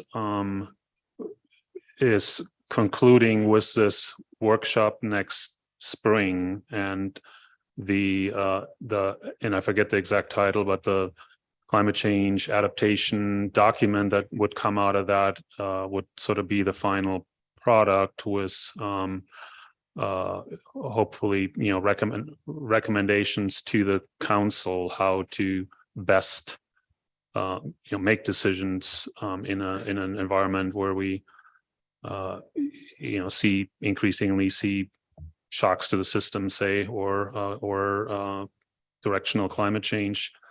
So I think, you know, that may not be a satisfactory answer, that wait for the workshop outcomes to but these things take a time. There's a lot of work that's been done through Acclaim in particular, and we heard in the February workshop, for example, an update on some of that work that has been done. Was a lot of publications in the works, where we saw some preliminary results that the SSC certainly hasn't digested yet, and what exactly to do with that, but that, for example, explored how alternative harvest control rules that we've been talking about, how they might actually work in practice, to see if it makes sense to adapt different types of harvest control rules. So I think our hope certainly is that that this workshop will result in both some, you know, shorter term and longer term considerations and recommendations, in addition to other recommendations that came out of the February workshop from this year. And then in parallel, or in addition to that, I think the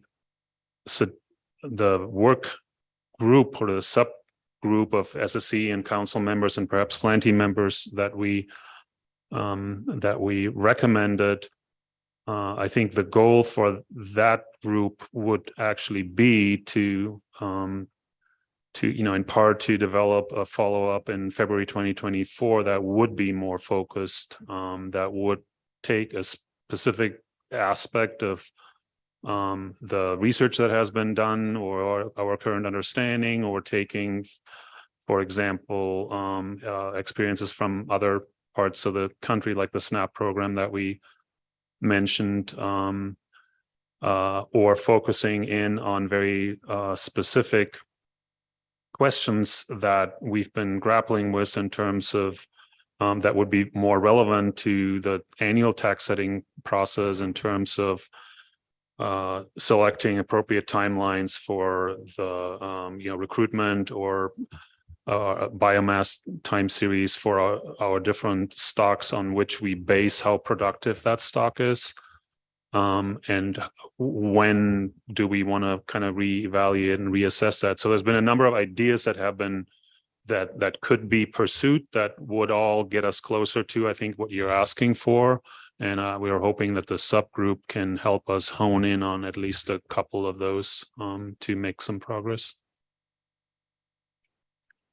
Thank you, Mr. Chairman, and thank you, Dr. Mueller, for articulating those thoughts. I appreciate that very much, and especially the reminder that the Climate Change Task Force is going to be wrapping things up in October. That's a help too. So I appreciate that. Thank you.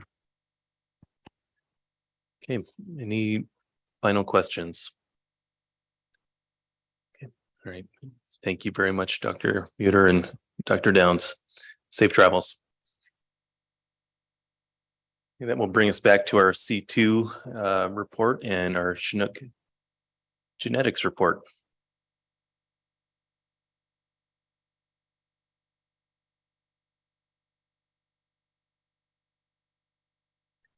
Welcome back. Thank you, through the chair. Okay. So we're going to start the Gulf of Alaska Chinook bycatch sample analysis for 21 and 22. Let's see.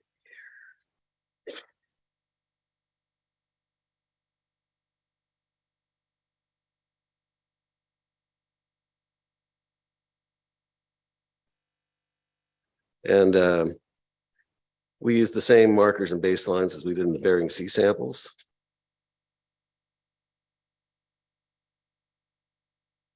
An estimated 10,600 fish in 2021 and 13,200 fish in 2022 Chinook salmon were caught in the Gulf of Alaska pollock trawl fishery, which was less than 1/3 of the highest overall bycatch of 40,400 in 2010 and below the historical average between 1991 to 2020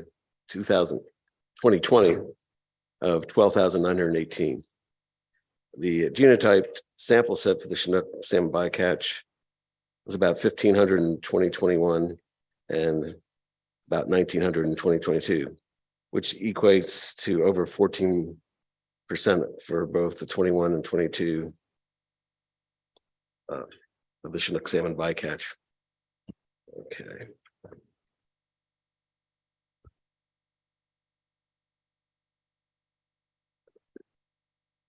Potential spatial and temporal biases associated with the 2021 and 2022 Chinook salmon Gulf of Alaska bycatch sample sets were evaluated visually by comparing the genetic sample distribution with the estimated overall bycatch distribution. The distributions of the numbers of samples and overall bycatch were similar by week and by statistical area. The sampling rate was variable, but mostly over 10%. There were some biases where large catches had large sampling rates, particularly for NINS area 620, and small catches had variable sampling rates.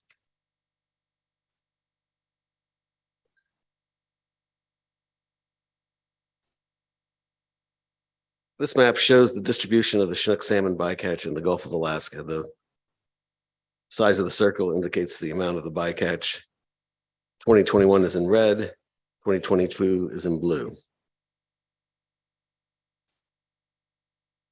This shows the distribution of the Chinook salmon bycatch samples and the strata used in the analyses.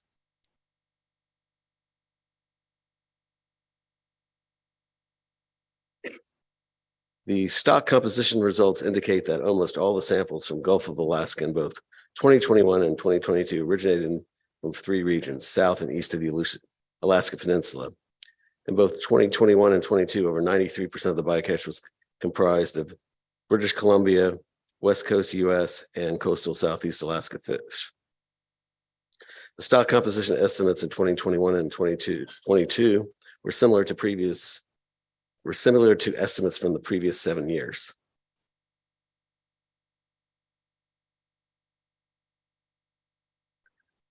This pattern continues in the comparison of the 21 and 2022 strata with British Columbia, West Coast US, and coastal Southeast Alaska as the largest contributors.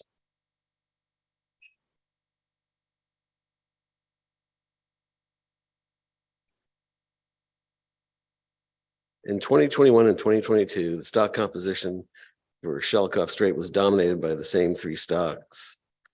However, the proportions are slightly more even. The British Columbia Regional Group was the largest proportion, followed by the West Coast US and coastal Southeast Alaska. A comparison could be made for Shelikof early and late time strata, however, no differences were observed. The stock composition estimates for the Shelikof Strait show a slight increase in Southeast Alaska Regional Group over time, while the West Coast Regional Group contribution has decreased, although it has high variability among years.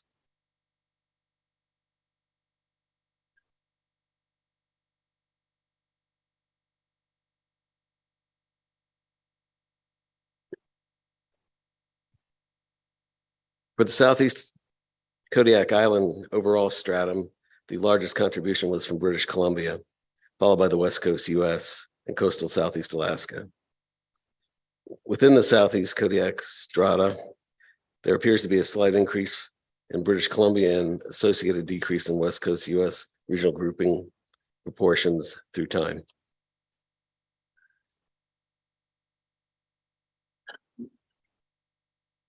The Shumagon Lake stratum prior to 2020 showed an interesting pattern of British Columbia and West Coast US cycling from higher to lower proportions in alternating years.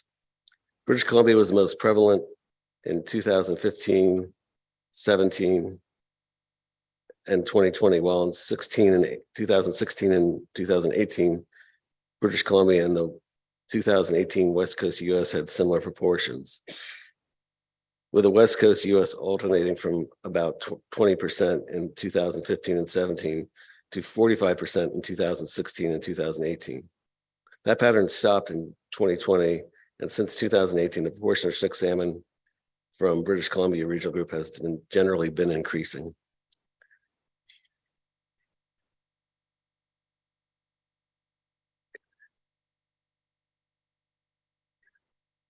"57% of the mounted scales were aged successfully.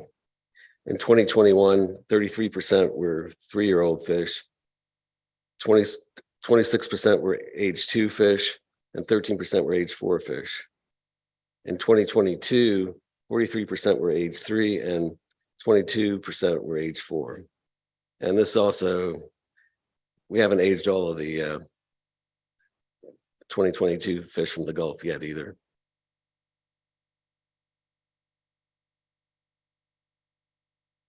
And here are my acknowledgements. Like Pat said, it's a village, and I'll take any questions you have. Great. Thank you, Mr. Guthrie. Are there any questions?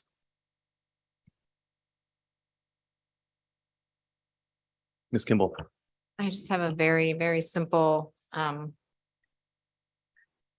question just on the formatting and some of your most critical tables. And I only bring this up on the record because some of the members of the public have asked me for the information. But in the Chinook genetic report, for instance, having those stock composition tables, the very basic ones that show the percentage that are Western Alaska, the percentage that are elsewhere, right up front in the document, as opposed to buried in the appendices. I think that would be really helpful for just public communication.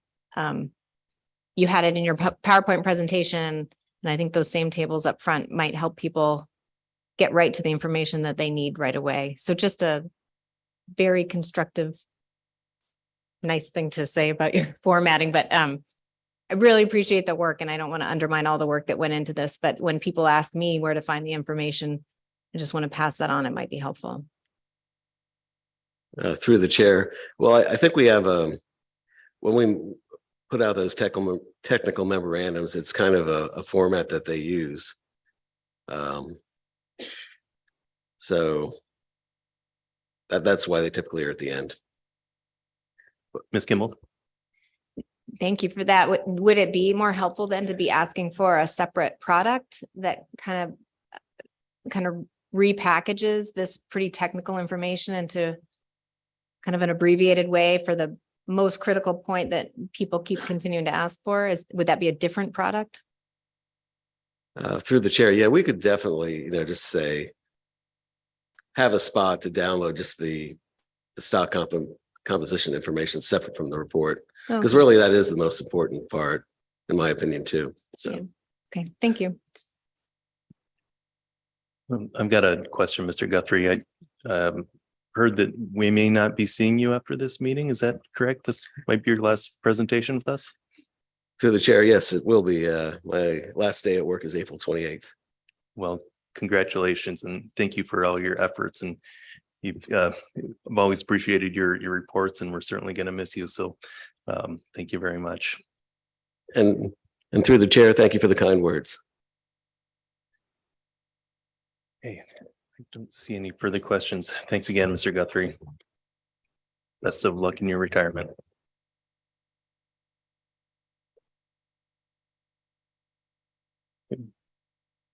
Dr. Stram. Mr. Chairman, we have one more genetics report from Dr. Larson, and then that would conclude the genetics portion of the reports.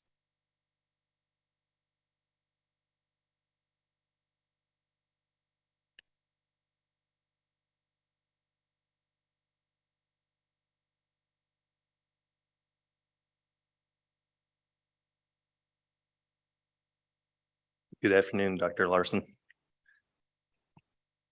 Thanks, Chair, Mr. Chair, and the rest of the council. And yeah, my name is Wes Larson. I am the genetics program manager at NOAA Ock-Bay Labs. And yeah, I'd like to just come up and give kind of a summary of the couple of presentations you saw before this, and another opportunity to ask sort of some lingering questions. And before I get into it, I just tried to write down a couple of things to maybe circle back on here.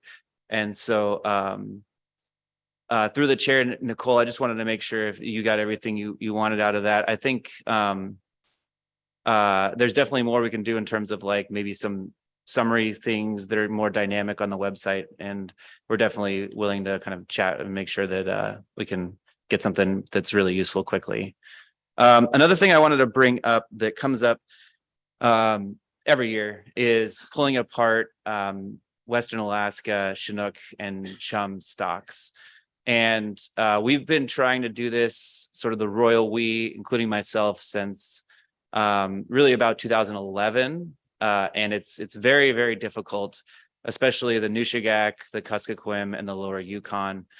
There is sort of potentially a way to start looking at this with some really high-powered full genome sequencing techniques.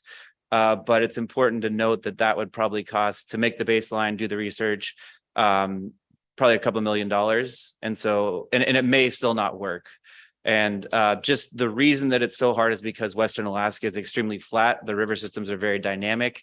And unlike other species like sockeye, which spend a lot of time in freshwater, chum and to a lesser extent Chinook really don't spend that much time in freshwater. So it's a very difficult problem. And I know it's it'd be great if we could do it. And there is some potential, but it's a really, really hard lift that still we could throw a couple $1 million at it and it still might not work. So I just wanted to make sure to get that kind of on the record because it comes up consistently every year. Okay, so first off, I just want to kind of point out a shout out to the team here. We reduced the turnaround time by around a year for both species. We're now fully caught up. We were able to present chum this year in April instead of June, which is kind of a really protracted, a really short timeline. And then for Chinook, yeah, we presented the 2 years and we're going to stay current, making sure that we are analyzing things kind of on the same year moving forward. And so, yeah, huge thanks to the Observer Program and all of our team at the lab for being able to turn these samples around really with a tight turnaround time. Okay, so now I'm just going to go into some summaries of the different species and areas. And so the first one here is, I don't know why course, it's right over my title. That's super awesome. Does that work?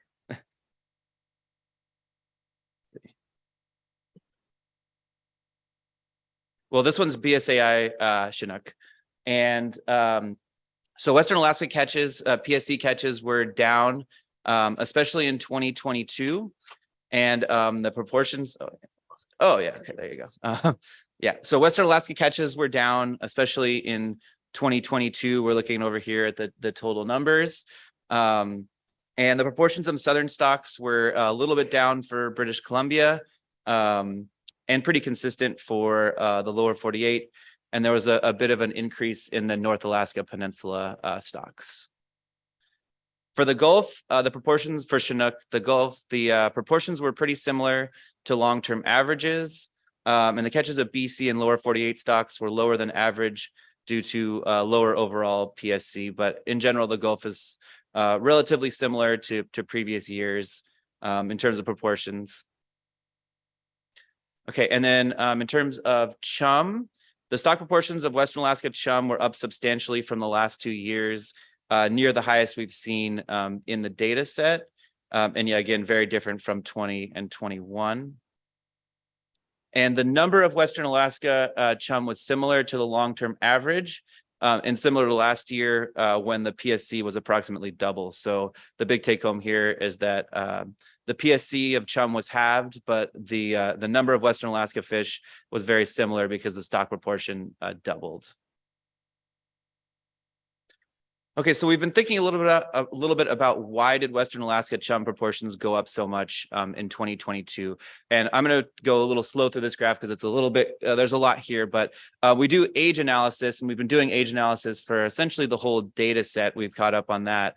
And so these are stock proportions for each age and each year that we've analyzed. So these are age 3s across the time series. And then the different colors are the different stocks. And one thing that we were trying to think about this year before we got the stock proportions before we got the age data, and we saw this huge increase in Western Alaska, the Western Alaska component. And we thought, oh, maybe there's a big pulse of the age 3s coming in, and that means that there might actually be more Western Alaska chum out in the ocean. Unfortunately, that doesn't seem to be the case. So what we would have been looking for here is that in 22, we would have been expecting to see a big proportion of these Western Alaska chum, but actually the highest proportion of Western Alaska in 2022 was in the age 4s. And so you guys are probably very familiar with, tracking cohorts through time to try and understand things about abundance and age classes and things like that. And it seems like that's pretty difficult, if not impossible, to do from these data because so many things are changing at the same time. So for example, do we see different proportions because there was less Russian fish this year, or because Russian fish moved off versus down on the shelf? And so there's sort of abundance of all these different stocks and then distribution of all these different stocks, and how those interact is pretty complicated. So trying to take sort of overall conclusions from these data about abundances is pretty tough. So kind of put another way, this is a graph that Dr. Berry showed as well, but this is stock proportions of Western Alaska for our different genetic clusters. Again, cluster 1 is the furthest east, cluster 4 is the furthest west. And essentially what happened was in 2022, there was kind of a reversion to the mean in cluster 1. So in cluster 1 in 2020 and 2021 was much, much lower, especially in the early season here where it was, under 10%. And then in 22, it sort of just kind of popped back up to where it was normally. So kind of in summary on this, the optimistic interpretation was that the higher proportion could mean better 2023 returns for chum. But like to be very clear, we don't have any data to support that. So yeah, that's I think the really important takeaway here. Okay, so something that's been coming up quite a bit and that's been talked about over the years, kind of, it seems like it started with sort of at sea genetic analysis and that type of thing, is the utility of an in-season test fishery or kind of real-time genetic analysis. And so I wanted to go in, I talked about this a little bit last year, but I wanted to go in a little bit more specifically and do a couple points this year. And so One thing that's definitely really feasible is to get an initial indication of Western Alaska chum proportion from a subsample happening, for example, for the first 500 fish they're taken, or for the first month of the fishery or something like that. And whether you analyze those fish in Dutch Harbor or at our lab, that's pretty feasible to get a turnaround time on that, and kind of start to bracket your Western Alaska proportions for the year. I think with that sort of sample, we could, say like, is this going to be a 20% Western Alaska year in cluster 1? Is this going to be a 10%, with some variance year in cluster 1? Is it going to be a big year? Is it going to be a small year? The other thing that you could use this for is kind of tracking of Western Alaska bycatch through the season to kind of, just keep track of how many are caught. And then one thing I wanted to spend a little extra time here is thinking about how it might work to do dynamic management and try and move the fleet around essentially off Western Alaska chum salmon. Is that it? Yeah, I think so. Ms. Vanderhoven.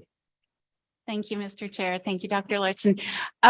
So thinking about the in-season test fishery idea, those would be shoreside vessels, right? And so you would have some indication, but we know, especially in the bee season, that the offshore fleets tend to fish in very different places. And what we saw in the genetic reports today, it doesn't seem to be real consistent what the percentage is. So it seems to me that if we got to a point where we went down this in-season road, that might be applicable to the inshore fleet, but not necessarily to the offshore fleet. Is that probably a fair assessment at this point with what's available?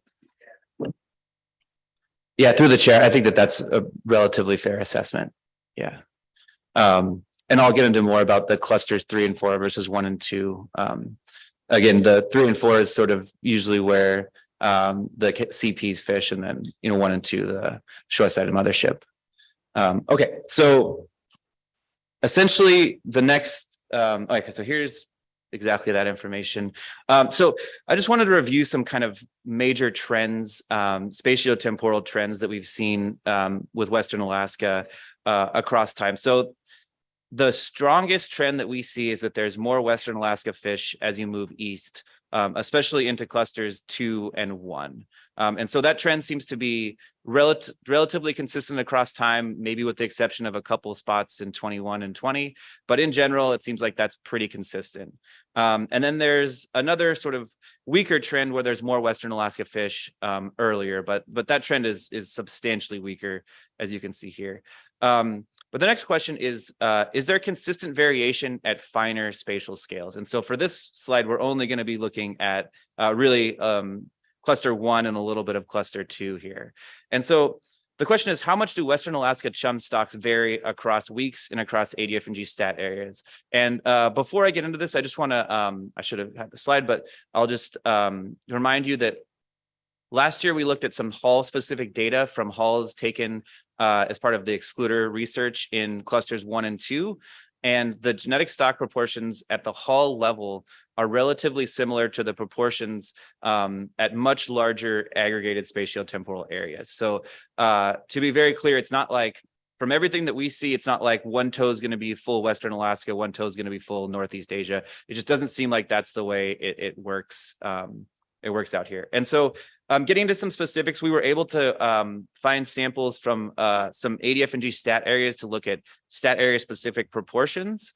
And essentially, these are different ADF&G stat areas. Up here is more east, and then down here is more west. So we're sort of going from east to west with the red, and then all the way out west with the purple here. And so if we look at specific years, we can see in 2013, in week 32, there was quite a few fewer Western Alaska fish further east compared to west. In 2017, there was kind of a spike east and west with lower proportions in the middle. And then in 2020, we saw this opposite, or sorry, 2022, we saw this opposite pattern where there was more east compared to west. This is kind of what we know to be true at a larger scale. And so hopefully the takeaway here, what I'm trying to convey is that there's a huge amount of variation, but the consistency of this variation within and among seasons years is really, really questionable. And so if a sort of pilot in-season test fishery happens this year, we might be able to look a little bit more at this with some increased sample sizes. But the early indication is that, you know, moving the fleet around within clusters 1 and 2 to avoid specific Western Alaska chum aggregations would be really, really difficult. Okay, let's see. Now, I just wanted to give some kind of updates on the future and some future goals here. And so we are exploring partnering with BBSRI on an in-season analysis pilot study. We're not quite sure if that's going to happen. There's still a lot of questions in terms of the logistics. And so it's just kind of a pure question mark right now. We had an AYKSSI funded project to investigate spatiotemporal dynamics of chum salmon stocks. Austin is going to talk a little bit more about this in his presentation. We've got the postdoc Joe right back in the audience there. Really excited to have him on board. And I think this is going to be really useful for looking at like really drilling in on these kind of fine scaled changes in stock proportions, not just in clusters 1 and 2, but sort of across the whole area. AFSC just hired a new salmon quantitative ecologist named Lucas DiFilippo, and you'll probably be seeing him here in the future years. We're really excited about that. And then finally, we're exploring kind of updating the baseline for Chinook salmon. The 40 SNPs is pretty outdated, and we just have to connect some dots, basically BC, to make a much more comprehensive coast-wide baseline for Chinook. And so with that, that's all I have, and happy to take questions. Great. Thank you, Dr. Larson. Any further questions? Ms. Kimball? Thank you. Dr. Larson, I didn't know if you were going to expand at all on the BBSRI potential pilot study, what that would do. And yeah, it's tough to be really specific at this point. I think the goals right now would be just to sort of show proof of concept that sampling can occur out in the plants in Dutch, maybe Akutan, and that the chemistry and the molecular side of things would work. The chemistry is very similar to the Port Muller test fishery. I mean, the setup. And so that's, I think, less of a question. The logistics on the just sampling side is a bigger question, I think. thank you. Is that, can you expand at all on what the management purpose might be for that? If you can logistically do samples at shoreside plants? That one, I think that, oh, sorry. Through the chair, I think probably no is the right answer right now. Yeah, I think that's up to some other folks to try and think through. So maybe a good way to put it is that I think the technology is probably there to do this, and AFSC is willing to analyze genetic data in season.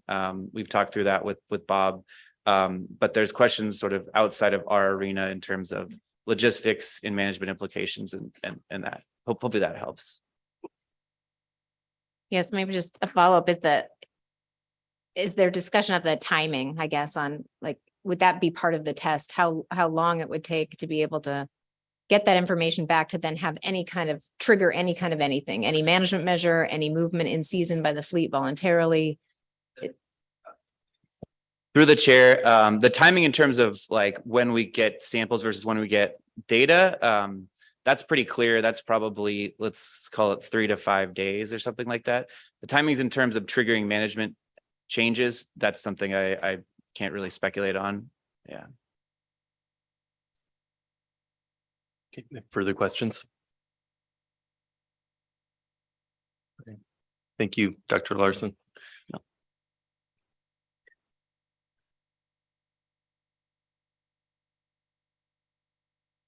And Mr. Chairman, now we'll be moving into the second group of reports for the IPA reports. I believe that we're going to start with the inshore one. I just have to let Susie Zagorski know to come out of the AP to start with that one. Okay. So we have 4 different reports under the industry reports. And just to remind you, as she's coming over, that this is a requirement under Amendment 91 that the IPAs report back to you that a written report is provided by April 1st, and that the IPA representatives come and provide their verbal update to the council. This year, for the first time, those reports were also presented at the advisory panel per their request. And so we have the inshore one, the catcher processor one, and the mothership one. And then you will also receive, under the industry reports, the update from C-Share on the Hunger Relief Organization. Okay, thank you, Dr. Stram.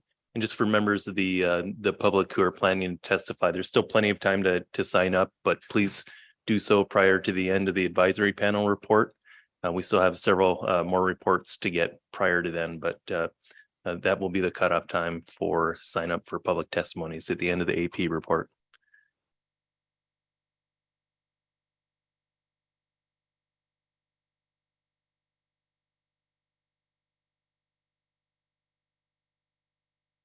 Good afternoon. Good afternoon, Chair McNean and council members. I'll just wait for the presentation to get up on the screen.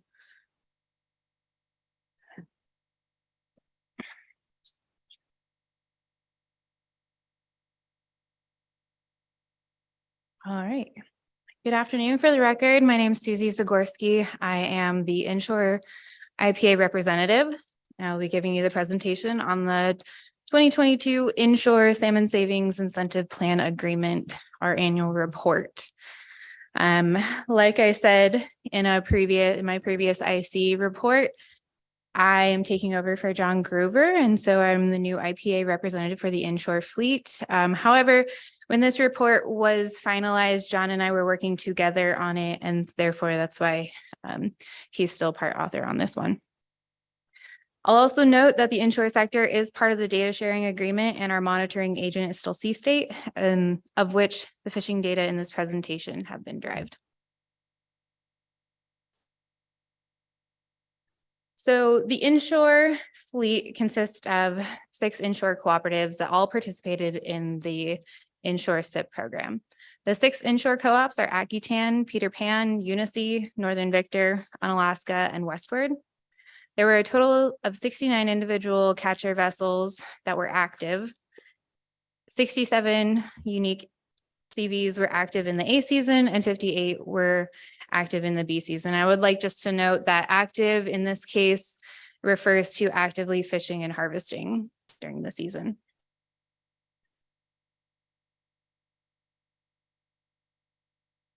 All right. So in 2022 was managed under the lower Chinook limits due to the 2021 Three River Index that was below the 250,000 Chinook salmon. So the total inshore limit was set at 25,020 Chinook salmon, and the performance standard for the whole inshore sector was set at 18,525 Chinook salmon. And I will mention that the inshore fleet is managed to the performance standard to avoid salmon at all levels of abundance and not to that higher inshore limit. So the inshore sector's Chinook bycatch for the entire year was 3,818 Chinook. A season bycatch, where most of the Chinook is encountered, was 3,031 Chinook, and in B season was 787. And again, one more line. The 2022 inshore sector chum bycatch for the entire year for the inshore fleet was 132,690 chum. And I will say that the chum bycatch in 2022 was about 50% less than in 2021.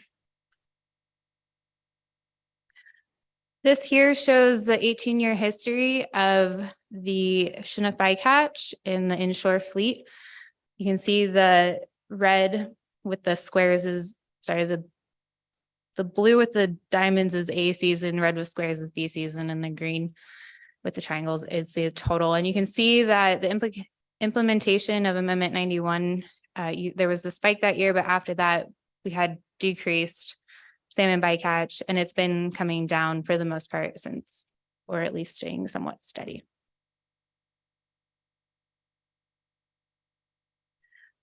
So when we talk about our salmon bycatch, we like to talk about it as a rate.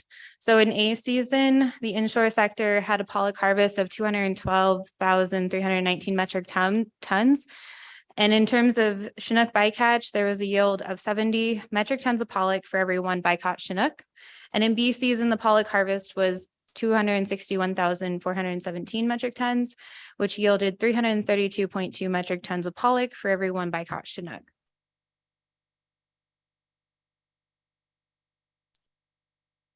All right. So the total inshore chum salmon bycatch again was 132,691 fish. The 2022 chum salmon genetic results in the document that is uploaded onto the agenda and onto the website, that was published before we saw any preliminary or final genetic report for the 2022 chum salmon. So the report still references the previous genetic report that showed about 9.4% of the chum salmon bycatch of the fishery was from combined coastal Western Alaska stocks. With the new genetic report that we just received, and I think you heard prior to this one, 21% of the 2022 chum salmon bycatch was reported from the combined coastal Western Alaska stocks, and that is 17% if you take out the Kotzebue stock. The inshore sector chum salmon bycatch of combined coastal Western Alaska stocks, if you apply that proportion to the inshore sector chum bycatch, would have been 27,865 fish and 22,557 fish without Kotzebue proportion included. And I would like to note that we do think that with only 1 year of this 50% reduction of salmon bycatch, but seeing the proportion change drastically, we do think that reducing the overall number of chum bycatch may have resulted in an increase in the coastal Western Alaskan proportion.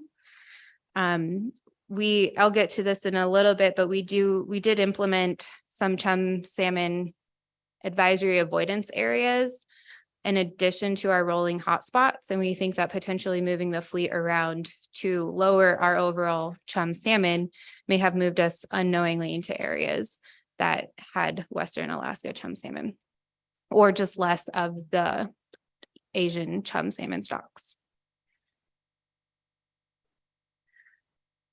So there's levels of which our SIP program works. First, we implement it at the sector level, and then to the co-op level, and then from the co-op level to the vessels. And on the vessels, it's even down to the individual fisherman and captain. So we have vessel allocations. The vessels receive a share of the inshore performance standard, not the inshore sector limit. And they receive that share after 500 Chinook are taken off the top of the performance standard amount and put into an insurance pool. The allocations to the vessels are made pro rata based on a vessel's pollock percentage of the inshore sector's pollock allocation. These base allocations are made seasonally. And in A season, the vessel limit may not be exceeded. And in B season, the initial allocation may only be exceeded if a vessel has earned saving credits from the previous A season. Saving credits is a unique incentive part of our SIP program. So earning saving credits incentivizes the vessel and therefore the fleet to reduce Chinook bycatch at all levels of abundance. CVs may not catch Chinook over their initial allocation without having savings credits to do so. And a vessel may earn 1 savings credit for every 3 Chinook not caught of its initial allocation in the previous 3 years. Those saving credits are held in the vessel savings account and expire after 3 years. So this keeps the vessels actively trying to avoid salmon, regardless of how much salmon or even pollock are abundant in that year.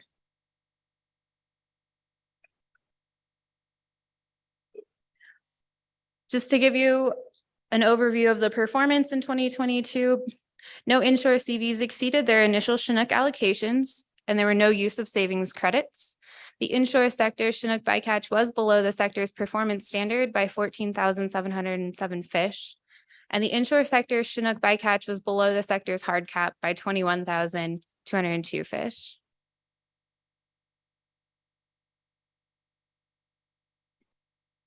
And I would like to go ahead and say as well, with seeing these numbers, these are very large amounts of fish that we are under our performance standard and under our cap. And while the insurance pool has never had to be dipped into, and the savings credits are not being used, the current Chinook PSC limit and performance standards are working, and this shows. It allows the fishery to have the flexibility necessary for the IPA measures to be implemented and to continue to work. The flexibility is to use the flexibility helps use all the avoidance measures effectively. The inter-co-op transfers and the management of Chinook PSC and the is also part of the flexibility built in that allows for that to happen. The co-op would be potentially shut down and a vessel no longer able to fish and therefore strand pollock if the co-op goes over or reaches their Chinook PSC limit. So having the flexibility to apply transfers within the co-op so that the fleets within the co-op don't go over. And this flexibility helps eliminate the race for fish, which is a major benefit of not only the AFA, but also Amendment 91. Before you move on, Mr. Mesereau has a question. Thank you, Mr. Chairman. Thank you.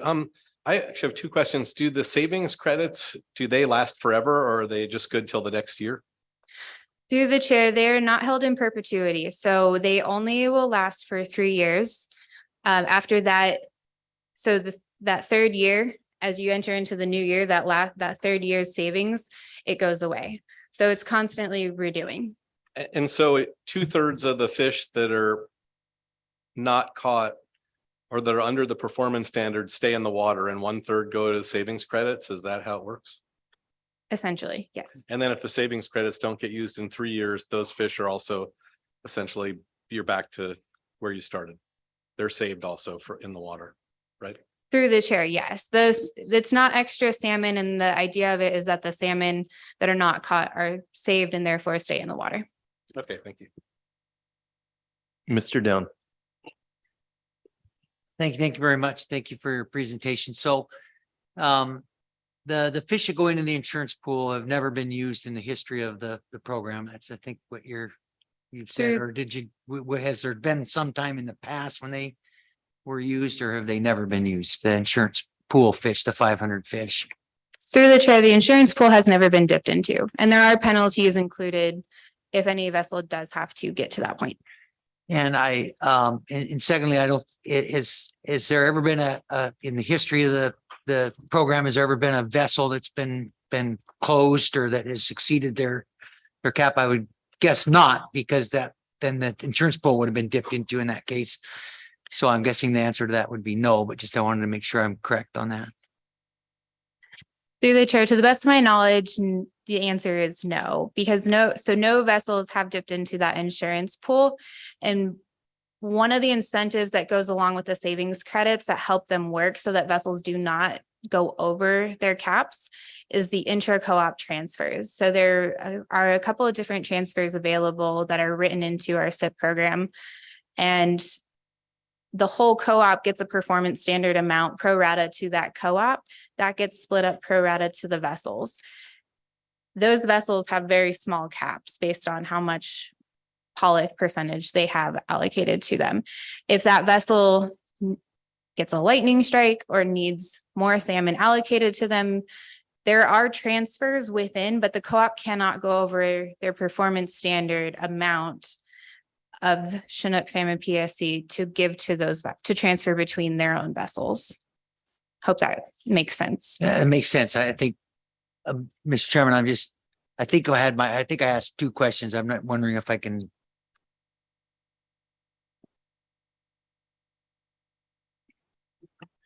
Right, I think you hit the two. I took my two. Yep. Thank you. Upon conference with Dave, yep. Thank you.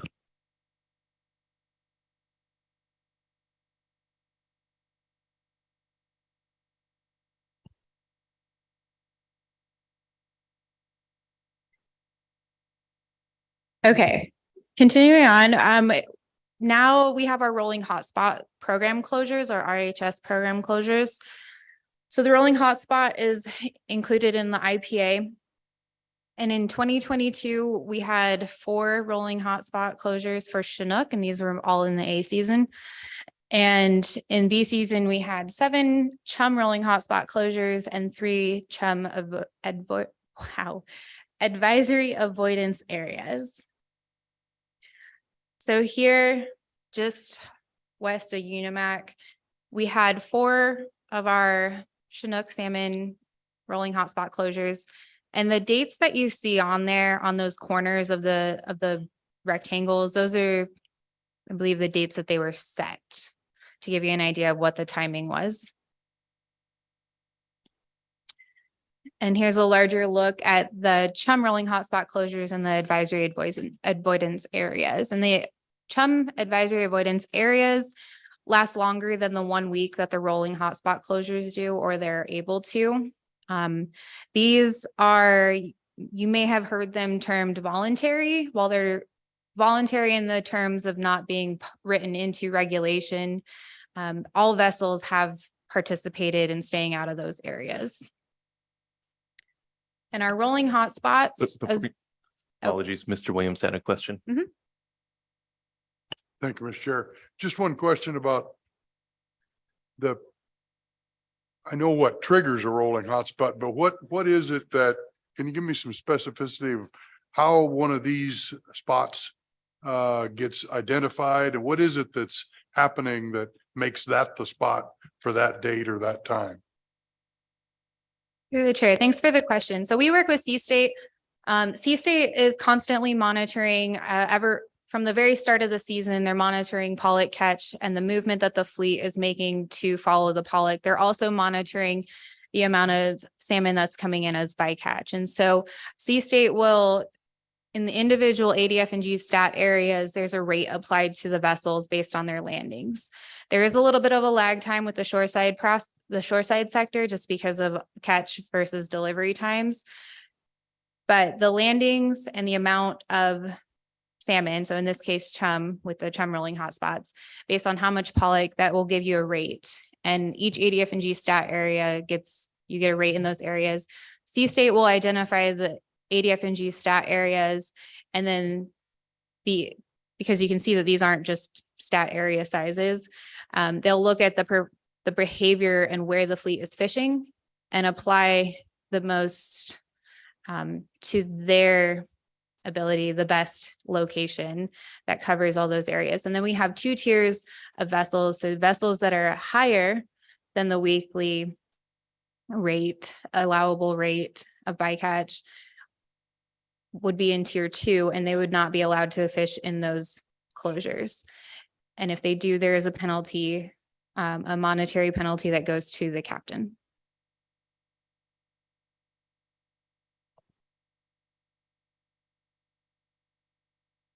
Ms. Kimball. Thank you. I didn't know if you had more description of this that I should let you do. I hope that's not my first question. But so I'll get it out there quick, that I wanted to know, based on the changes that you made in 2022, and from what I remember, it was presented to the council was just a quicker response, like not waiting for all of the observer data to come in before you identified an area with a rate to be closed. So in 2022, that would have happened more quickly and hopefully be more responsive to chum on the grounds. So we don't have 2021 in front of us, and I couldn't pull it up quickly. What do you think the difference was in 2022, having that quicker response rate? Were there any more areas or different areas, or could you not make that comparison to last year? Through the chair, thanks for the question. I have not recently, when prepping this, looked at the 2021 to compare it. I do know that 2022 did have less bycatch presence in general, less salmon. There was less avoidance necessary, but just as much avoidance behavior made, regardless of the abundance of the salmon that was in the Bering Sea. Just know it was a cleaner fishing year. It would have, compared to 2021, there would have been less of those quick avoidance areas made. So there would have been the lag time included with each of the rolling hotspots. And like you had mentioned, the chum salmon advisory avoidance areas are quick. We can use word of mouth on the grounds, the group chats that the fishermen are saying. We can use recent offloads, but also historic looks at when and where chum tend to appear. And we can use all that information and implement the advisory area. So while I don't have the comparison of the amount of closures that were there, we might be able to get that for you on the side, or you might hear it through public testimony. But there would have been, in this case, 3 extra advisory areas implemented that last longer than a week and are implemented much quicker to respond to what's actually being seen, what's being seen on the grounds before the offload happens. Yeah, sorry about that, if I couldn't answer it exactly. Please continue. All right, so just to mention with our rolling hotspots, so the Chinook rate for our A season most of the time would be a rate of 0.035. And then I'll get into the October rate in just a moment. So the salmon excluder is an additional SIP element that it is required. The use of it is required. CVs must have salmon excluders installed in the net for the entire A season. And CVs must have salmon excluder installed after August 31st and for the duration of the B season. There are October fishing restrictions. So CVs must maintain a Chinook bycatch rate below 0.103 Chinook per metric ton harvest in order to fish in October, regardless of their savings credits. We'll sometimes also refer to this as a September rate as well. So this year there was, in 2022, like I had mentioned in the IC report, there was no October fishing, and that was just due to the fishery being completed prior to October. The Chinook Conservation Area Agreement closure is another element. This area is known to have continually high Chinook presence, and it is closed for the entire A season. And here it is here.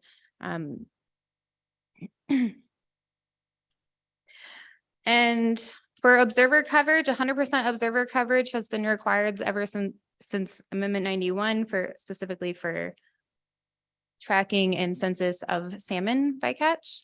Regardless of the vessel size, capacity, or pollock quota, all inshore CVs must be observed while fishing, transiting to and from the fishing grounds, and while transferring fish during their offload.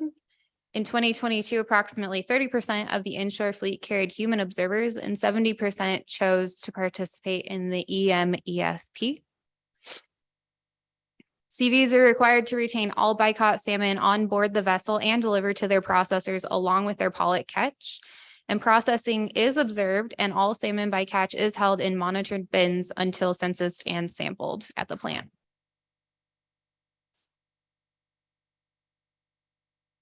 And for enforcement in 2022, there were no Chinook allocation overages that occurred in 2022, no hotspot closure incursions of either Chinook or chum salmon.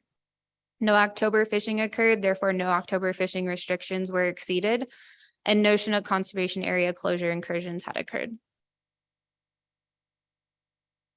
And that is all I have for you, unless there's any questions. Thank you very much.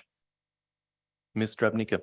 Thank you, Ms. Zagorski. I may have misheard you. I thought you may have mentioned that you were going to expand a little bit more on your thinking that the fleet may have unintentionally moved towards higher concentrations of Western Alaska chum, and kind of your basis behind that.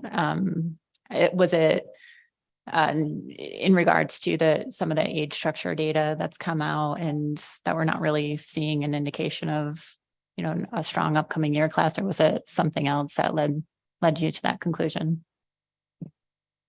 Through the chair. So there was a lot of extra effort this year placed on chum bycatch avoidance. One of those being the chum salmon advisory avoidance areas, in addition to the rolling hotspots. So our main effort was to reduce our chum bycatch as much as possible. And we had been using some of the genetic reports from the previous years, trying to assess from them when and where we're seeing chum salmon, specifically where if there had been any trends of Western Alaska chum salmon. We saw from the genetics report by Wes Larson that the trend it varies. There's not a specific trend of when and where exactly the Western Alaska chum salmon are. So we were using the knowledge that we had to the best of our ability, which did allow us to reduce our chum or we presume that it allowed us to reduce our chum bycatch. We would need more than 1 year to confirm that. But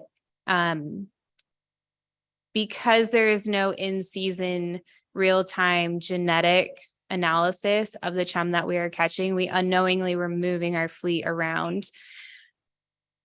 And by reducing it by half, we think that that could have affected the proportion that we had caught, because there was a decrease in the recent 2022 genetics of the Asian stock of origin chum in the proportions. Any further questions? All right, thank you very much. Okay, it's getting to about break time here. Let's go ahead and take our afternoon break, come back at 3:10, and we'll start up with the CP report. 3:10.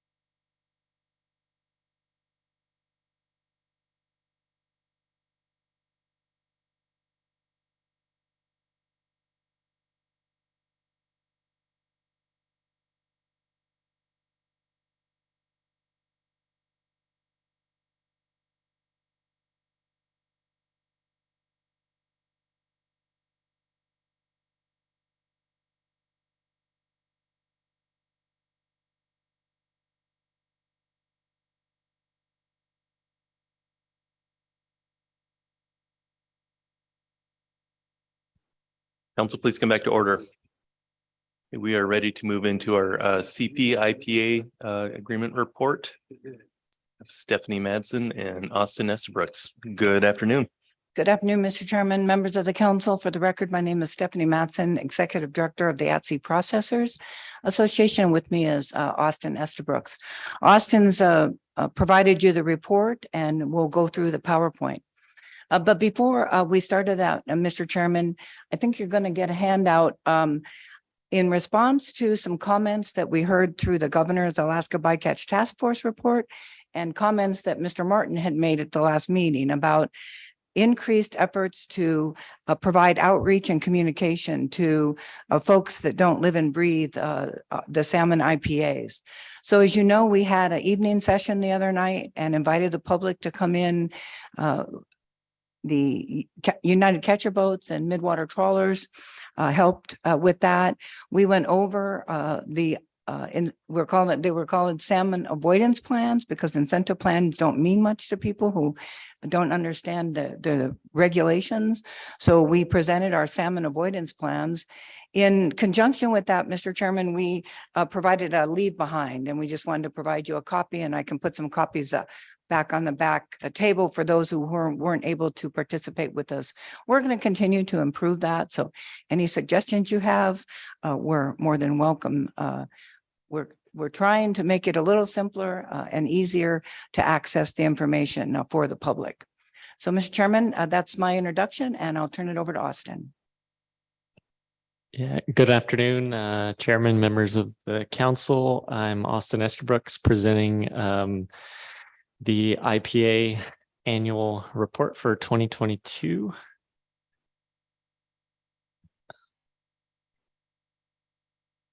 There we go.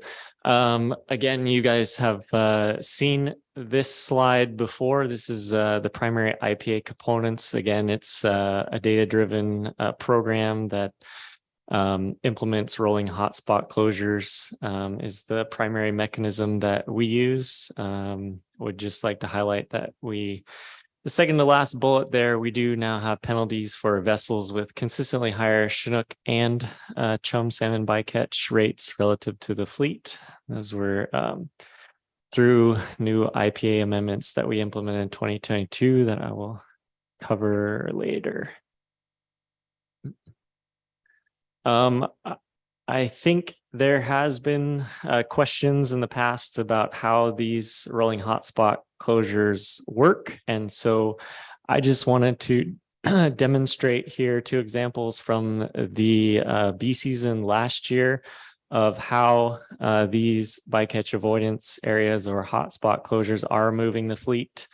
If you can see my mouse, there was some fishing effort here. That closed this area with some new data that came in over the weekend. And due to the amendment we made, we enlarged this closure out to this edge here, and then subsequently forced the fleet to move north up here along Zemchug. Subsequent to this fishing effort, there were some chum encountered in this area. Therefore, in the following week, that area was closed, forcing some vessels even farther north to look for cleaner fishing. Here is just another example. So these are some vessels fishing south of the Horseshoe.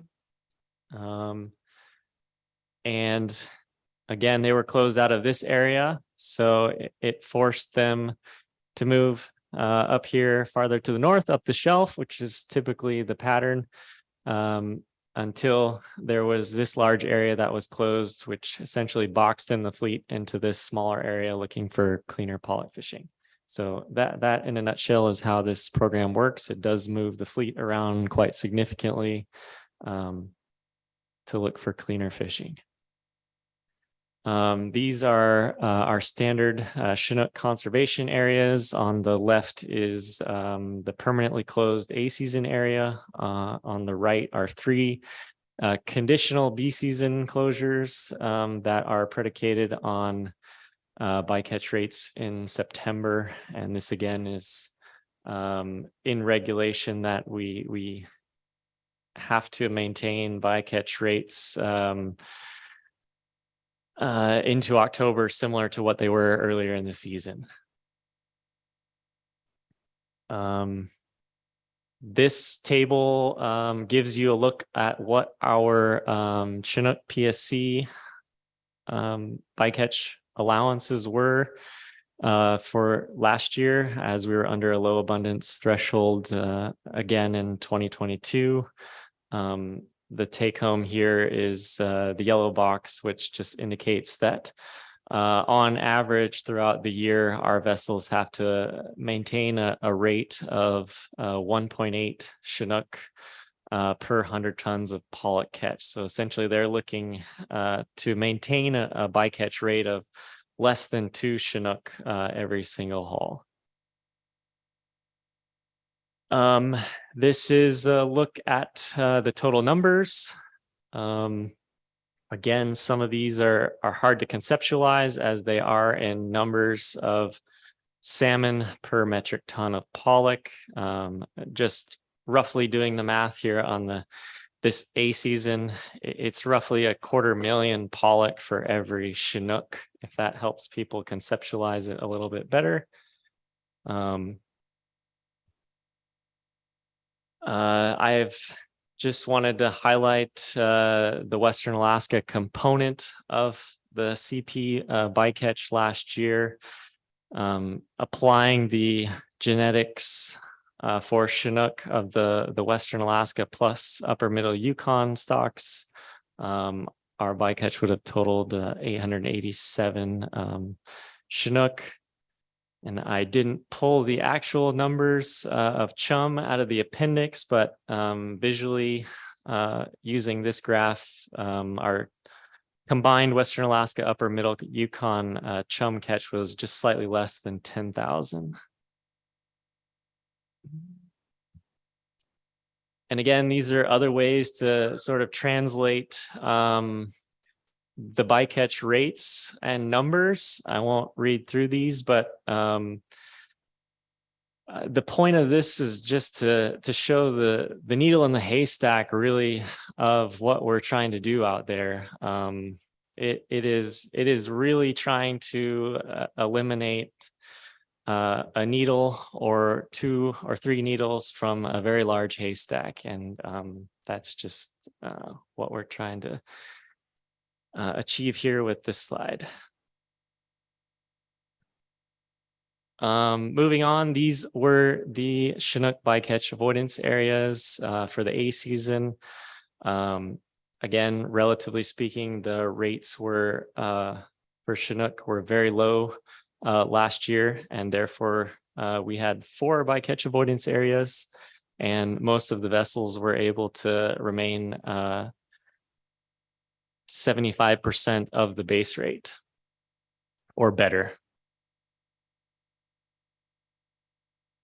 The chum bycatch avoidance areas are displayed here. Again, there were more chum out there last year, and we had significantly more vessels that were excluded from bycatch avoidance areas in the B season for chum.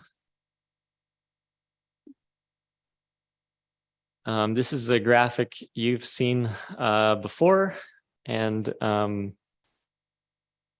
the idea here is to show that prior to Amendment 91, before we had vessel level incentives, you see a very wide range of vessel bycatch rate distribution. So this is the worst vessel, this is the best vessel. And again, these couple of years, you have pretty wide spreads. After Amendment 91, you see a lot of the vessels acting similarly.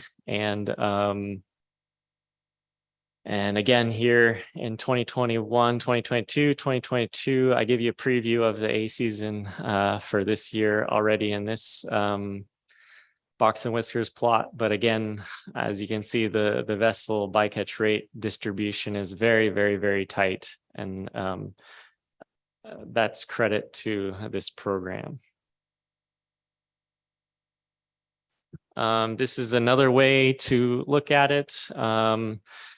Again, if you include a whole bunch of years, it distorts the picture, and therefore I've selected the year before Amendment 91 was put into place and the most recent year to give you a look at the bycatch rate distribution historically was extremely broad. And again, we're seeing the distribution being shoved extremely far to the left here in the most recent year. These are our outlier provisions, and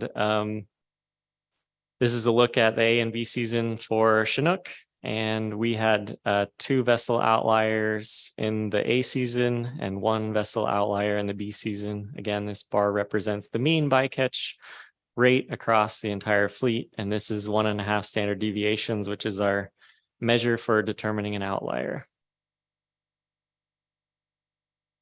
This is the new chum outlier provision.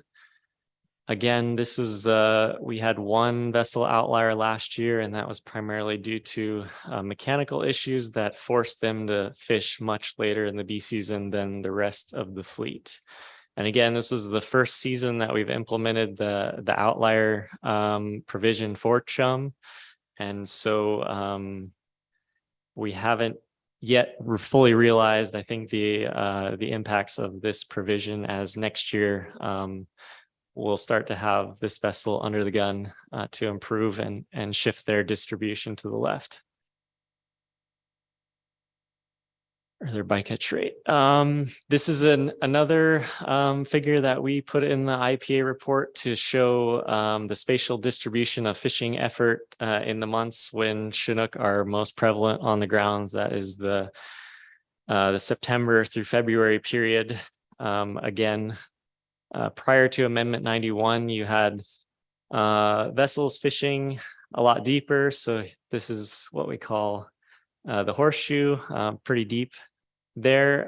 Vessels don't even go there anymore because of the propensity to catch Chinook. And you see a lot of the vessel effort quite shallow up on the shelf in the recent period. And again, that is primarily all due to Chinook bycatch avoidance. You've also seen this slide before. We're pretty excited about all of the research that we are funding. We have a couple of new projects being funded through the PCCRC this year that are on your handout there that aren't listed here. We're also pretty excited about some of the species distribution modeling for both chum and Chinook that are underway currently. Again, on the gear side of things, all of our vessels do continue to use a salmon excluder. This past week, we did have a contingent of captains and gear manufacturers, as well as researchers at the Flume Tank in St. John's, and they are looking to further refine this active selection excluder device that's pictured here.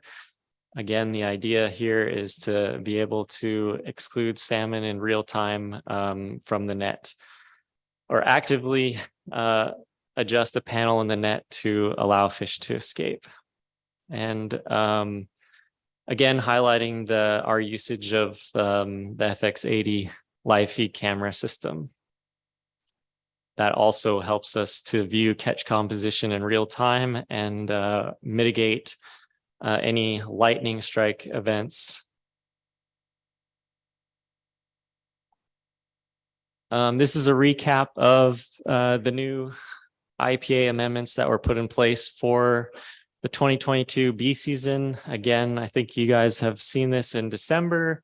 But we did have 5 new closures that were implemented on Monday that excluded 17 additional vessels. And we just felt that the IPA was able to be significantly more responsive to new data, especially because of the way that the Chinook move onto the pollock fishing grounds and through the fishing areas more quickly than do Chinook that linger a bit longer. We didn't have any restrictions for extremely high chum bycatch avoidance areas because none were identified last bee season. And again, we did have 1 outlier that was identified. Overall, big picture, next steps, we are hoping to utilize some more refined spatiotemporal genetics information to effectively move the fleet more quickly and farther from Western Alaska chum in particular. And again, hoping to use the species distribution models to attempt to be more proactive instead of reactive and get a sense of where Western Alaska chum are most likely to occur so that we can make more informed decisions about where to fish. And finally, implementing new active excluders would be and expanding use of cameras, I think, is another line of attack that we would like to continue focusing on. And I think that's it. Thank you. Thank you, Mr. Estabrooks. Thank you, Ms. Madsen. Are there any questions? Mr. Down. Yeah, thank you very much, Mr. Estabrook. My question is on your last point there on the camera system. So you want to continue to expand. So how many of the fleet have live camera feeds, and what kind of technology are we talking about to get a 4th wire in a camera system? I mean, is that something that, and I'm wondering also about applications of the camera system for other things too than salmon. I know your testimony is on salmon, and we get that done, but also, bottom contact and these kind of things. There's been a lot of talk about cameras in the pollock fleet, as you know. So I'm just curious as to kind of where that's at and how fast you think that might expand to cameras on the whole fleet, where we're at now, how many boats have cameras, anything you can expand on that be great. Thanks. Yeah, thank you, Chairman. Mr. Down, don't quote me on this, but I believe all but maybe 1 or 2 vessels in our fleet are currently fishing with the live feed camera system now. And again, it is extremely expensive. So there is, I don't know how widespread it is in, for example, the shoreside or mothership fleet, as those are smaller vessels, and I don't believe all of them operate with the live feed. But our fleet is only 13 pollock vessels, and I'm quite confident that 11 or 12 of them all have camera systems now currently. And the second question was just using. Is there application in those cameras that are on board those vessels now towards determining whether the vessels are on or off the bottom and other things, or is it strictly just to look like we're looking at being able to identify whether there's salmon coming aboard? Sure. So all of the FX80 systems are mounted near the salmon excluder, which is quite far back in the trawl. And as you know, they're funnel shaped nets, so they're sitting quite high. I mean, they're quite far from any kind of components of the net that would be able to look at foot ropes or things like that. And the field of view of those cameras is extremely limited. Any further questions? Mr. Martin. Yeah, thank you. I just wanted to express my gratitude and appreciation for your attempts to have a continued dialogue with all the people that are affected by this fishery, and I hope we can continue down that path. One constructive point of criticism, if I may, on slide 9. I understand the intent of that slide, but the way that it's presented alludes to diminishing the value of the meals that a single Chinook salmon provides. So for future consideration, if you could put those in the same language, apples to apples, instead of apples to oranges there, that would be much appreciated. Thank you. Yep, thank you. Anything further? Thank you very much. And that will bring us to our last IPA report with James Mize.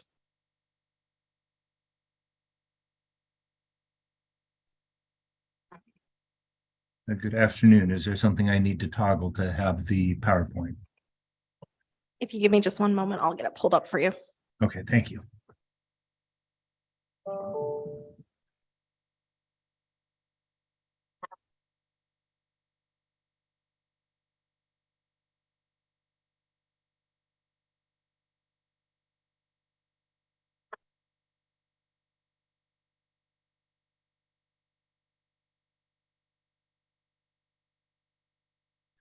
Good afternoon, through the chair, members of the council. For the record, my name is James Mize, and I serve as the IPA representative for the Mothership Salmon Saving Incentive Plan. Thank you for the opportunity to present this report on the Mothership Fleet's participation in the 2022 fishery. The report's been submitted for the March 15th deadline. I believe you have it in your packet, and I'll just go over the high points of the report. Just as a reminder, the Mothership Fleet is unique amongst the participants in the pollock fishery in that we consist of mothership processors with individual harvesting vessels associated with each processor, and they work cooperatively going through the Bering Sea with the harvesters delivering their cod ends to the processor. All of the decisions on fishing are made cooperatively as a group, and so as a result, we manage our salmon avoidance programs as a fleet-based approach in order to keep the decision-making in a group. There are 3 mothership processors in the mothership sector, so there's 3 fleets that operate with the incentives applied at the fleet level. Similar to the shoreside program, this is a credit-based program where the incentives are set up to reduce salmon bycatch to the maximum extent practicable in order to earn credits as sort of a safeguard against abundance in future years. These have expiration dates. They're not in perpetuity. And this sort of constant drive to replenish the accounts is a significant incentive. We also have a rolling hotspot closure program, also similar to the inshore fleet, and the incentive of having access to fishing grounds that would be closed out for fleets that have higher bycatch is another important incentive. We also have a sort of code of conduct, if you will, that is enshrined in the best management practices within our IPA, and this really is kind of where the rubber hits the road. Mr. Mize? Yes. Are you forwarding the slides on your end? We're still on the cover slide. Thank you for pointing out my technical difficulties. I was not. Okay, and if you can speak up just a little bit, please. Okay. All right. Speak up then. Thank you. Anyway, the best management practices is the third set of incentive measures, and this is a code of conduct that all participants in the Mothership Salmon Savings Incentive Plan agreed to for how we operate in the fleet management. Looking at how we applied that in 2022, there were 997 salmon savings credits earned. This was more than in the previous year because we caught less salmon overall. For the rolling hotspot closure program, there were 11 closures in 22. There's a typo on that slide. I apologize for that. I failed to update the year. Those closures were in addition to the Chinook conservation area, which is in place all of a season. For the best management practices, we maintained fleet communication protocols, and salmon excluder use was maintained at all times during the season. The mothership sector is such that, you know, there's constant communication on a toe-by-toe basis where we have rapid response protocols, and included within the best management practices is consideration of things such as tow time duration, caught end size, you know, nuts and bolts of how the nets are actually fished in order to respond to the dynamic conditions on the grounds. For evaluation of effectiveness, as mentioned earlier, Chinook salmon catch was considerably lower than it was in 2021. 317 salmon caught in mothership sector, significantly below the reduced annual threshold. And as a further measure of effectiveness, we do contract with an independent third party to perform an audit to make sure that all the I's are dotted, T's are crossed, and to verify the performance within the plan. Within the report, we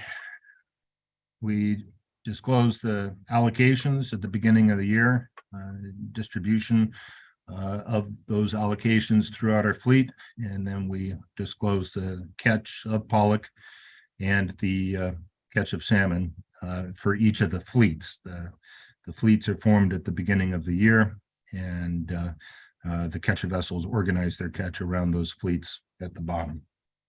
There's a few other things required to be included in the report, and just briefly, we had no amendments to the MSSIP last year. There's no transfers of PSC among co-ops or anyone else, and no use of PSC, and there were no in-season transfers among the vessels. The report, I believe, has been distributed, so feel free to review, and I'd be happy to take any questions from the council if you have any. All right, thank you very much, Mr. Mize. We'll see if there are any. Okay, I don't see any questions. Thank you for your presentation. Thank you for the time.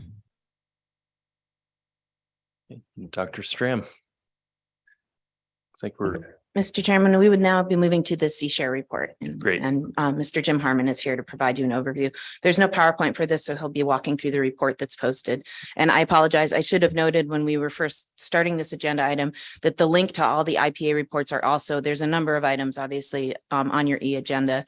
And in addition to the PowerPoints that you saw, the links to all of the actual IPA reports are also there as well.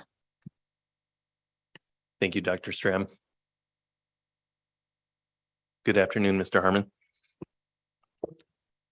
Good afternoon. For the record, I'm Jim Harmon, Executive Director of C-Share. Mr. Chairman, members of the council, I submitted an annual report to you. I don't have slides. I wish I had some nice graphs and tables for you, but my report's kind of straightforward. So I just wanted to make some comments as you read through it. I appreciate the opportunity to present this update to you.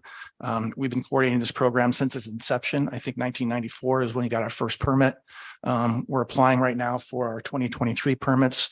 It's like the 10th iteration of this. So thank you to NOAA's office in Juneau for helping us walk us through that. I'm here today to give you an update on the results of the Chinook bycatch protection or donation program, but I also want to report on the overall impact that our seafood partners have had on hunger relief, specifically in Alaska. Of the 260 million servings we distributed since 1994, less than 10% of that was from bycatch. But the same partners who help us with our bycatch donation program are the people who donate non-PSC fish to us throughout the year. So we wouldn't be successful without their support, and I just want to acknowledge that.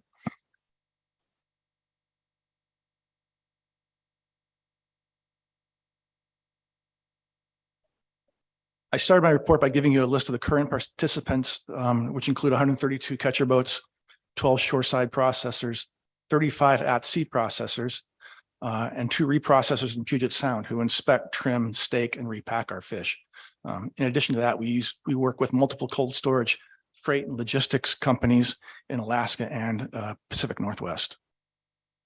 The meat of this program, or the results, are shown to you in item 2, which is the PSC donation volumes from the BSAI and GOA. I broke it out by those areas so you can see them more clearly. If you look at the far right is the 2022 results, which are slightly a slight increase or rebound from 2021. During COVID, we had some pretty low participation rates. I think there were a lot of complications, fishing and processing in general. So we expected our bycatch rates were down. They're rebounding in 2022. And I think this year in 2023, they'll be back up to more normal levels. So the total donated last year was 245,695 pounds. And I should also point out that we use finished pounds because sometimes we do receive fish that by the time they get to us, they aren't of a wholesome or useful quality. So we always work on the donated finished pounds. The next item is financial support. I want to make clear that we receive no government, federal, or state dollars to support the program. So all the costs associated with the downstream processing is absorbed by SeaShare. All the fishermen and processors donate their time and effort and packaging and line time to put the fish in an H&G frozen form for us at zero cost to the program. So that's a great expense that they incur, and we couldn't do this without them. We also get total southbound freight donated because of the way the freight wheel works. The bulk of our bycatch for the Bering Sea shows up in Dutch Harbor. We cannot get it back into the state of Alaska because we just don't have freight options to move it around within the state from the Aleutians. So that product does come down to Seattle where it gets reworked, and we try to send a portion of that, as much as we can afford, back into Alaska.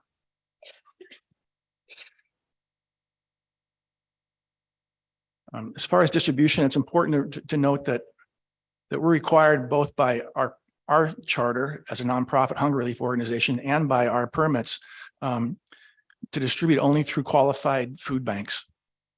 In the lower 48, that's Feeding America. They have a great network covering all 48 states, all 50 states.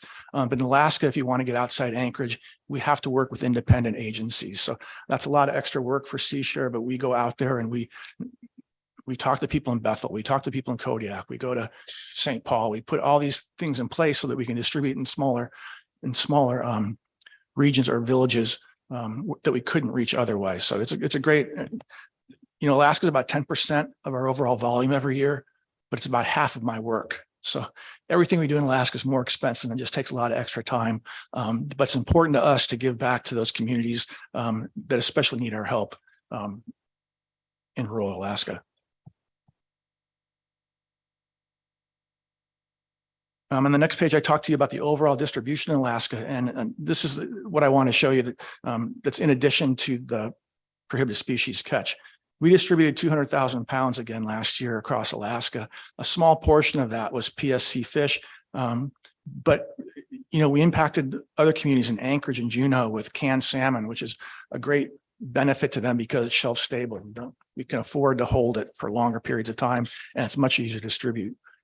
We also distributed almost 85,000 pounds of king and chum salmon from Bristol Bay and Kodiak. That was not PSC. It was total generosity from the processors in Bristol Bay and in Kodiak. And then the freight partners like Linden and the Coast Guard and everybody to get it to those Yukon villages. We also donated 10,000 pounds to the Kuskokwim villages. We worked with CVRF to move it to their villages. And we did another 9,000 pounds in Juneau. That was pollock portions. So that's another case where non-PSC fish were widely accepted in Juneau and added to the volumes that we could do in Alaska. And then the last point, we did a small portion of crab and lingcod in Kodiak. So it's not PSC, but it was bycatch you were able to distribute. And that was another thing that those donors gave to us generously rather than sending it into their revenue stream. So we've maintained the seafood distribution network that we built across Alaska, and we're trying to add to it. We've installed freezers. We've got freight agreements set up, and we'll continue to try to reach more villages as we have freight and storage options available to us.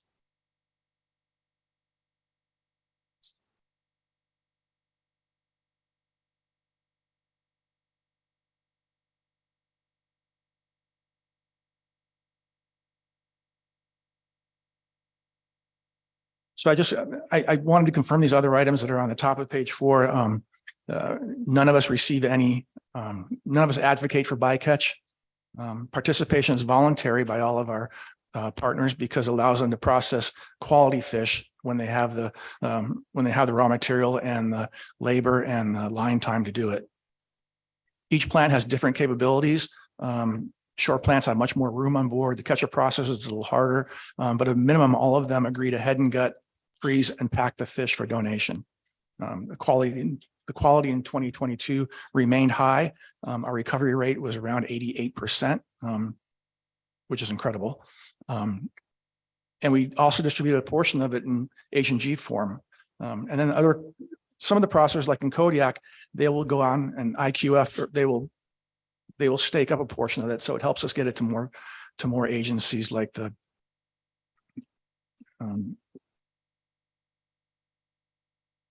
Salvation Army and the hospital in Kodiak.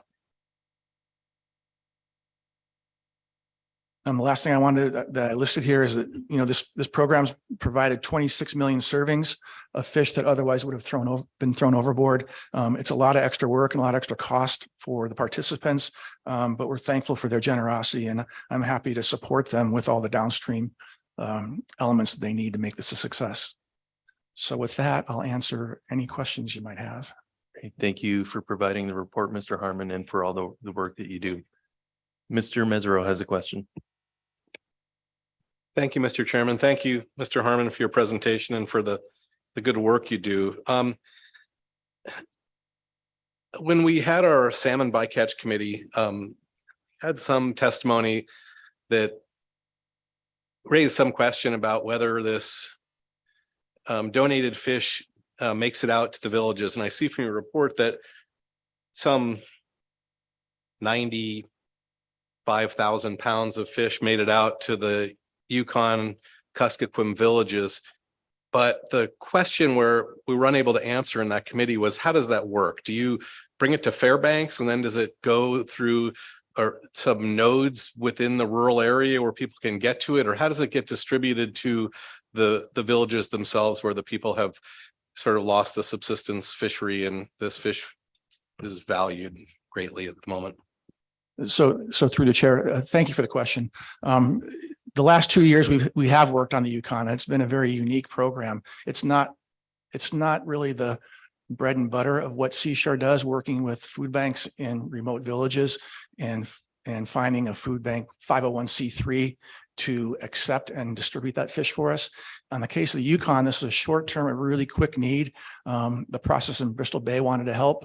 The freight people wanted to help. So we worked with YDFDA in Emonic, and we worked with Tanana Chiefs Conference out of Fairbanks. We flew fish to both of those locations, and then those more tribal entities took it from there, and they actually took them in skiffs up the river and down the river to their villages. We weren't in charge of that portion of it. Thank you. Ms. Kimball. Thank you. Thank you for your report, Mr. Harmon. The bottom of that same page of your report talks about working in 2023 to reach more of our traditional locations. And I just wondered if you could expand on that statement. Through the chair, Ms. Kimball, thanks for the question. As I said, the last 2 years working through the Yukon has taken up a lot of effort and a lot of donations of other services. I'm thankful that we could do that, but in 2023, we're trying to focus on maintaining some of our traditional places. We're sending last week we sent a truckload of cans up to Fairbanks to stay in Fairbanks, not to go to Tanana Chiefs, but to stay in Fairbanks. We've already sent another truckload to Juneau this year. So we're trying to make sure that we keep the pipeline going in the places that we worked so hard to build momentum and to build volume in Alaska over the last 10 or 12 years. So it's as things get more expensive, which we've all seen in the last 2 years, it's going to be more difficult to keep all of these plates spinning in Alaska that keep fish flowing to these different regions. And it is impacted by the amount that we work in places like the Yukon. So we just have to weigh those balances and try to get the best for everybody. I hope that answers your question. Ms. Drobnica.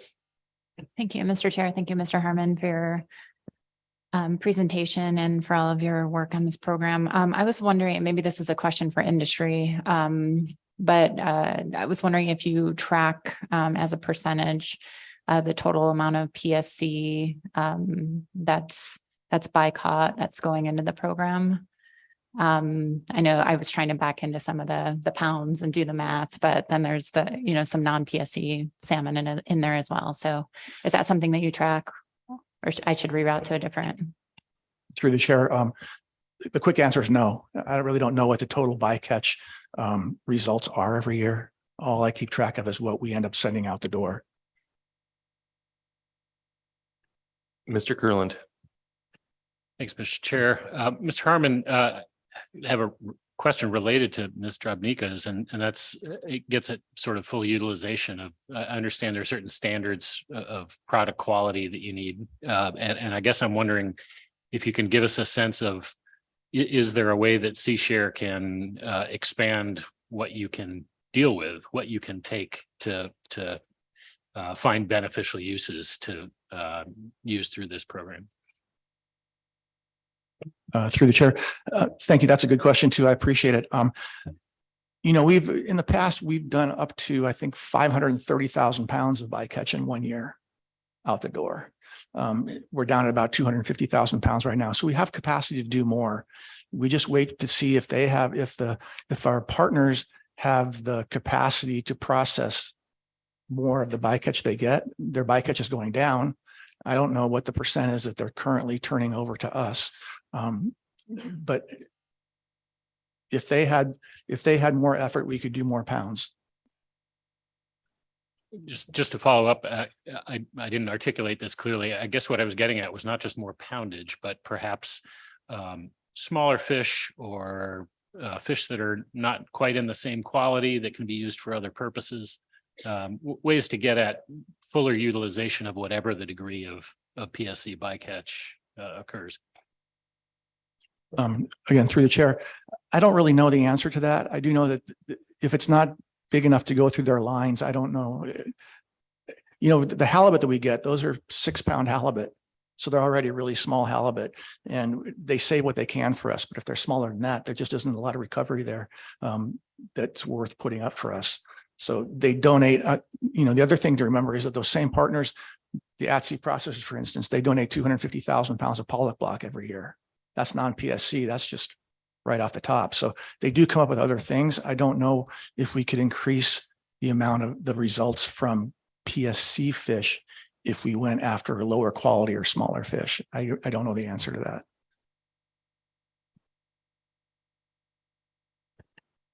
Mr. Twite. Thanks, Mr. Chair.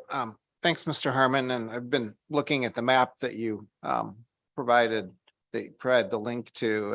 And I understand, looking at that, your comments a little bit better about how much work it is to get product out to those communities.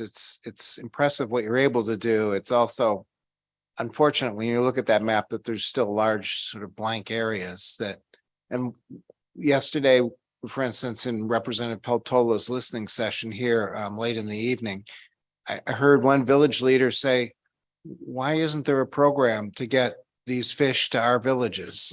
And I just thought to myself, oh gosh, I'm sorry they haven't heard about C-Share, but then listening to you today, realizing how much that continues to increase your costs and work. So one of my questions for you is, will it be possible for you, particularly with your existing resources, to continue to expand your service area within Western Alaska? Or are you maxed out right now in terms of what you can serve, the communities you can service in Western Alaska? Through the chair, Mr. Twite, I think about that all the time. One of the things I've done in the last 5 years, I've looked at the population of Alaska, and by village, once you've hit the Matsu and you've hit Fairbanks and you've hit Juneau, the list goes way down as far as population centers. And to reach anything more, it's not diminishing returns. That's the wrong term for it, but it's a greater effort for smaller results. And it really comes down to where we have freight options and where there's storage. So if we have freight options and storage, we can do a lot. But it took the Yukon to have a huge problem before we could get the people to say, this is something we want to do. And all of a sudden the freight guys came together and the processors came together, and we were able to send 95,000 pounds last year to the YK region. It's not just me. It has to be an industry effort, and it has to have the wherewithal, the resources, particularly freight and storage, to make it work. A somewhat different question.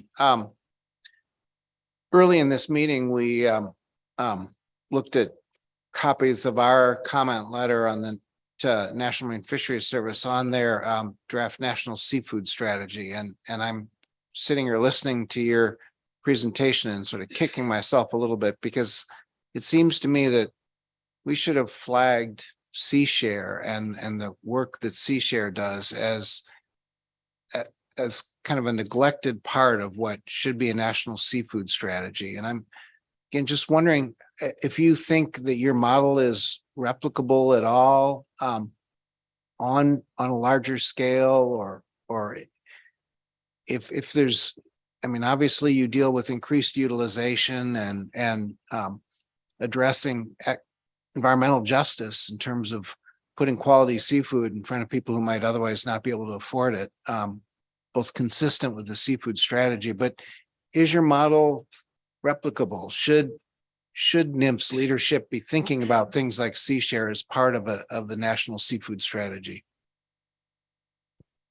Through the chair, that's a great question. I think that everybody should think about that, whether you're part of a government agency or whether you're part of a corporation or an individual. I'm not sure that the bycatch program that we've worked on collectively for the last 30 years can be replicable in other species in the US, just because there's not enough volume that comes into any one location. We work in Dutch Harbor, we work in Kodiak. That allows us to do some things, but we tried to replicate this to salmon bycatch off the coast of Washington, but you get 6 fish in one village, you get 6 fish in another village. There just isn't enough to put together a collective donation program for that. It comes down more to community by community. But I do want you to know that we work nationally. I mean, we distributed seafood to 16 states last year. Typically we do about 22, but last year was a slow year for us. So I work with National Fisheries Institute. I work with a lot of other organizations around the country to get people to collectively donate fish. It just doesn't happen to be PSC fish. Great. Any further questions?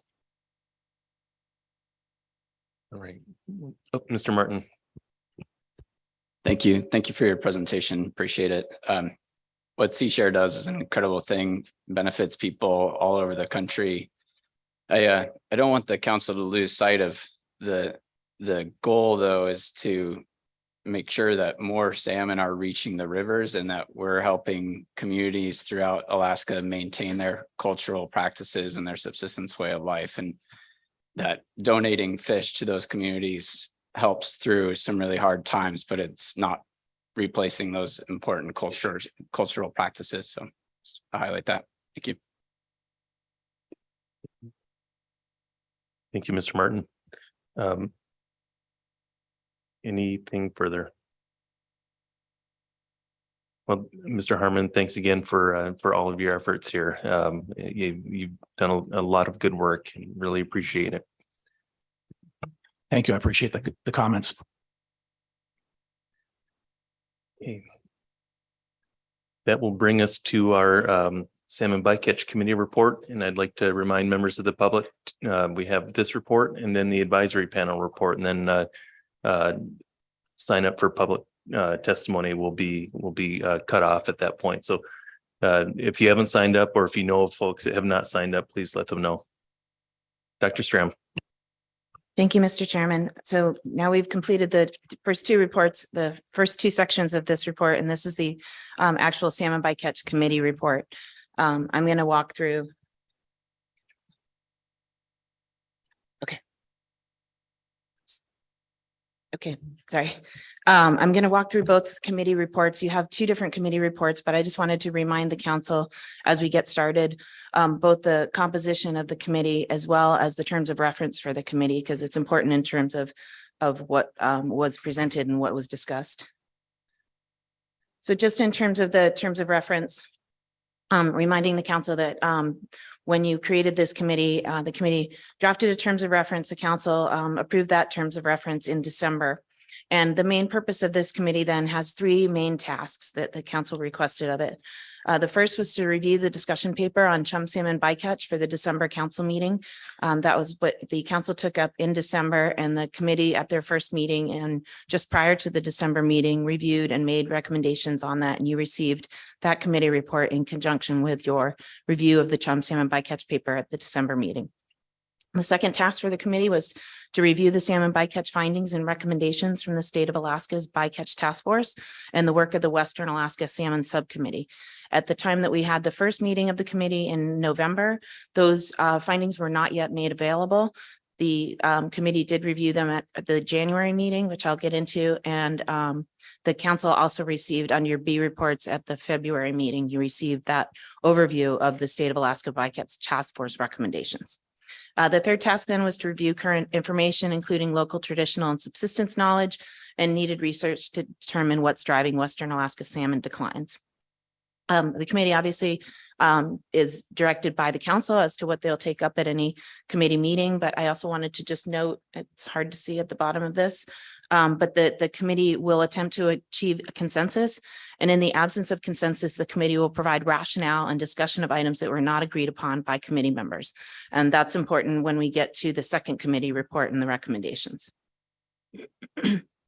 So in December, in conjunction with your, in December, in conjunction with taking up the chum salmon discussion paper, your December motion then directed the Salmon Bycatch Committee to develop recommendations for potential regulatory and non-regulatory chum salmon bycatch management measures, including a cap.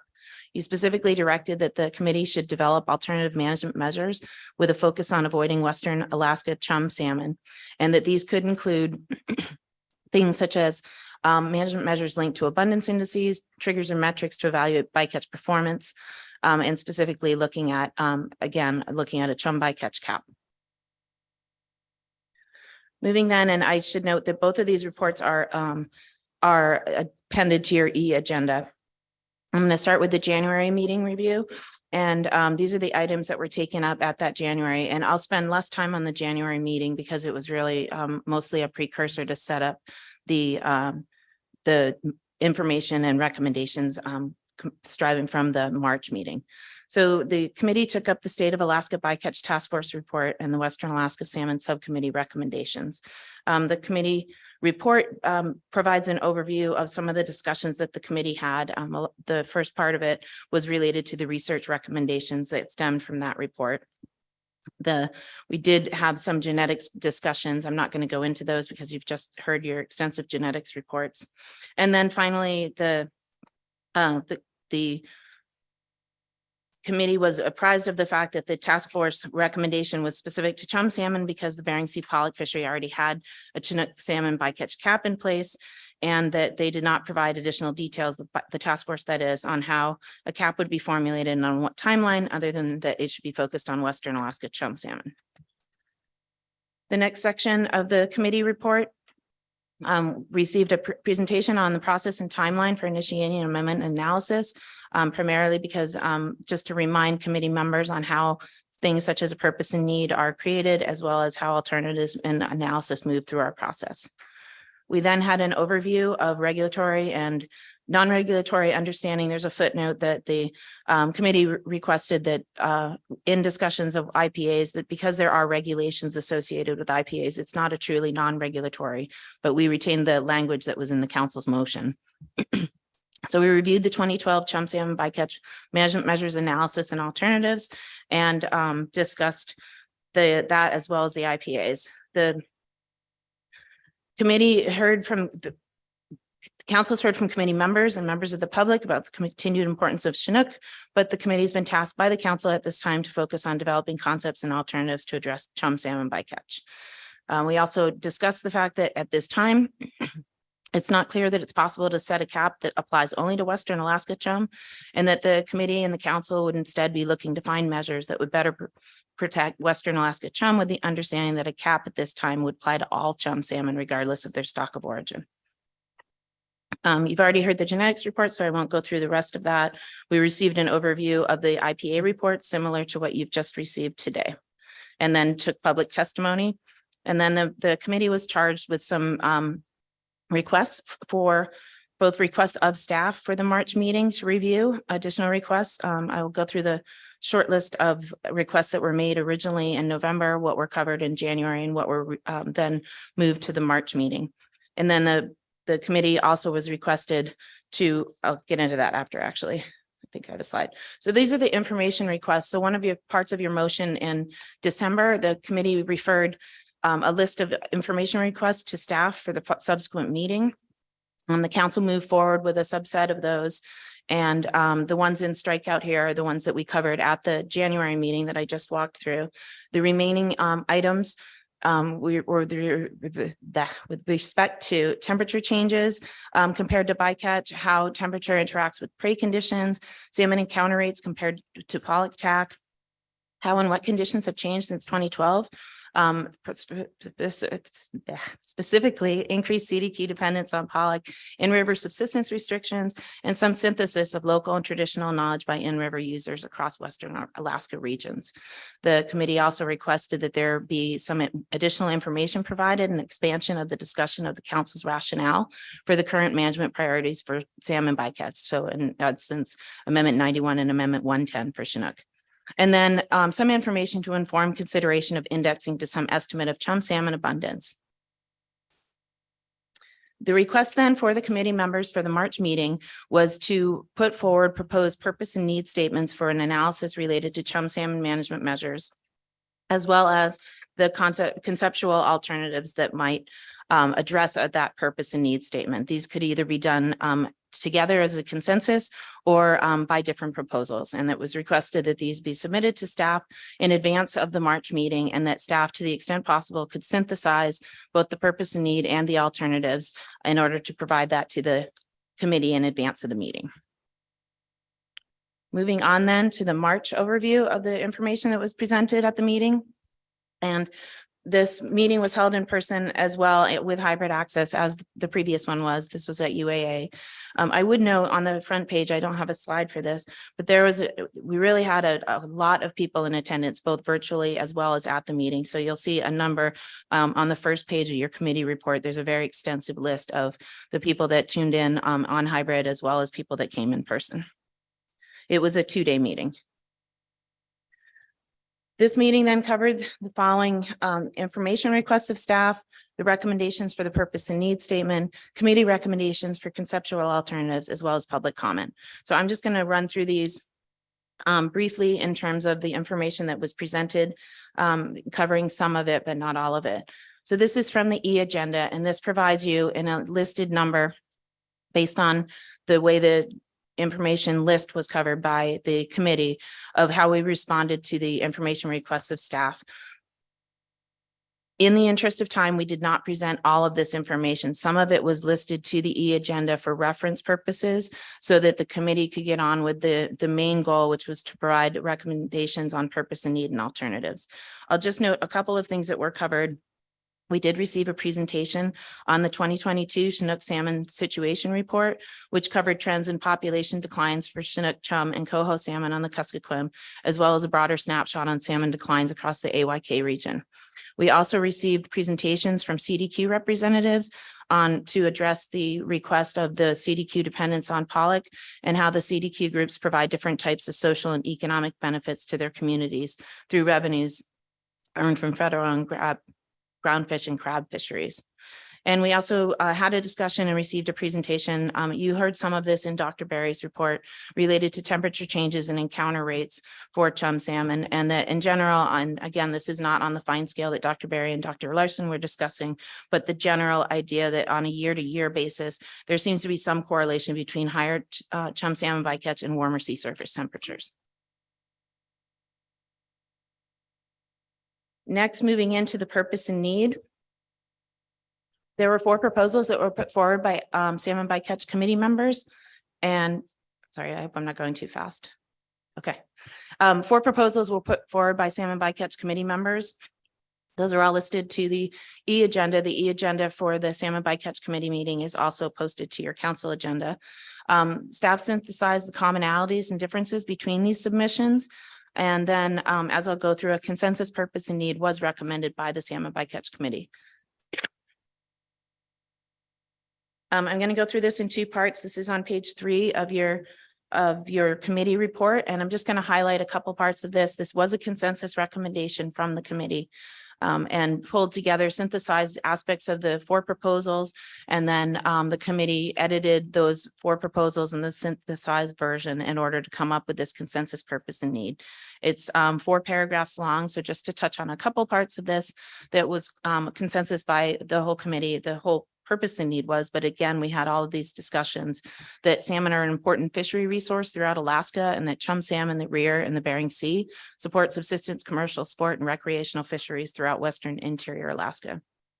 We discussed that multi-salmon species declines have created adverse impacts to culture and food security and resulted in reduced access to traditional foods and commercial salmon fisheries. The best available Western science suggests that ecosystem and climate changes are the leading causes of recent chum salmon run failures. However, non-Chinook, and again, non-chum is managed as a non-Chinook category, but it is 99.9% chum, that are taken in the eastern Bering Sea pollock trawl fishery reduces the amount of salmon that return to western and interior Alaska rivers and subsistence fisheries. And that part of the purpose of this was to acknowledge and understand all sources of chum mortality and the cumulative impact of various fishing activities. And again, highlighting that additional measures to further minimize western Alaska chum salmon bycatch in the pollock fishery is warranted. The second part of the purpose and need statement then provides more direction in terms of, as you know, as we align alternatives to match the purpose and need, to specifically highlight aspects of how these alternatives should be structured. So they would be looking at actions to minimize the bycatch of western Alaska origin chum salmon in the eastern Bering Sea pollock fishery, and that alternatives should structure these management measures around improving performance and avoiding western Alaska chum salmon. These management measures then would provide additional opportunities for the pollock trawl fleet to improve performance in avoiding non-Chinook chum salmon while maintaining the priority of the objectives of Amendment 91 and Amendment 110 management program. And then it cites several of the national standards in the purpose and need, including National Standard 9, National Standard 2, National Standard 8, and National Standard 1. Mr. Chairman, I'd move on to the alternatives if there's no questions on the purpose and need. And don't see any hands. Okay, so conceptual alternatives that were submitted by committee members. There were 3 proposals that were submitted by committee members. Staff synthesized the submissions into a single alternative set, trying to structure it the way a normal council alternative set that would be brought forward. And we did not modify any of the alternative concepts. The committee then included all of the alternatives in the report, but it was not with consensus. And so rationale is provided in the report, both for and against individual alternatives. And I was going to walk through the rationale that's listed for each of the alternatives. So starting then, we added the alternative 1, no action. And then alternative 2, I'll go through. Alternative 2, option 1 would set a PSC limit of 0. And alternative 2, option 1, was the rationale for including this was from the proposers that because status quo is included in every council action and there is no PSC limit established in regulations for chum, that they felt that a limit of 0 would be appropriate to include as an alternate in the analysis to analyze. This was a non-consensus option, and representatives against this noted that this would close the pollock fishery in every year, and that because chum and chinook are found in similar locations and depths as pollock, making it impossible to avoid completely PSC.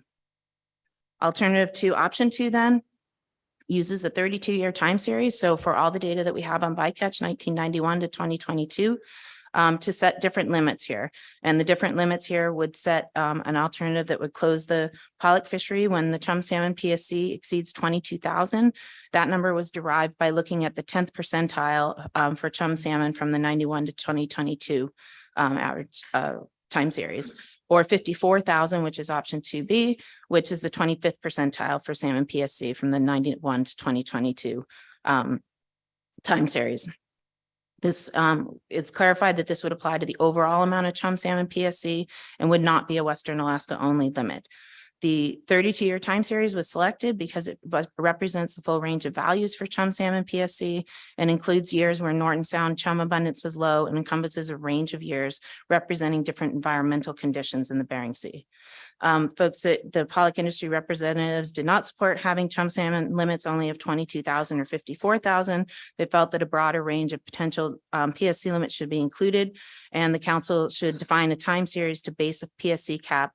That there was concern about the 32-year time series that it doesn't represent changes in the pollock fishery over that time, including both the establishment of AFA as well as the establishment of Amendment 91 in 2011 and Amendment 110 in 2016.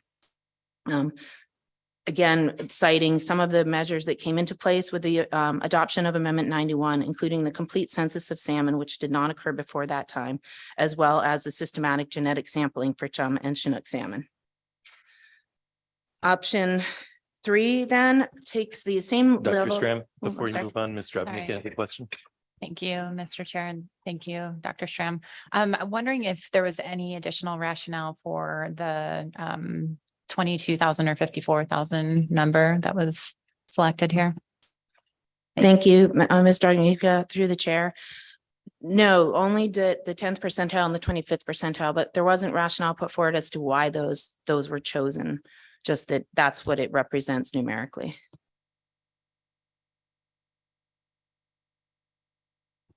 Mr. Abnick. I'm sorry, Mr. Chair, and I was just wondering if you might be able to slow down a little bit more. Thanks. I'm sorry, I have a sore throat. Okay, moving on then to alternative 2, option 3. This uses those same numbers, but uses a weighted step down PSC limit that would be triggered by a 3-river chum index indicating the Quinnipiac, the Yukon, and the Kuskokwim linked to the prior year's chum abundance or ANS amount necessary for subsistence or escapement, and weighted to account for variance in stock sizes across the river system. The way that these options were put forward then is that option, oh, thank you. Option 3A is that would be limit set at 54,000. Again, the same number is chosen under options 2A and 2B. And if the chum index is average or above average for the 3 river systems, then the PSC limit would be set at 54,000. If on 3B, if the index is average or above average for 2 of the 3 river systems, then the limit would be set at 22,000. And option 3C, if the index is above average or above average for only 1 of the 3 or none of the 3 river systems, then the PSC limit would be set to 0. Ms. Kimball has a question, Dr. Stram. Sure. Thank you, Dr. Stram. It seemed like you might be moving on, but I was wondering if the committee had an explanation for in alternative 2, option 3, what the weighted portion is, or maybe you could again explain how that works. It looks to me like an individual test for each of those 3 rivers inside the index. whether each of those individual river systems were meeting a certain threshold. So I didn't understand what the weighted part was. What is weighted? Thank you. Through the chair, Ms. Kimball. We had a little bit of discussion of that, but not any clarification. I think it was my understanding of the rationale for saying weighted was that not all of these rivers obviously there's only 3 rivers and they have varying magnitudes of run sizes. But there was no guidance provided in the proposal as to how that weighting would occur. That was one of the questions that staff had should something like this go forward. Right, please continue. Thank you. So in general, there was support across the committee for the council to consider and identifying an index or some approach to define high and low abundance for chum. But it was not clear if these 3 rivers identified would be the most appropriate approach to index to chum salmon abundance or to determine high or low abundance. And it was noted that the staff would need to evaluate different options for indexing chum salmon abundance. Next, under Dr. Stram, sorry. Ms. Kimball. I'm sorry, Dr. Stram, that generated another question. Do I understand that then the committee was providing kind of ideas or possibilities for what information to look at in the prior year in order to determine whether each of these systems was at some low or higher level? But they're not locked into or any detail on whether it's chum abundance, whether it's ANS, whether it's escapement. I guess I needed some more context around whether those were ideas for the council to take as a conceptual alternative, or there were some really hard and fast asks in terms of the source data for determining an index, a threshold for an index. Thank you. Through the chair, Ms. Kimball. There was not. That's basically the way that these alternatives are put forward in the committee report, and you can link to each of the individual proposals as well. There wasn't any specifics on both how they could be weighted or whether they would be weighted in conjunction with ANS or with escapement. So again, staff had questions, should these concepts go forward, that we would need more specificity, but at the committee level, and again, I'd look to the co-chairs of the committee as well, if I'm mischaracterizing, at the committee level, we didn't get into the details of how that would be done. We were more talking about what conceptual alternatives could be considered.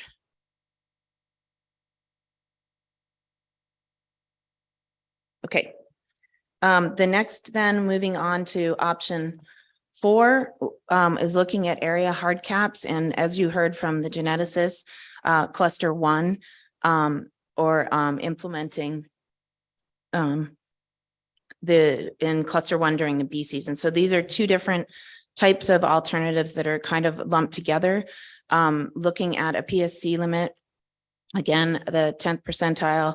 It was not entirely clear of what 10th percentile of what years, but using a PSC limit to close genetic cluster 1 during the bee season, using a PSC limit of the 25th percentile of cluster 1 during the bee season, and then looking at a full area closure of cluster 1 during the whole bee season, or an area closure of cluster 1 during the early weeks of the bee season. And the discussion around this, obviously the proposers that put this forward were identifying that area of the Bering Sea from the genetics that tends to have a higher composition of Western Alaska chum and the bycatch. Pollock industry representatives noted that those closures that are being put forward, the cluster 1 that you saw in Dr. Berry's report, are much larger than the rolling hotspot closures currently in use by the Pollock industry, and that as currently written, using only cluster 1 as a closure, that this would disproportionately affect the CV sector that fishes more in the southeastern Bering Sea and in that cluster area.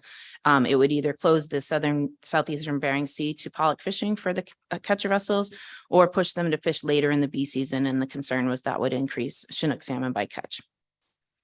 And then finally, option 5 that we added, that this was added in the proposal, is to implement ways for alternative management measures to evolve and be refined to protect Western Alaska and upper and middle Yukon stocks as real-time genetic sampling became available. We didn't have a lot of discussion of that other than that it's not available as yet. There was some discussion at the committee about that, whether or not that's an option or just a request in the future. Okay, then moving on to alternative 3 and alternative 4. These again were put forward by Pollock Fishery representatives on the committee. And option 1 and alternative 3 then was looking at, again, time and area closures that would either be managed by NMFS or within an IPA. And it was not, either was put forward as an option under this alternative that could be considered. And this would establish a chum salmon reduction plan agreement during the bee season that would require pollock vessels to avoid identified sub areas in genetic clusters area 1 and 2 for a specified amount of time based on 2 triggers being met. One is an established chum salmon incidental catch rate, similar to the way rolling hotspots are defined. And then that would be combined with a historical genetic composition or the proportion of Western Alaska chum to non-Western Alaska chum. This was a consensus recommendation, and in general, the discussion of this was discussing the way that these 2 triggers, we didn't have a lot of specificity on whether or not this would be established every year or only in years of low chum abundance. It was discussed that the specifics of what incidental catch rate and what proportion would be something that would be fleshed out in an analysis by staff, or more specificity provided by the council. And again, there was no opposition to that alternative. And then finally, alternative 4 is strictly additional regulatory requirements for IPAs. And this is to establish regulatory provisions that require the IPAs to utilize the most refined genetics information available to further prioritize the avoidance of areas and times of highest proportion of Western Alaska chum in years of low abundance. We did not identify what the targets would be and we did discuss the fact that the council would need to provide direction to the analysts on things such as the base rate, the closure areas, the length of the closures, whether or not there would be outlier provisions, as you just heard in the IPA reports, as well as what is the appropriate indicator for low salmon abundance. Mr. Kurland. Thank you, Mr. Chair. Dr. Stram, I wonder if you could tell us whether there was any further discussion about what further prioritize means in this context. Mr. Chairman, Mr. Kurland, there wasn't really. I think that maybe you could hear more in public testimony on what that would mean. It was because the request of the proposers were for conceptual alternatives. We did not get very much into the details. We spent more time talking about the details of alternative 2 in terms of why those numbers and how that would work. And then alternatives 3 and 4, I would say we spent less time discussing because they were very conceptual and less detailed and specific. And again, I would look to the co-chairs if I'm misrepresenting that. Mr. Williams. Thank you, Mr. Chair. Dr. Stram, just a question on that 4th, if I can get back to it here.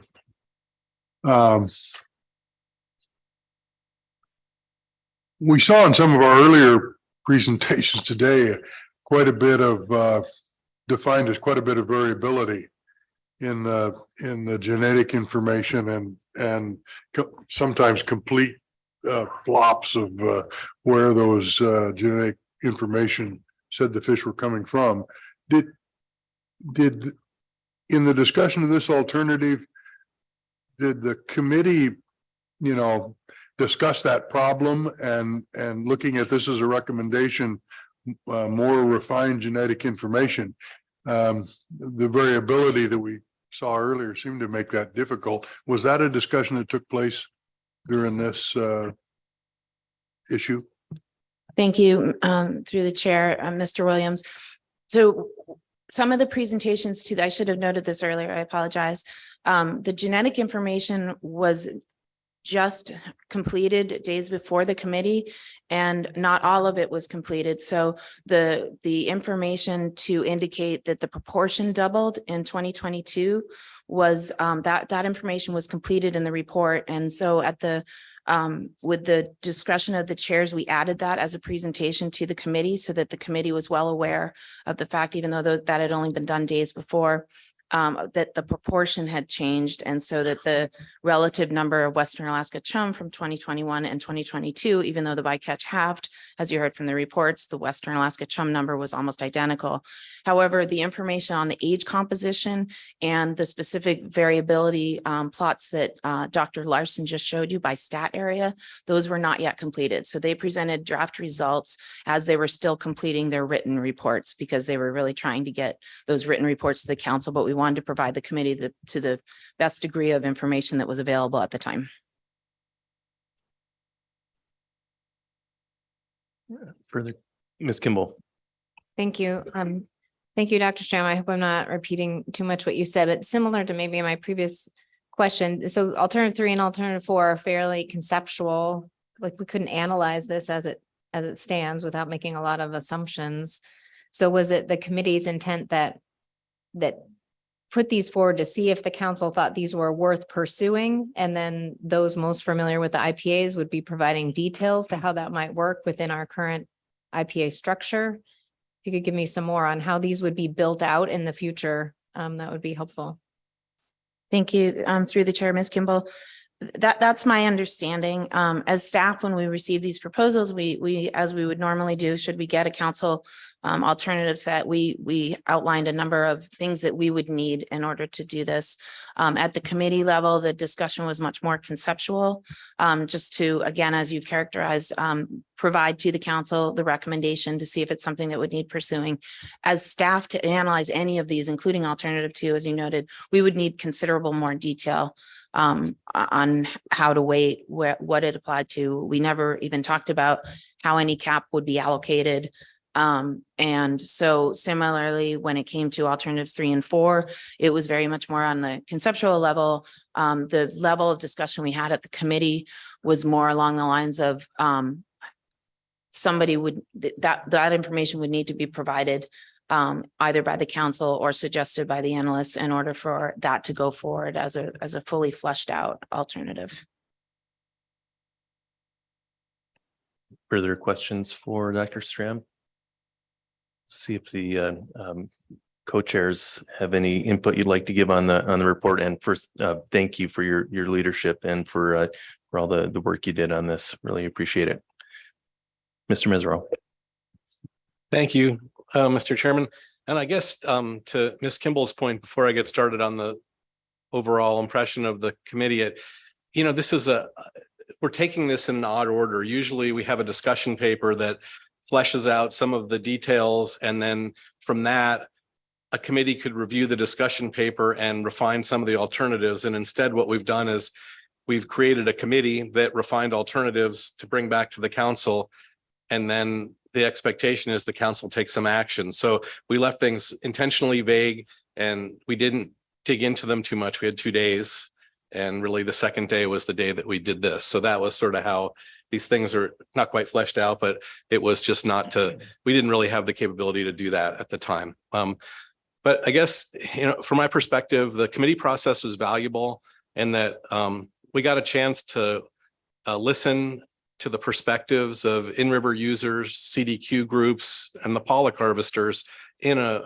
more casual environment, right? It wasn't in this environment where everybody's pretty tense about these issues. And so I was pleased that the group was able to reach consensus on a purpose and need. That was the main goal coming into the meeting in my mind. And I guess, from the presentations like the ones we've already received just now, what I realized was this issue is way more complicated than I originally thought.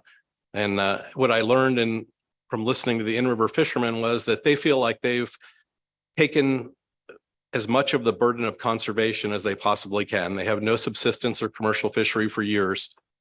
And I think one of the interesting things that came out in the conversation was we had heard from the Pollock fleet that zero bycatch was kind of an unthinkable alternative, to the Pollock fleet. And we also heard from the in-river fishermen that status quo was equally unacceptable for the in-river fishermen. And I think that kind of helps bookend the perspective of in-river users. And as one council member, I feel like we have to continue down the path of doing what we can to get more Western Alaska salmon back in the rivers of Western Alaska, and balancing the needs of the CDQ communities, Pollock users, shore-based processors. And this is a difficult task, but this council's taken up other difficult issues in the past and found a path forward. When two groups are coming from such opposing perspectives, I don't think it's reasonable to expect that group to reach consensus on conceptual alternatives like caps, time and area closures, no matter how much time we put in. They just are not going to get there. And so what we did is we preserved the words of the in-river fishermen and the CDQ and Pollock harvesters in the form of this document and brought it back to the council. These are the kind of decision points that we as a council need to work through in our usual process, which includes extensive public testimony and the good work of the advisory panel and the SSC. It's not reasonable to expect a committee that meets for 2 days to sort this out. And with that said, I really appreciate the words and effort of everyone on the committee, the Pollock users, the CDQ reps, Stephen Ritchie, Oscar Yvonne, the Pollock users, Stephanie Madsen, Elizabeth Reed, and Ruth Christensen all made a sincere effort to try to hear the words of tribal members and shared their ideas for further reductions of Western Alaska chum encounters. And the words of Melissa Johnson, Serena Fitka, Jennifer Hooper, and especially the testimony of Dr. Mike Williams Sr., Kevin Whitworth, and Therese Smoji were important to help us understand many of the challenges, including the even greater disadvantage that the upriver fishermen face who are outside the CDQ range of benefits and are the last ones to reach the salmon. They're the ones that have the biggest struggle. And I guess I'm left with the conclusion that considering the amount of time we had, everybody did the best they could. And everyone in that group has a better perspective on where the other members are coming from. And I just wanted to appreciate the hard work and good advice of the staff and my co-chair, Rachel Baker, for keeping the wheels on the train while we went through this process. Thank you very much, Mr. Mesereau. Ms. Baker? Thank you, Mr. Chair. I don't think I can top that, but I'll just extend my thanks to all of the committee members for participating. I know it took time and effort, and there was very sincere and commitment to this committee process, and we just really appreciate that. And I think that's clear in the outcomes. And I'd also like to thank our staff for the really excellent support of the hybrid meetings we have. I know it's challenging, particularly when we don't know exactly how many members of the public are going to show up. And I thought the meetings went off without a hitch. And so thank you to the council for approving the committee to go forward and for allowing us to do our work. And I'd like to thank Mr. Mesereau for his leadership on this committee. Great. Thank you, Ms. Baker. Okay, anything further? Any further questions on the committee report? Thank you very much, Dr. Stram. Thank you. And that concludes the staff reports on this agenda item. Okay, great. So then all that we have left is the advisory panel report. And I understand our co-chairs are headed over this way soon. Okay. Just finish up a motion. All right. Sounds like they're just finishing up a motion over there at the AP. Let's just stick close here. And when they get here, we'll take our report.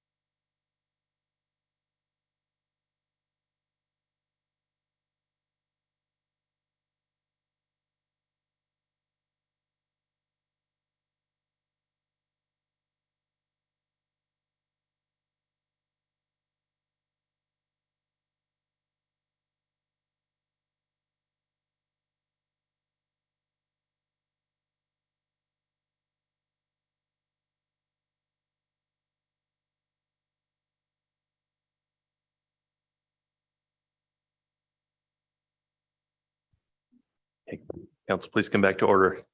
All right, we are ready for our advisory panel report. Good afternoon, Mr. Ritchie. Good afternoon, Chairman Canine, members of the council. Through the chair, for the record, it's Brian Ritchie, Advisory Panel Chair. For C2 salmon bycatch reports, we passed a substitute motion.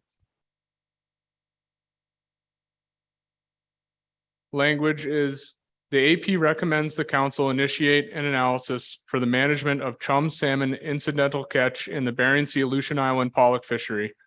For an initial analysis, the AP supports all of the recommendations made by the Salmon Bycatch Committee for both a potential purpose and need statement and potential management alternatives. Recognizing the Salmon Bycatch Committee did not reach consensus on proposed alternative 2 for a hard cap PSC limit, the AP supports inclusion of a PSC limit alternative in an analysis and requests the council take into account the rationale provided by committee members on this alternative during their discussion and as outlined in their March 2023 meeting report.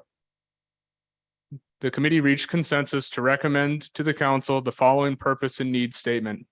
Salmon Bycatch Committee consensus purpose and need.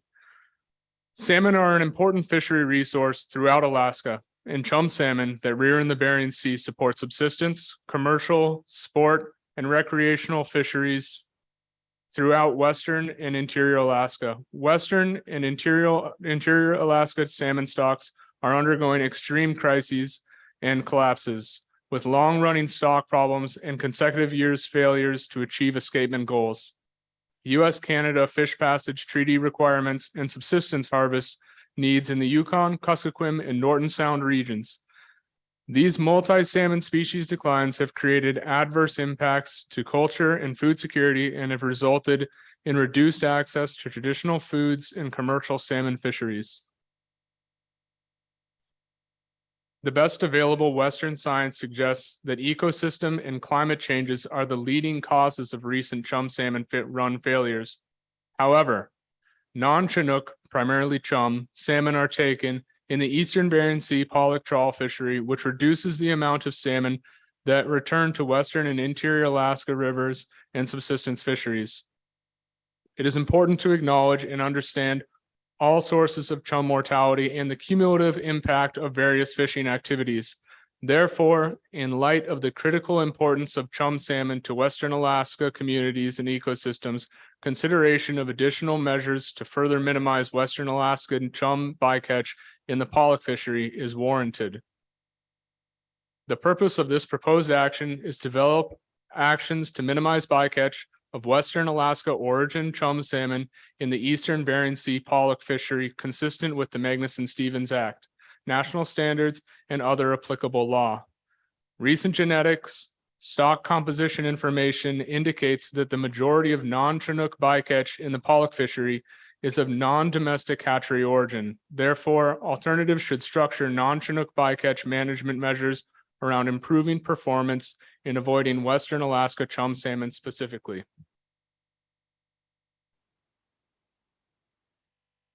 The council intends to consider establishing regulatory non-Chinook PSC management measures that reduce Western Alaska chum salmon bycatch, provide additional opportunities for the pollock trawl fleet to improve performance in avoiding non-Chinook salmon while maintaining the priority of the objectives of the Amendment 91 and Amendment 110 Chinook Salmon PSC Management Program. Meet the requirements of the Magnuson-Stevens Act, particularly to minimize salmon PSC to the extent practicable under National Standard 9. Include the best scientific information available, including local knowledge and traditional knowledge as required by National Standard 2. Take into account the importance of fishery resources to fishing communities, including those that are dependent on Bering Sea pollock and subsistence salmon fisheries as required under National Standard 8, and to achieve optimum yield in the Bering Sea, Aleutian Island groundfish fisheries on a continuing basis in the groundfish fisheries as required under National Standard 1. Council staff organized the alternatives proposed by committee members into 4 alternatives presented below. The committee agreed to move forward all conceptual alternatives, and there was consensus on all but one. There was not consensus on the details of alternative 2, which was the primary point of dialogue for committee members. Alternative 1, no action. Alternative 2, PSC limit for chum salmon and or area closures. Option 1, PSC limit of 0 chum salmon. Option 2, PSC limit based on historical 32-year time series total bycatch numbers. Option 2A, closure of directed pollock fishery when bycatch exceeds 22,000, which is the 10th percentile of 1991 to 2022 PSC levels. Option 2B, closure of directed pollock fishery when bycatch exceeds 54,000, which is the 25th percentile of 1991 to 2022 PSC levels. Option 3, weighted step down PSC limit triggered by a 3-river chum index, Quinnipiac, Yukon, Kuskokwim, that is linked to prior year's chum abundance, ANS, escapement, and weighted to account for variance in stock sizes across river systems. Option 3A, if the chum index is average or above average for the three out of 3 river systems, then the PSC limit is set at 54,000 fish, the 25th percentile of 1991 to 2022 PSC levels. Option 3B, if the chum index is average, above average for the 2 out of 3 river systems, then the PSC limit is set at 22,000, the 10th percentile of 1991 to 2022 PSC levels. Option 3C, if the chum index is average or above average for 1 out of the 3 or 0 out of the 3 river systems, then the PSC limit is set at 0. Option 4, implement area hard caps in genetic sampling cluster 1 and or implement entire area closures in genetic sampling cluster 1 during the bee season. Option 4A, PSC limit of 10th percentile of genetic cluster 1 chum PSC during the bee season in region 1. Option 4B, PSC limit of 25th percentile of genetic cluster 1 chum PSC during the bee season in region 1. Option 4C, area closure of genetic cluster 1 during the entire bee season, weeks 22 to 45. Option 4D, area closure of genetic cluster 1 during the bee season early weeks, weeks 22 to 32. Option 5, which applies to all, implement ways for alternative measures to evolve and be refined to protect Western Alaska and upper and middle Yukon stocks as real-time genetic sampling becomes available. Alternative 3, time area closures. These would be managed by either NIMS or within the IPAs. Option 1, establish a chum salmon reduction plan agreement, RPA, during the bee season, requiring pollock vessels to avoid identified subareas in genetic cluster areas 1 and 2 for a specified amount of time based on 2 triggers being met.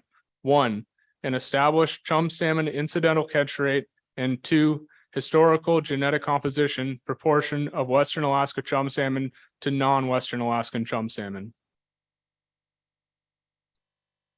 Alternative 4, additional regulatory requirements for IPAs. Option 1, additional regulatory provisions requiring IPAs to utilize the most refined genetics information available to further prioritize avoidance of areas and times of highest proportion of Western Alaskan chums in years of low abundance. That substitute motion passed, 16 in favor, 1 against. Thank you very much for reading the extensive motion, Mr. Ritchie. Really appreciate it. Ms. Drobnica has a question. Thank you, Mr. Chair, and thank you, Mr. Ritchie. And maybe it's because it's late in the day, I'm maybe a little confused by the wording in the first paragraph of the motion. It's a little unclear whether the AP is endorsing the committee's recommendation for alternative 2, or I guess, or is the AP recognizing that there wasn't consensus among the committee and wants us to take into consideration the discussion that had taken place? during the discussion of alternative two. I guess if you could elaborate kind of on the meaning of that language in the first paragraph, that would be helpful.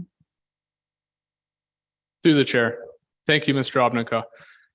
The intent of the motion was yes, that there was not consensus on alternative two, but that it should be highlighted and hopefully considered through rationale. I hope that's helpful and maybe answers your question. Mr. Abnika. Thank you. So just a follow up. So there's support for looking at a PSC limit alternative, but not necessarily how it was exactly structured in the committee recommendations. Am I getting that right or not? Thanks. Through the chair. Thank you, Mr. Obnica. There was support for the numbers presented in alternative two in this motion. There was also opposition. There was conversation over more extensive, maybe unbound numbers, but this was a motion that was passed. It was passed as is, and the intent was that it should include only these.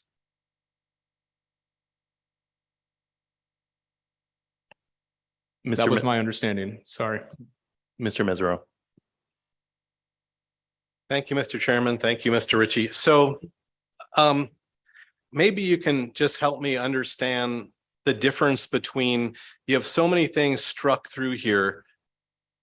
The thing that struck through the main motion, it says the part I can read that struck through in the very beginning says the AP recommends the council adopt the following purpose and need as recommended by the Salmon Bycatch Committee. And on the one that the substitute motion that passed, it says the substitute motion, it says the SBC consensus purpose and need. So what's the difference? What was the rub that you struck out? There's so much stuff in there that you struck out, and some of it is in the main motion. What really needed to be struck out? Because you struck out the whole motion, but some of that is contained in the substitute motion. What was the point of conflict where you needed to strike out the committee's recommendations and put this in? That's not entirely clear from that.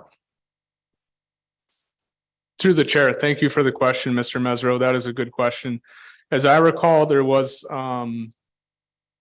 conflict over the efficacy of switching two of the, I think it was options. I think that we had an alternative three. We had contention over alternative three got switched. I think some AP members expressed confusion, some consternation over how that was in the original main motion as provided. And there was greater support for in conversation for changing it, as you see here in the substitute motion.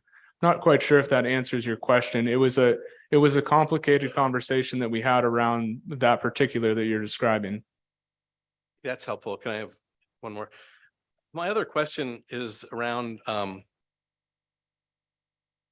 alternative two.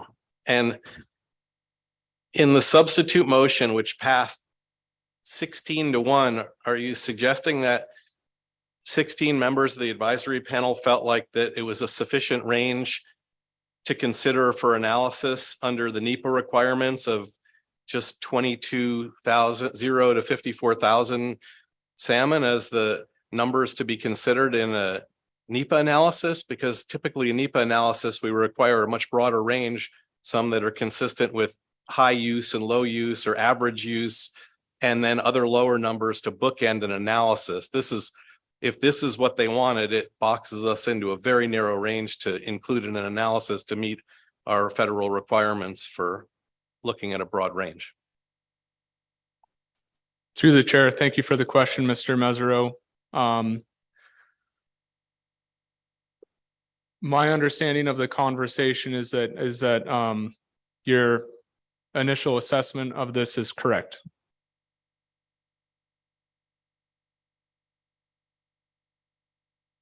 Mr. Kurland. Thank you, Mr. Chair.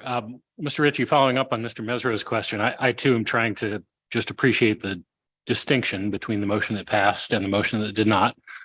It looks like the original motion did not include a time area closures alternative. But the motion that passed did. Am I understanding that correctly? Through the chair. Thank you for the question, Director Kurland. If it is not included in the motion, that is correct. That was the intent of the motion maker, not to include that. Just to follow up, and is that the primary distinction between the motion that passed and the motion that did not pass? Through the chair, thank you. I'll be honest, we had a very robust and extensive conversation regarding both of these potential motions, and I don't think that I could answer that adequately. I wouldn't feel comfortable speaking for the original motion maker here. I'm sorry.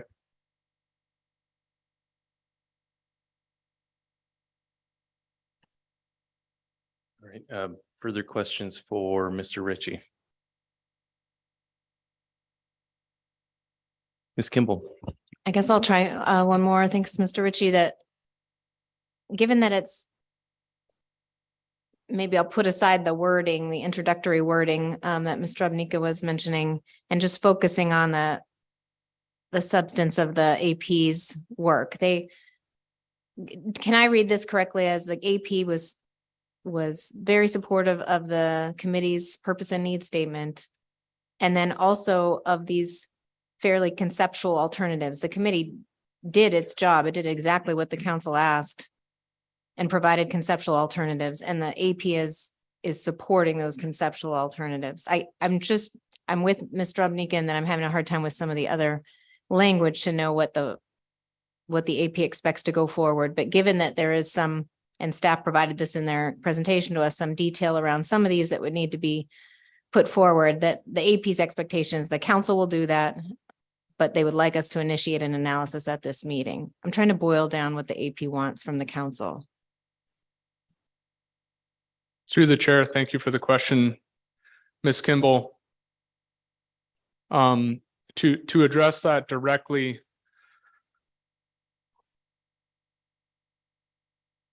there was not extensive conversation of any of these numbers, especially regarding alternative 2 being conceptual.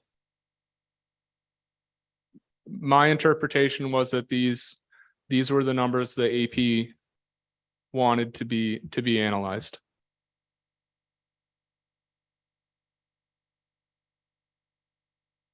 I hope that answers your question. I understand that there may be a follow-up.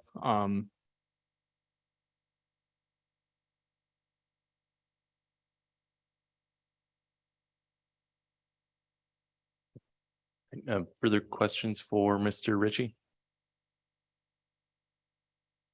All right, thank you. Thank you. Mr. Kurland. Sorry, Mr. Chair, I was expecting that Mr. Ritchie was going to address motion 2 that didn't pass and just give us a sense of what went on there. Would it be okay to? They don't do that. Okay, sorry, I am out of order. You can ask a question about it though, if you'd like. Is that all right? Yeah. Through the chair, I would be happy to. Thank you. All right, sorry, Mr. Chair.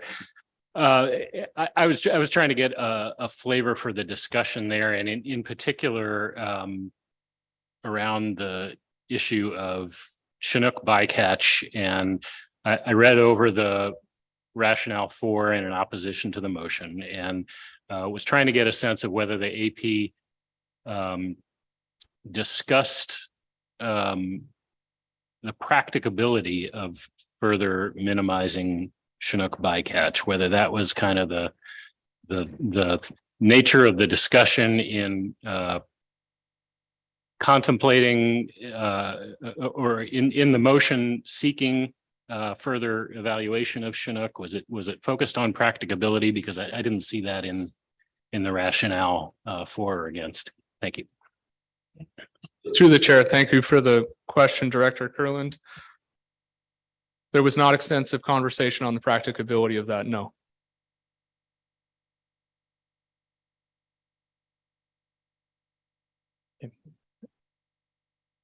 All right. Well, thank you again, Mr. Ritchie. All right. It's a little after 5, so we can go ahead and break for the day. Come back at 8 o'clock tomorrow morning, and we'll take public comment.